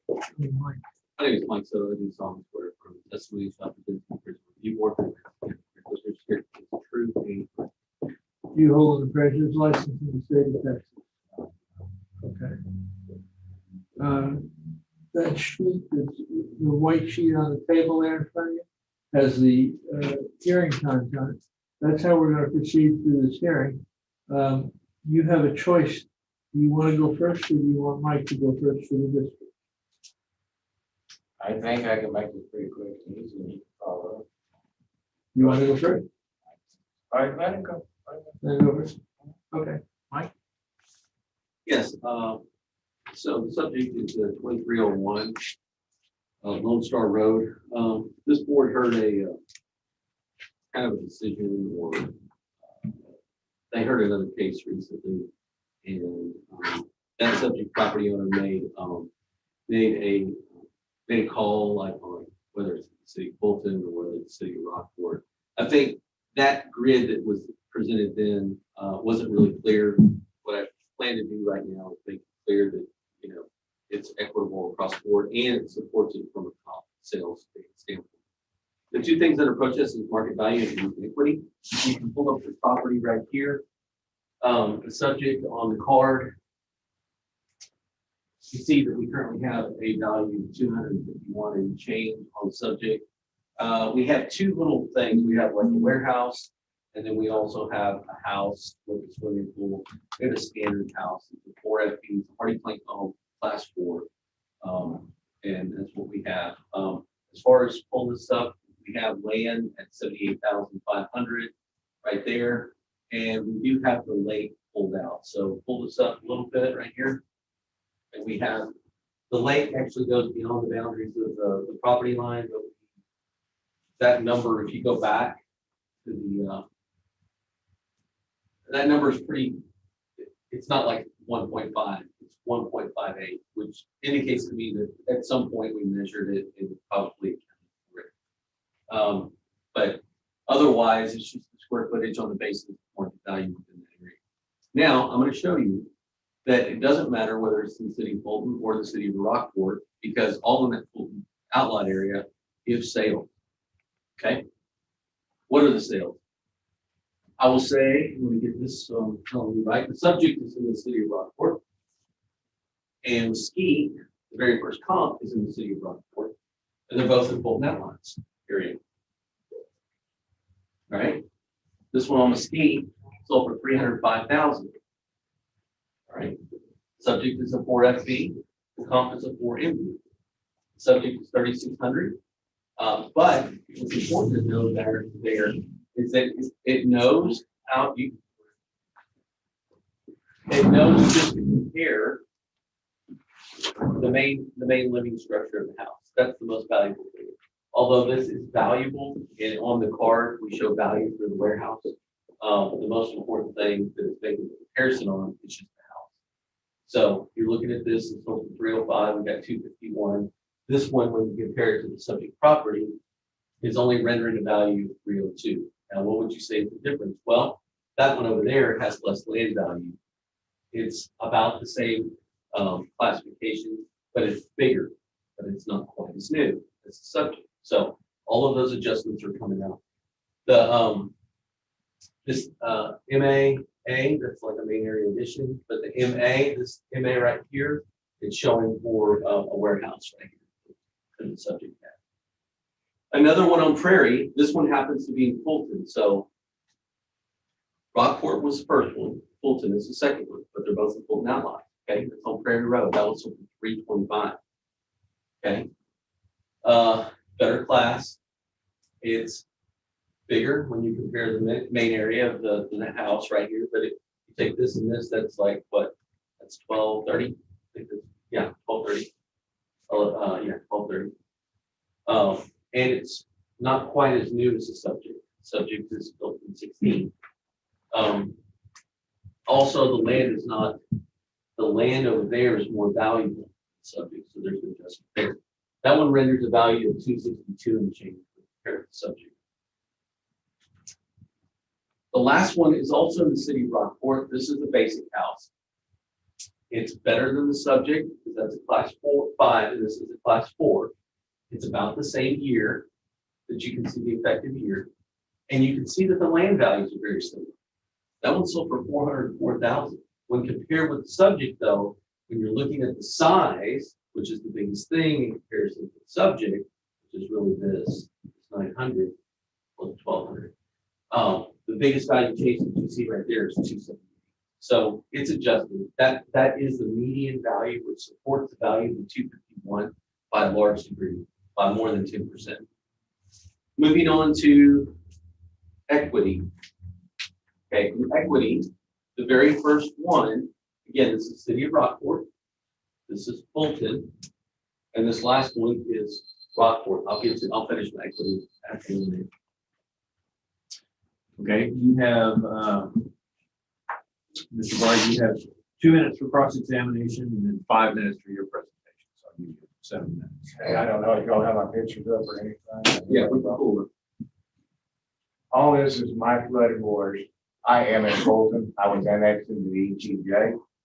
No, when Fulton had it, they took care of the ditches, they took care of the culverts and everything. Once I started paying Rockport taxes, nothing's done, everything floods. On to the next picture. They're evaluating me with 3,500 square foot houses. Rock, concrete, slabs, everything. If you go to my pictures and you keep going, I'm built on a pier and beam house. It's not hardy plank, it's T111 siding. So you're very wrong on that. You have the square footage, totally wrong again. The little addition we put was a 300 square foot addition, and it's a laundry room. It does not have central air and heat. There's pictures of just a window unit. That's all it is. This house right here, right there, that picture is almost identical to what you'll see the pictures of my house. And it's a grade 2. So you've got me in the wrong categories on everything. And I don't see how you can even compare a slab house to a brick house to a pier and beam that was built with no trim, no moldings, no nothing. Basic floors. It's built as a fishing cut. There is no way. Everything you got there, you can read my little scribbles too. You're versing a 1,200 foot square house to a 4,156 square foot house, everything else. There's no way. And I'm sorry, I built houses for over 35 years now. I built this on purpose the way I did. And that is not a warehouse, guys. That is a metal building with an awning on it. And I store my dozer and my Trans Am and my Harvey and stuff in there. And I have a little wood shop where I make wood and stuff. Or I make our little antiques and stuff. That's all it is. It's not a warehouse. I don't understand any of your other comps. Every one of your comps. I have a 900 square foot house. You put me at 330 for my addition when you can pull the permits. Only a 300 square foot addition.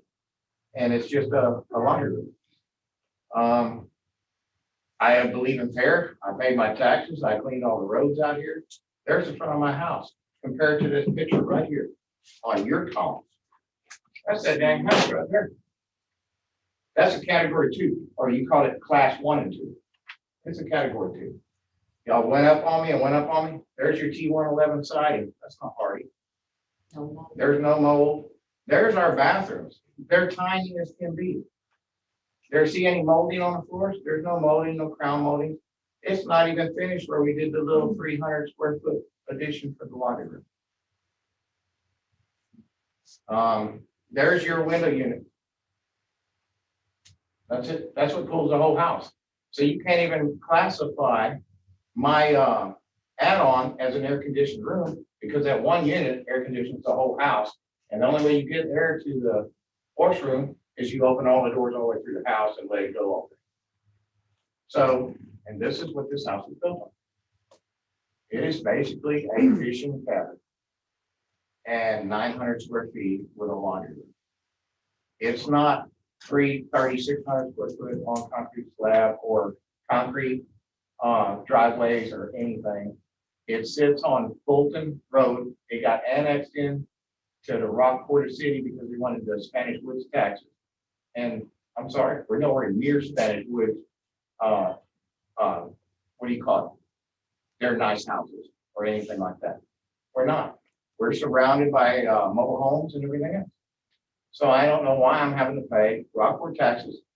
You go to these roads, look at the flooding. I'm on a gravel road. I have no city services, no sewer, no water, no cable. I have to maintain our own road. I have to maintain all the roads. I have to buy my own gravel. I have to do everything. And then the city sends their gravel truck or their trash trucks down, turn them around in my driveway that I built and break my culverts all the time. They never paid once. $3,800 last year in culverts. City has never paid once. They tell you it's your own problem. But I have no city services, but they want me to pay Rockport taxes. And I'm sorry, I'm in a 4-wheel drive truck right there to get out of my driveway. So guys, if you think your fair value here is fair, I think you're wrong. That's where I'm at. There's a bunch more pictures I provided. I don't know where they all are. But I've got your values where you compared me. Right here. I've got you right here where you compare me to a Hardy. I'm not Hardy. I'm T111. Your appraiser already said that you had me way up on land value, so she was going to knock that down. But I did not agree with that. The reason I'm here today is, yes, you need to go down on my land value, but you need to go down to a CAD 2 or your class 2 on my house. That's why I did not take your acceptance. I've taken your crap for about 4 years now. They keep saying that my addition is over $20,000 addition. I built that addition for under $2,000. That's a total wrong estimate right there again. So there's no way you can go out to that house any day of the week and it'll be one of your worst ones in Rockport.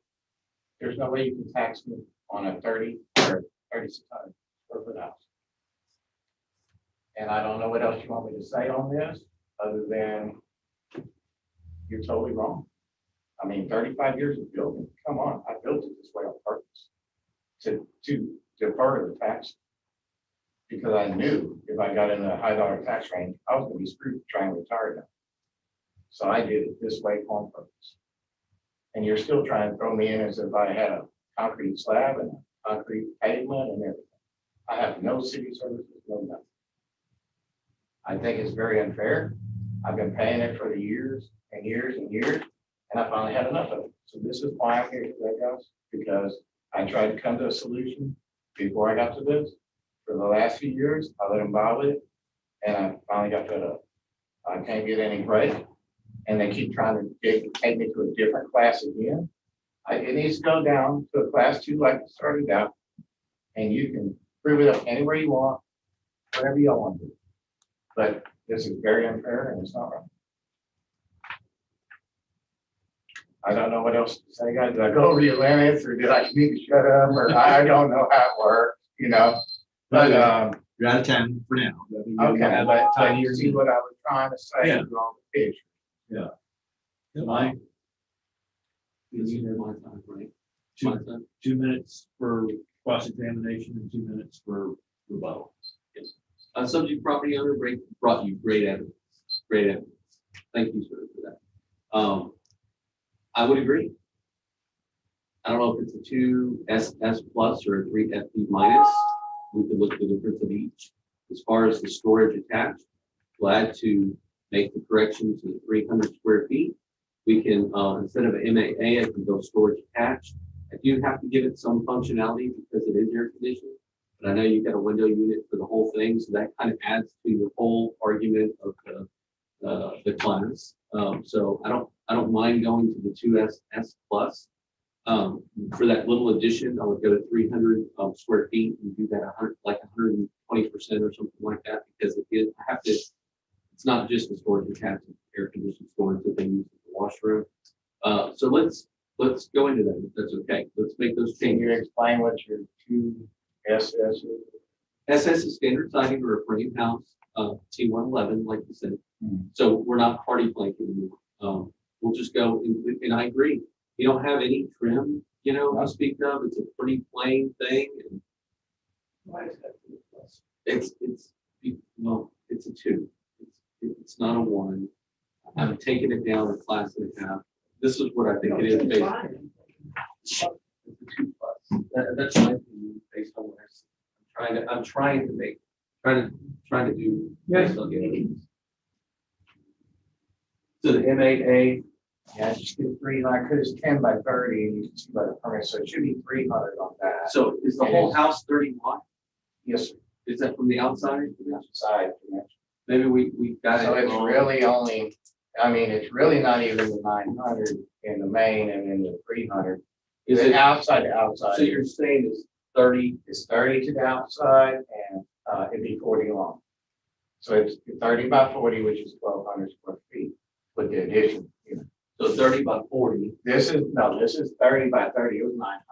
This is 30 by 30. Yes. And then the other one is 10 by 30.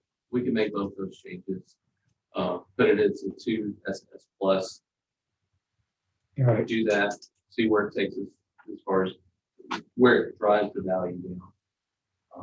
And I have no concrete, it's just all gravel. Yes. And I have to maintain the roads. We have it as it's a pyramid. Can I ask this, is there any way to get the city of Rockport to do what Fulton used to clean the Yeah. ditches and mow? And I can speak for the district and they can speak for the ARB. The district doesn't have any purview for the county and the city. You need to take it up with your ward or your precinct or whatever. Well, I just thought I'd ask while I'm here because I don't know who to contact. Yes, sir. Yes, sir. So these are the 2 changes. This is the 30 by 30 is what it said here. That's a 10 by 30. Yeah. He's making the change right here. Yeah. That's what I did right there. I just tied them in, and then there's no. And then you got a porch, right? I have the porch. Okay. Can you make the porch smaller too? It's Yeah, only the that porch, wide. The porch goes to the edge, right? It goes just down the back side. Yeah, but 30 feet to the edge here, or it's sticks out a little bit. Oh, where's the addition now? Addition. Addition's on the other side. Okay. Okay, it runs this way. Okay. It runs down that left side. So does it stick out on this side? Just a little stair step to come up. Where the stairs come up, that's all. Just make it flush. Yeah. It's just a staircase to get up on to the house. That looks like a 6 by 12. That's all it is. Actually, I think it's 4 by about 8. So to get you up on front porch from the back, or the front stairs. Okay. All right, so we'll make that recalculation. I'll give equal time just to try to figure out. And then they were gonna lower the value of the land because all this. So the MAA, so we're going down to 3. We're going down to 2SS plus. 2SS plus. Okay, and then on the MAA, recalculate that, hit okay. And then we're going to the addition, we're changing that to an SA. Storage attached. And I did not understand, what is a class 6 on my, so It's just a nice one. We have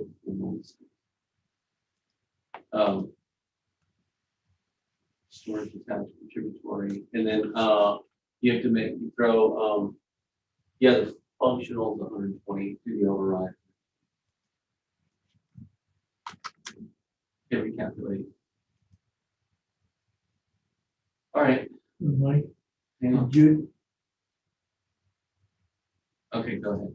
did you address the warehouse? What you would call a warehouse, I think you meant. Okay, I'm just gonna ask a question. The warehouse, I know, you said you just store things in it, right?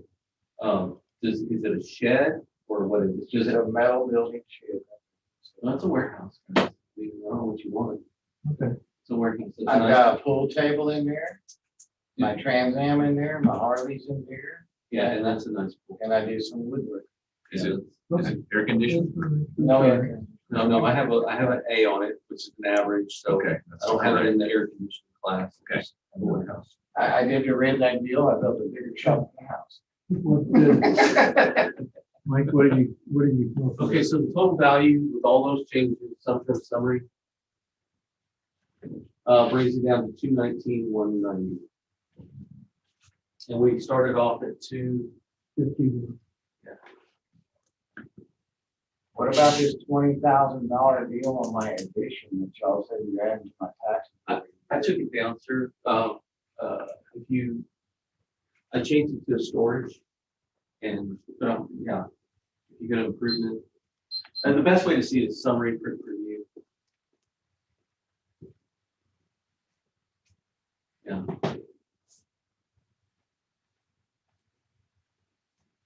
So that SA now, that SA is now $8,700. The whole house, like all the whole house is only $73,000. And then you have the warehouse on the other side. It's a nice warehouse. I've got like, that's the overall value is 219. Okay, Mr. Bright, you have 2 minutes for rebuttal if you need it. It's still not a warehouse, it's just a shop. I actually built a shop. I stayed here during a hurricane. I stored equipment in there. And we were out the next morning at 7 o'clock clearing all the highways to get everybody in here. And that's the only thing it's used for, is I used my personal tractor and dozer and got escorted around by the DPS to clear the roads to get everybody in. And yes, I have a lot of toys, but that's all I got in that shop is toys. Not a warehouse, it's just toys. Your personal stuff you store. So I call it more storage than a warehouse. The warehouse should be selling out of it. It's just what they call. It's just terminology. Yeah, It's like a metal building. right. Yeah. And I built a nice shop. Have a concrete floor? Yes. Okay, so is that It's a correct? with A, Okay. is not better. Yeah. Okay. The pool, I built it myself, so I don't know how we get a class 6 out of it, but calling it a great pool, but yeah, it looks pretty good. I shot my own gunite and did my own stuff and everything. Okay, anything else? Other than that, the roads are all gravel. And land value, it needs to go down. They said they were gonna lower the land value because of all the flooding. I don't know if you did that or not. I don't know who you talked to about. The lady up front, red dress, Scott was one of them, and then the lady. There And was- she said, I agree, the value of the land needs to go way down. Yeah, But I didn't agree with that, so I went to this. Okay. And now you have whatever they decide. You brought me evidence about the house, what I think. is the What's biggest thing. happening with this flooding problem because of the city of Rockport, that house is built on pilings, so it's sinking here and there. So now we've got the floors in the house going like that. And then the pool is starting to crack around all your outside sidewalks because the pond overflows. But I cut a ditch going to they just did a new drainage ditch back there, but they didn't cut any of the roads to go drain. So it doesn't make any sense why they did brand new drainage ditch, no road to drain. So I think that's all, guys. Okay. Okay. Not quite. Okay. Mike, you got a minute to close? Yeah, I think what I would say is that, you know, on the subject property owner brought a whole bunch of stuff that I agree with, as far as classification of the home, the classification of the addition to the storage attached. I think all of that is properly adjusted. The only other thing that you have is like that he's talked about is flooding. You know, if you wanted to throw 5 or 10% of that for the flooding that he indicated, 10% would be $7,800 in land. That's all that I'd give there. I mean, How would you want to do that? 90, like you put a 90 in the land, the first land segment. The first one thing? Yeah. So, flooding. Yeah, go to market and then do adjustments. And then I think there's a flood thing. What's the size of it? 5.17, I believe. Or 5.18. 5.18. Adjusted for the lake. Well, Full-time and lake. that's low. I mean, if I look at the picture, maybe I'm, my eyes, but. I think the lady had said she was gonna take the 62, but I don't remember her, how she got there or whatever. Yeah, that was probably just an eyeball. I mean, again, I don't know what it said, but I actually should have brought, I think I did. yeah, again, if you don't sign that settlement, then you get this and I then, did not sign it, so. yeah. So that's what I got. What's the total number now? Summary? 211350. Can you show us, please? Sorry. Summary.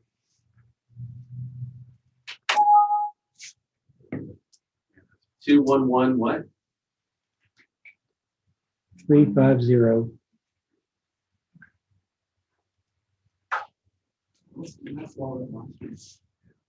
I think we've addressed all of the issues.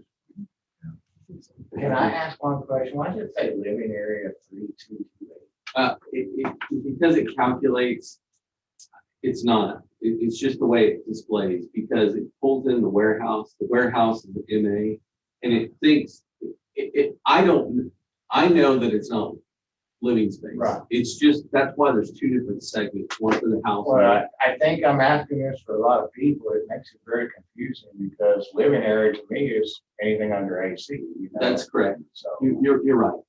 It's just the way the system calculates. I see. Or displays, is the better term. Ready? 211350. 50? Okay. Right, Scott? Yes, So that's on correct. case ID 2021-1031, account number 62330, when considering Q1 incorrect appraised market value and Q2 appraisal ratio exceeding the median level of appraisal, equity value, I move that we lower the 2021 appraised value from $251,490 down to $211,350. All in favor? Aye. Okay. Get to go home. Thank y'all guys. Thank you, Mr. Wright, for Wish I didn't have to be here, but I really do appreciate it. thank you for your patience today. Oh, yeah. No problem. Everybody waited quite a bit today. No, good, good.